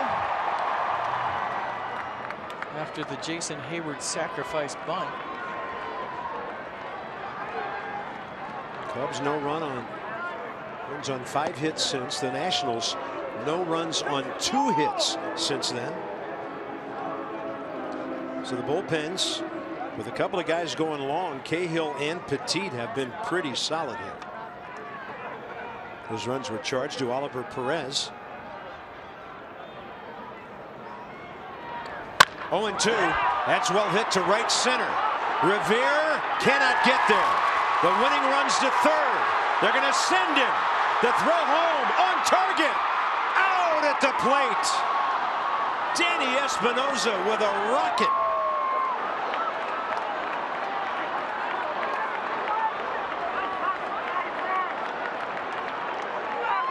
Batter ends up at second. It's an Aerosmith song, Living on the Edge. Look at Michael Taylor doing a great job of getting that ball in quick. How about the blind throw by Michael Taylor? Hits Danny Espinosa right in the chest. And Danny Espinosa with a strong arm. Right on the money to Wilson Ramos. And maybe Gary Jones got a little excited at third base for the Cubs because he had Anthony Rizzo coming up the second and third. Yeah. And one out. So now it's Rizzo. Are they Game still tied. Are they looking at this? How about this? What would, I mean, maybe looking at a missed tag? Who knows? I saw it on the replay. It was pretty close. Wilson Ramos' tag on Jason Hayward's backside. Wow. And would this be the weirdest walk-off ever?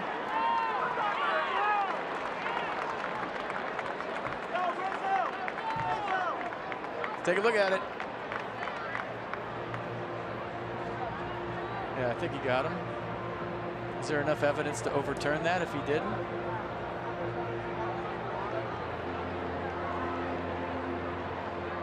Sure looks like a tag. He's not saying that Wilson Ramos didn't give him a lane, is he?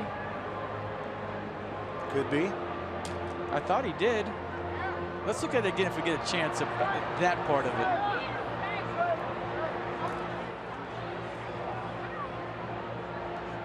So is he challenging the tag? Is he challenging that Wilson Ramos didn't give him a lane?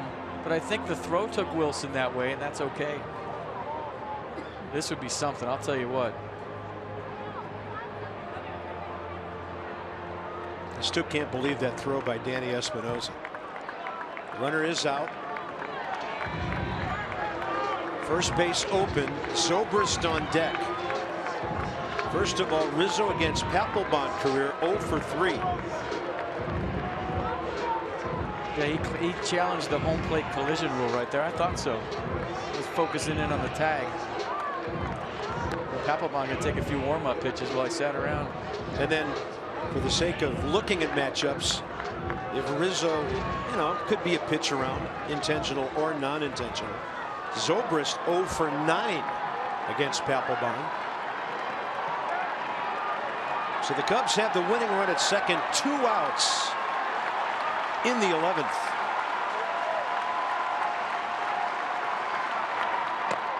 Strike one. That's defense. Outfield saving this game twice now in extra innings. I mean, give Michael Taylor a lot of credit there. I know Danny Espinosa made a great throw, but that was just a spin move, get it in, and it hit Espinosa right in the chest.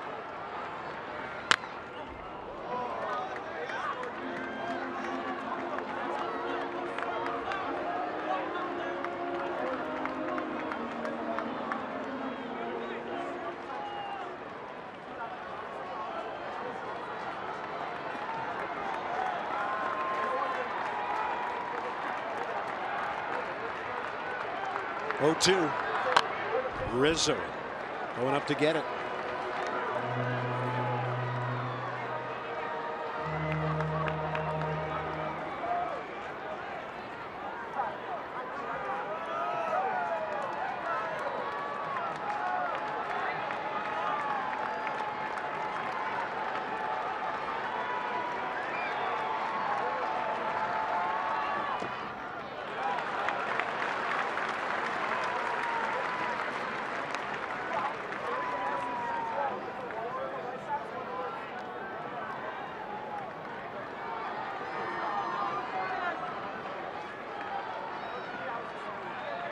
I think this would have been an easy call for Dusty Baker had Ben Zobrist not had such a good series.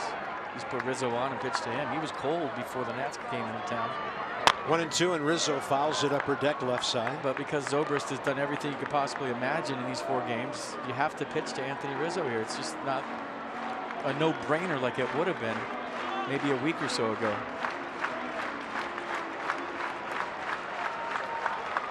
Six hits in this series. 9 runs batted in, Ben Zobrist. Rizzo has driven in 1.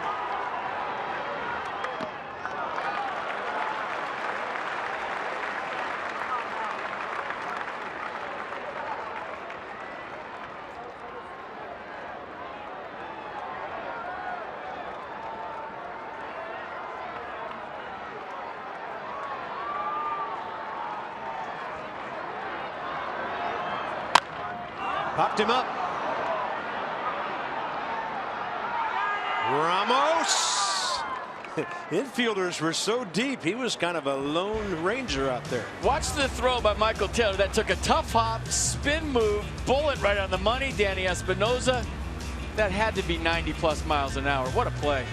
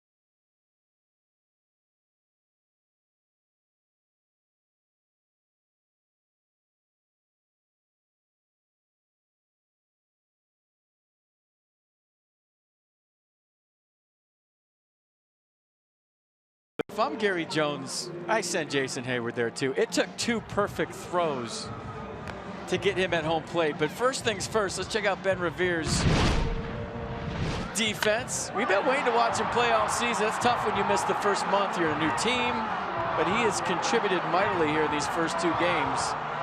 And then let's all focus on the Espinosa part of this one. We just showed you the Michael Taylor tough hop, but watch the cannon from Danny Espinosa.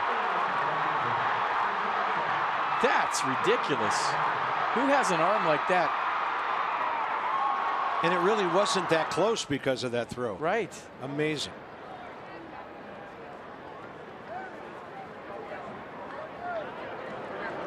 Top of the 12th, Justin Grimm still in there for the Cubs, and Danny Espinosa. Bit of a routine fly ball to left center for Dexter Fowler. So Grimm is retired 4 in a row. This is where Michael A. Taylor comes into bat after the double switch. Taylor against Grimm, 1 for 2. You know, pretty soon I'm going to have to research everybody's father's name on this team. It'll be Father's Day before this one's over, you're saying?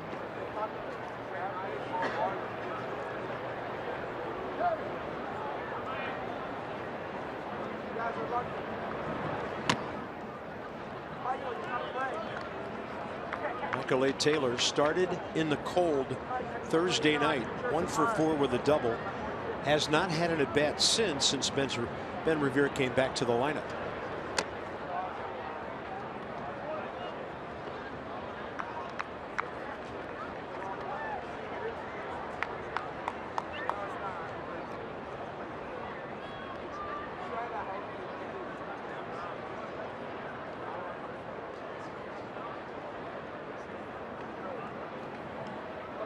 Two and 0.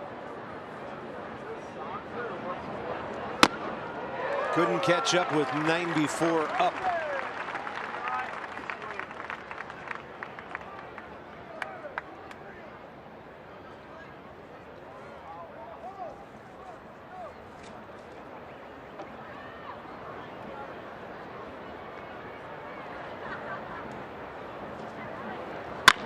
And a breaking ball out to short. Russell knows he has to hurry.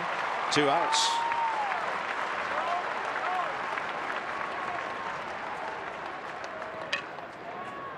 Ben Revere 0 for 4, pair of walks. Fantastic running play in left center.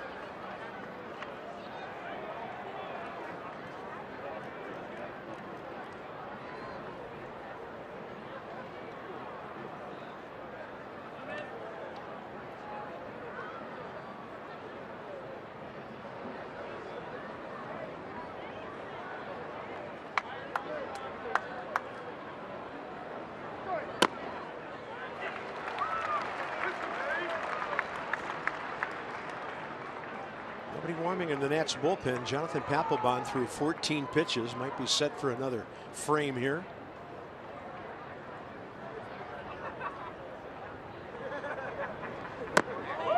And he goes off speed 10 miles an hour slower to get strike 2, does Justin Grimm.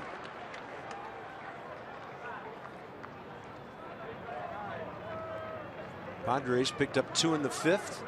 Mets 3, San Diego 2.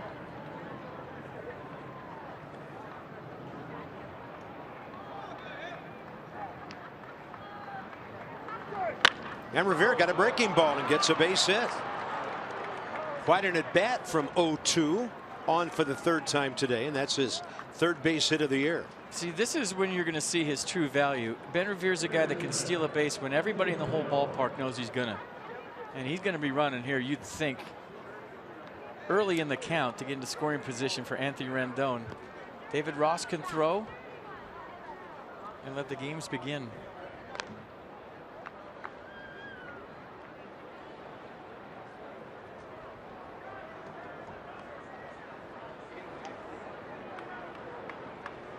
This is a part of baseball I love, when you have a true base stealer and everybody knows he's going and they're going to try to stop him from going.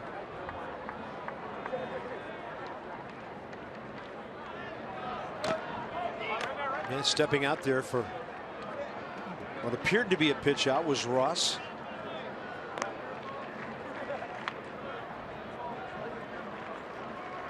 That right there is exactly why Randy Knorr never pitched out. He said nobody ever works on it, and you always see the pitcher give a bad feed to the catcher. Ben Revere, 176 career steals. 31 last year with Philly and Toronto. 2-0.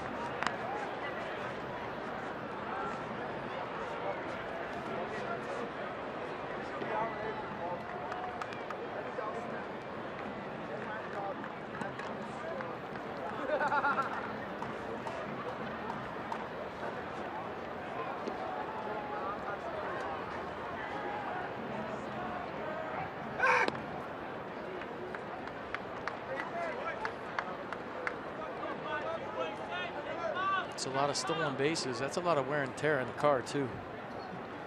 He stole 34 his first year with the Twins in 2011.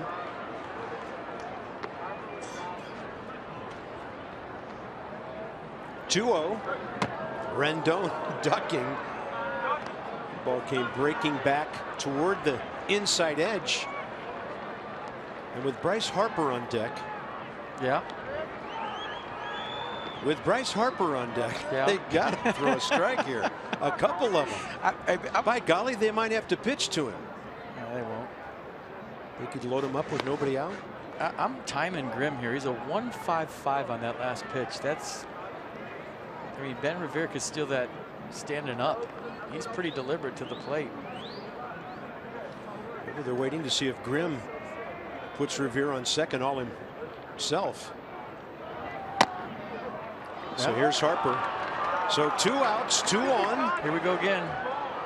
Joe Madden discussing it. What do you want to do? Same thing? Does he have confidence in Grimm to throw strikes with the bases loaded? That's what this comes down to. And I don't know that he does after that 4-pitch walk. Spazio. I mean, he went out there last time and he said, do you have confidence in pitching to Ryan Zimmerman with the bases loaded? They all said yes. It was real quick. They walked Bryce Harper. They loaded him up. Yep. This a little different, though, after a 4-pitch walk. Yeah, that was Adam Warren in the 10th. And does Bryce even remember how to swing? Well, I raised that question to you earlier. Seriously. I mean, game swings, how many has Bryce Harper had over the last week? The most amazing thing about Barry Bonds is he would be walked 4, 5, 6, 7 times in a row, and you'd make one mistake and he would be ready for it. Look at this. 23 pitches seen today, 2 strikes. They're going to walk him again to load the bases and push the lead run to third. So now 6 walks today to Harper and 13 in the series. He just said this is awesome. He can remember this game the rest of his life. He will. This may never happen again. The weekend, the Cubs were scared to death to pitch to Bryce Harper, but they parlayed it into a series win, and they're trying to make it a sweep. Joe Madden totally taking Bryce Harper out of this game. Fans behind home plate begging Bryce to swing at one of these. I mean, what would his on-base percentage be if he wore those flowered cleats every day? 1,000. Ryan Zimmerman again. Last time bases loaded, 2 out. Scenario just like this. He hit a fly ball to Chris Bryant in the gap in left center. That's 8 straight balls. And if you're Ryan Zimmerman, you still have to zone him up right here. Zimmerman career 1 for 4 against Justin Grimm.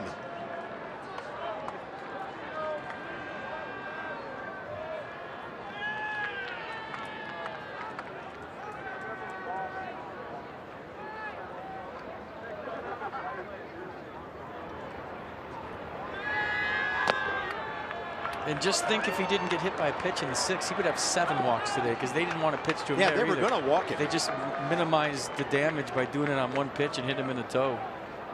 He would have had 7 today.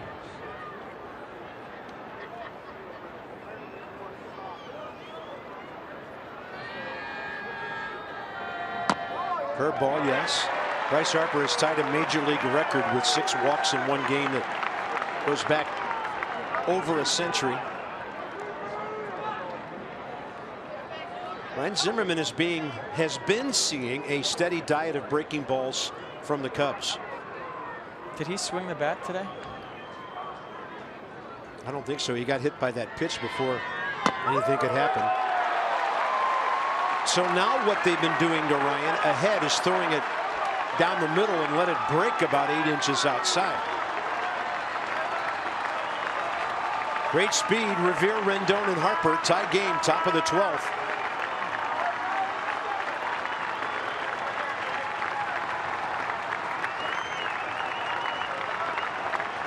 There's the target way out there. Zimmerman gets a piece of it.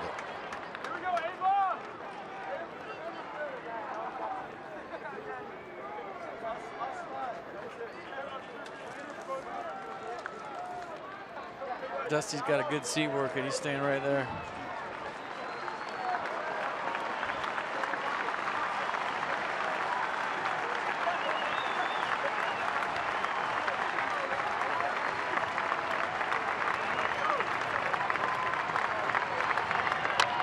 Tapper, third base side. This will be close. Zimmerman slides in and he's out. Well played by Javier Baez. And the Nationals have stranded 19 base runners today.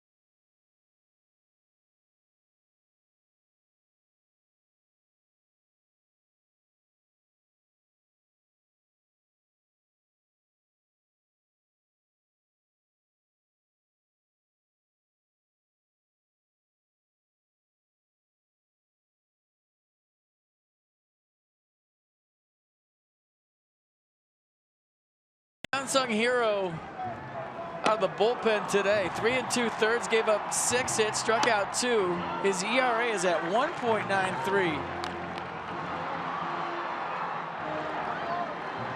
And he's suddenly becoming one of the most valuable pieces the Nats picked up in the offseason. He has been fantastic, and there's Jonathan Papelbon on for a second inning. Papelbon will face Zobrist, Ross, and Russell.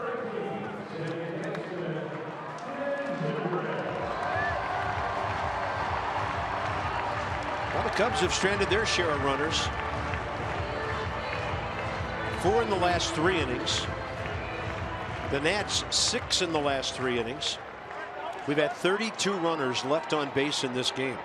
Here's Ben Zobrist, 1 for 5. Pardon me, 1 for 4. A walk first time up, and that's way inside.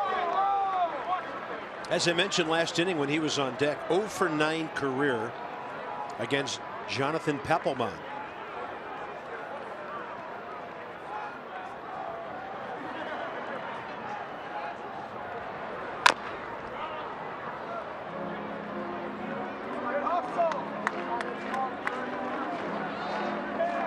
I think I remember Will Clark once growing up swinging at an intentional walk pitch. I saw Tim McCarver do it once and he flied out. Yeah, that would be a rough one. That'd be tough to face your skipper if you did that.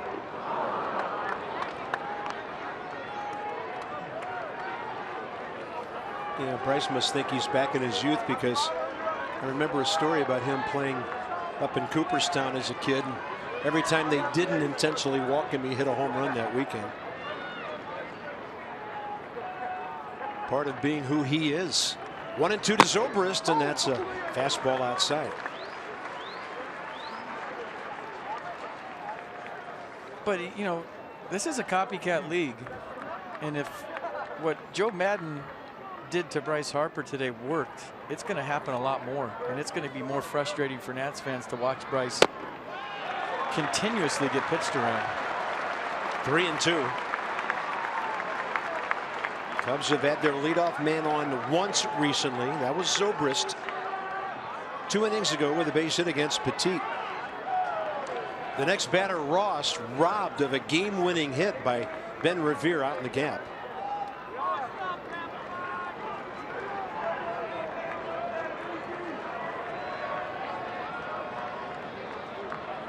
Three-two.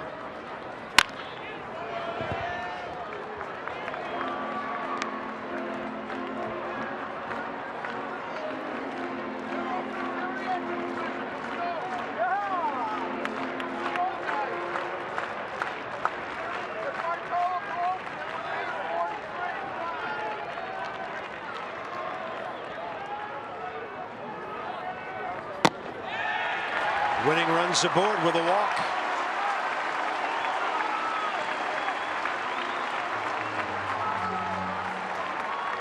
Yeah, look at the spray chart. Pitch track. Yeah, that's everywhere. Down, in, out, up. David Ross's 1 for 2 career against Papelbon with a home run. Could be bunting. Russell next. So that same situation from a couple of innings ago. The pitcher spot is almost upon us again. That's anticipating, running.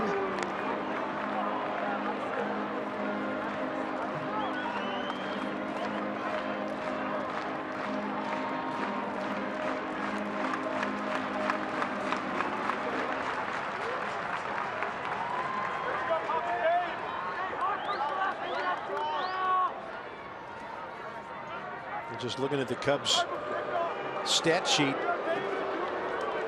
John Lackey could be the next pitcher to hit. He has 3 hits this year. Lester also has a hit, but he's starting tomorrow.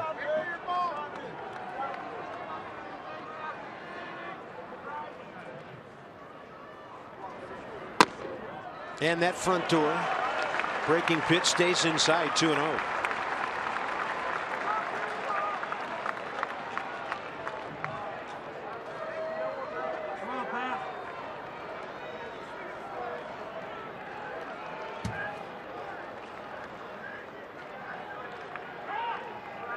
Time given.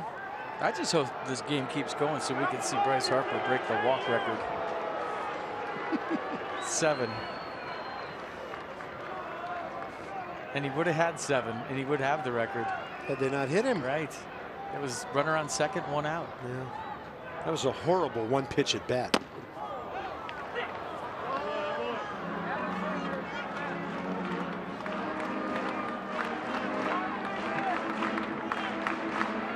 Ross 0 for 3 since coming in to catch in the 7th inning.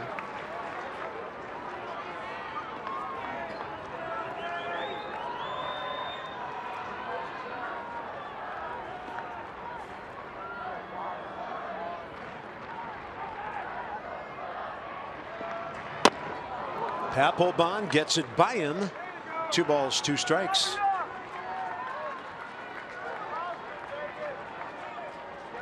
Challenge heater right down the middle.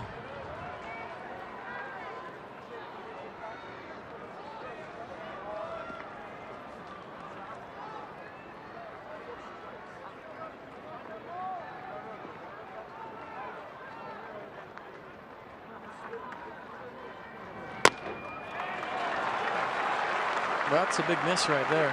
Now it gives Joe Madden an opportunity to start Zobrist at first in a 3-2 count. Blake Trinan is up. And so are all the fans here at Wrigley. Ball game over 4.5 hours old. 3-2 pitch. Zobrist running. And Ross way out ahead of a breaking ball.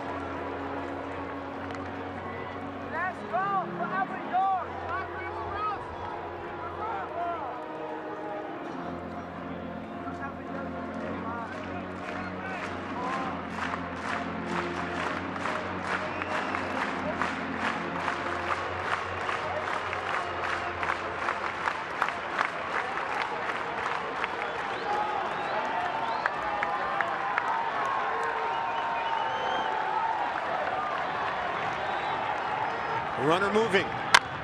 A long one to left, hooking out of here and way foul. It's so important for a number of reasons for the Nats to win this game here today. Number one, you want to salvage a series, but number two, you're going to have nothing in the tank tomorrow. You travel home, long game today. It's going to be a rough one for him tomorrow based on what's happened here today already.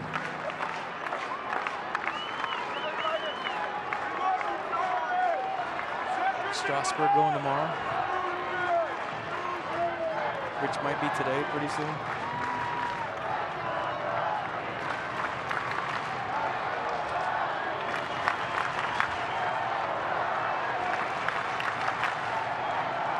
Three-two again. This one out to right center. Harper's coming. Bryce smelling a play at first. 1 out. The throw blocked by Ryan Zimmerman. Addison Russell next.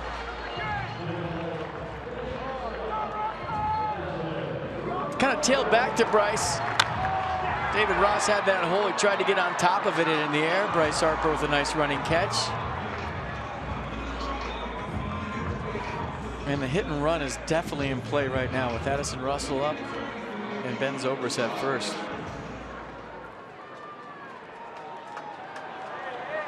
Russell, good contact man, 2 hits today, 5 in the series.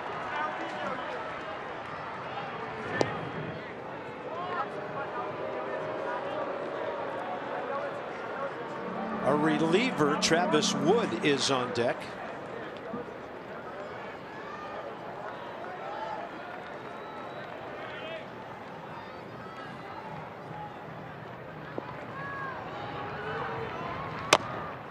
Well, this is a count you do it if you're feeling a little bit frisky. If you're Joe Madden, 1-0 count's a great count to hit and run on. If you got that guy that can handle the bat and a guy can run and a strike thrower, a lot of things need to be right.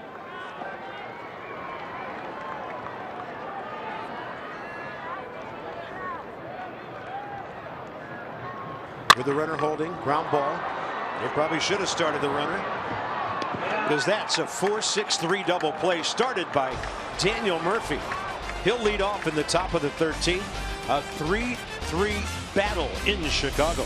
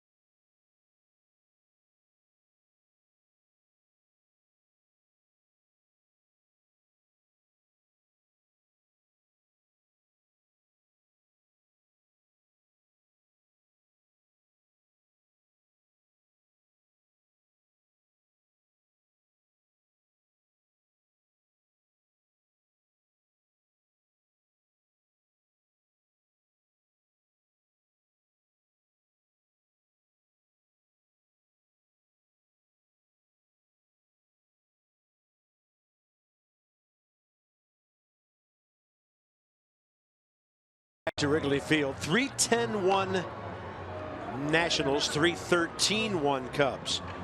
Travis Wood, kind of an unusual situation. He was on deck to hit. He had already warmed up, and with 8 more warm-up tosses, he'll be ready to go here in the top of the 13th. So they'll bring him in, and he'll probably be the leadoff man. And this moves to the bottom of the 13th inning. And by the way, Travis Wood can really hit. One of the better hitting pitchers in all of baseball.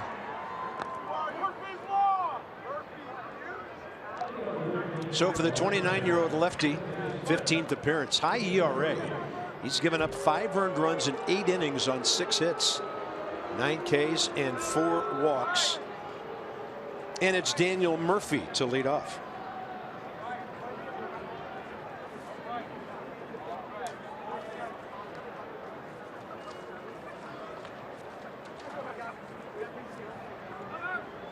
Murphy 1 for 8 career against Wood. And watches that one outside.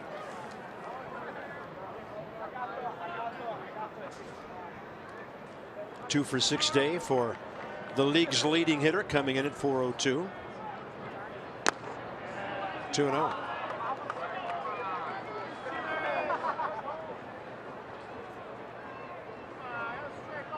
Hey, Murphy's always gathering information.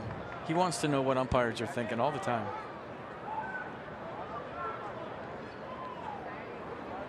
Sometimes in games like this, you say to him, you know, if I get on, we're going home.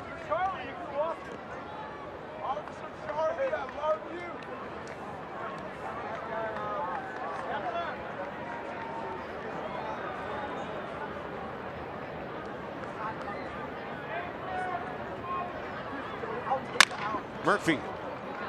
That ball hits the ground. He's got a chance, and it's covered by Addison Russell. Little flare up the middle that Russell took on a hop, 1 out.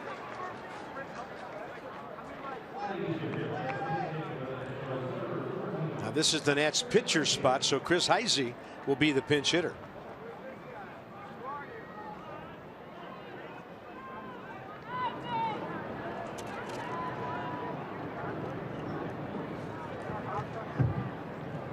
Heisey goes up hacking. And against Travis Wood career, 3 for 8 with a base on balls. Heisey is an Nats pinch hitter, 2 for 6, both home runs.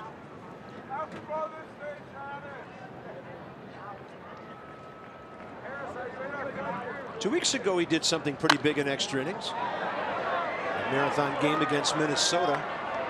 That ball is coming back to David Ross. 2 outs. Looked like it was headed out of play. Just came twisting back in, and here's Wilson Ramos.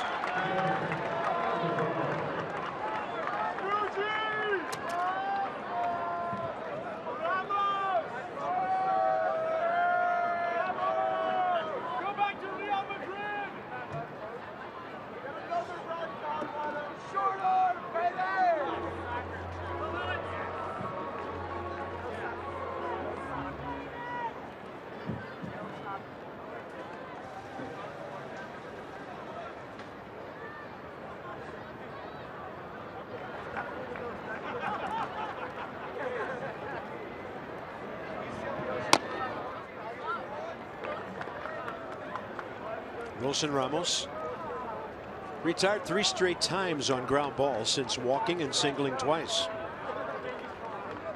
2 for 6 against the left-hander Travis Wood. Got an off-speed pitch, and he has a 3-hit on base 4 times day. Wilson Ramos continues to rake.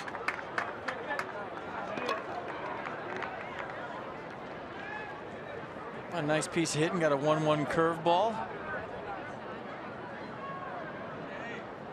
Been doing a lot of hard work behind the plate today and is rewarded with the base hit.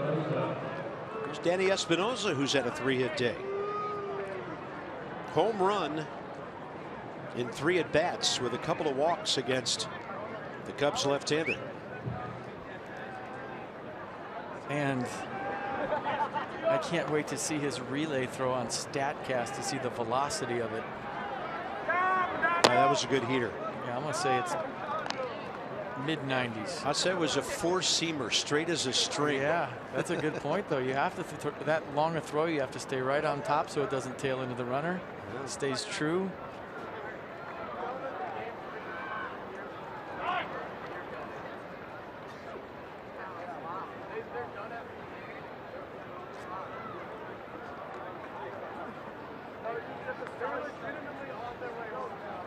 One 0 pitch.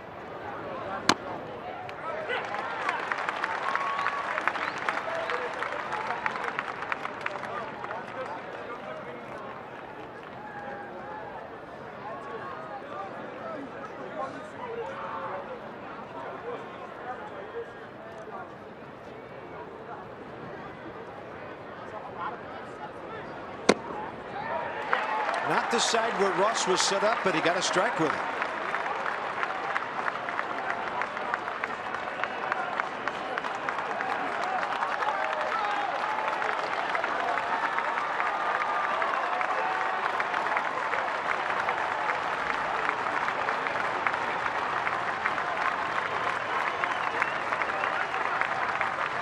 One and two.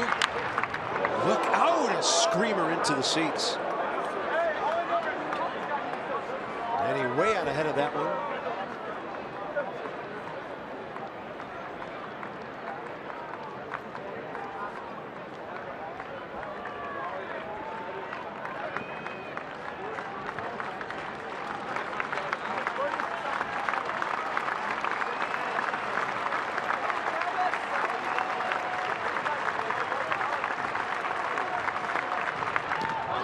Danny Espinosa hit by that pitch. Danny Espinosa has been hit by 4 pitches, and there was nowhere to go on that one. Yeah, he tried to get out of the way of this one. Usually just stands there and wears it. This one screaming at his ankles. Trying to see where it got him.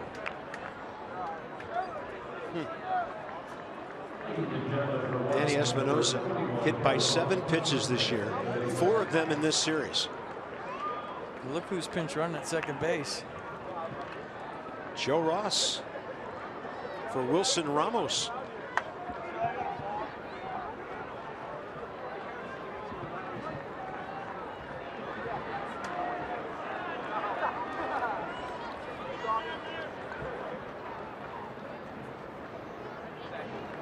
Taylor, strike one. Michael A. 0 for 2 career against Wood.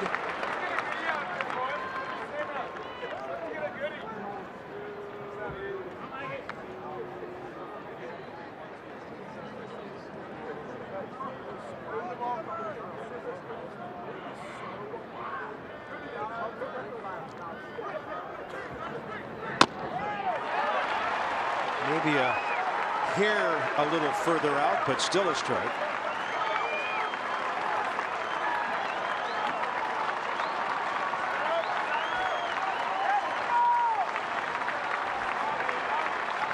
Corral on its feet again and again.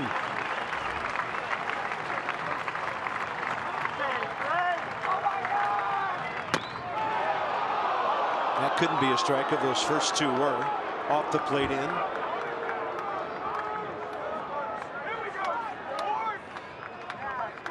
Tons of fans still here too. Nobody leaving. Yeah, some of them who left last inning got booed, by the way. Outside. David Ross letting one go. Thinking, well, that's a pitcher running. You never know. Well, if he picked him off right there, that would have been Ross on Ross crime. You can't do that. Yeah, that's not nice.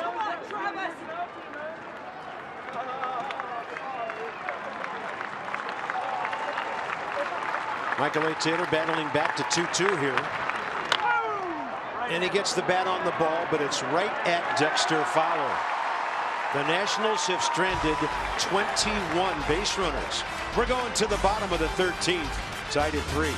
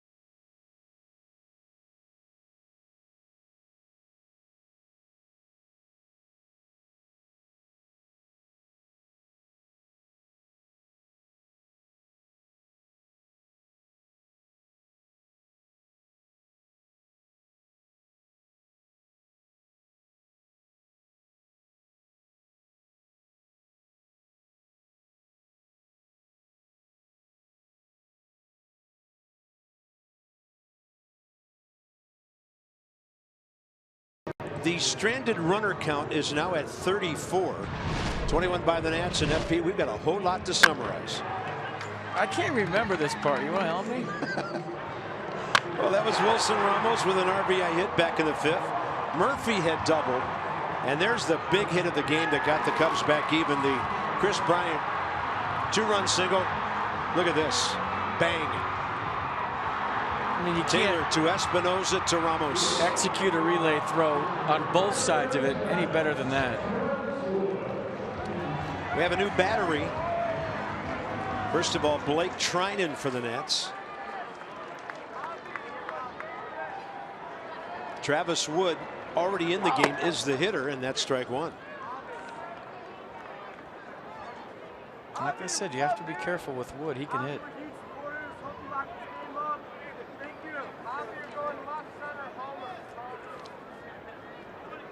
Blake Trinan 4 pitches yesterday, couldn't find the strike zone, and Dusty got him out in a hurry.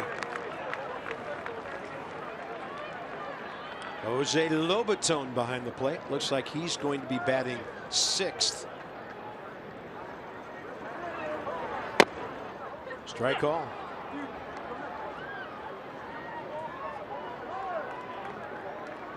Nine home runs in his career. It's a lot for a pitcher.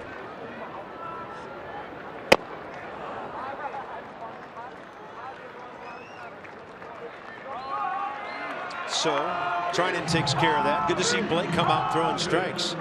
First out, bottom of the 13th. Next up, Javier Baez. Came in, made that good play on Ryan Zimmerman's chopper, ending the top of the 12th.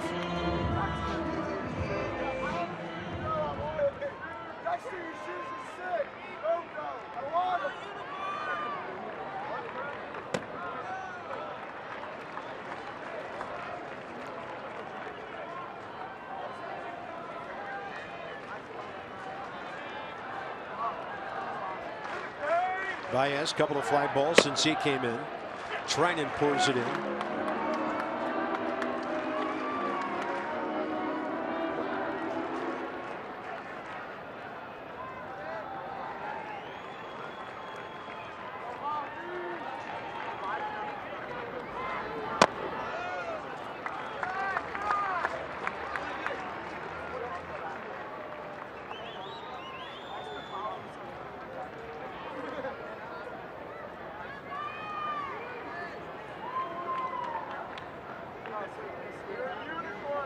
Two-one with 1 out. Airing it out. Counts even. You know what we're 2 outs away from? Bryce Harper batting again. A Bryce Harper walk. 2 weeks ago today, they pitched to him once, and he hit a home run to put the game into extra innings. That ball is well hit to left center, and the Cubs have swept the Nats.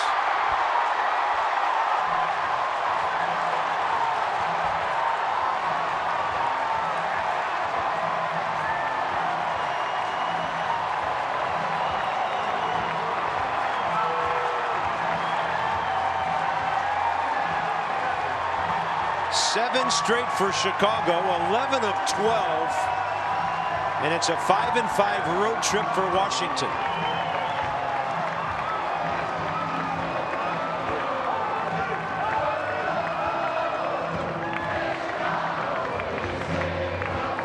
They can do no wrong. Well, the Nats stranded 21 base runners in 13 innings today. Could not get that big 2-out hit when needed. They let the Cubs off the hook on several occasions. Nationals defense kept them in the game on several occasions. And now it's back to DC for 3 against the Tigers and 4 against Miami. For FP, I'm Bob Carpenter. The final score in 13, Cubs 4, Nationals 3. It's Steven Strasburg tomorrow night against Anibal Sanchez for the Detroit Tigers. This has been a presentation of Masson. Johnny and Ray straight ahead with Nats Extra. And again from Chicago, so long for just a while.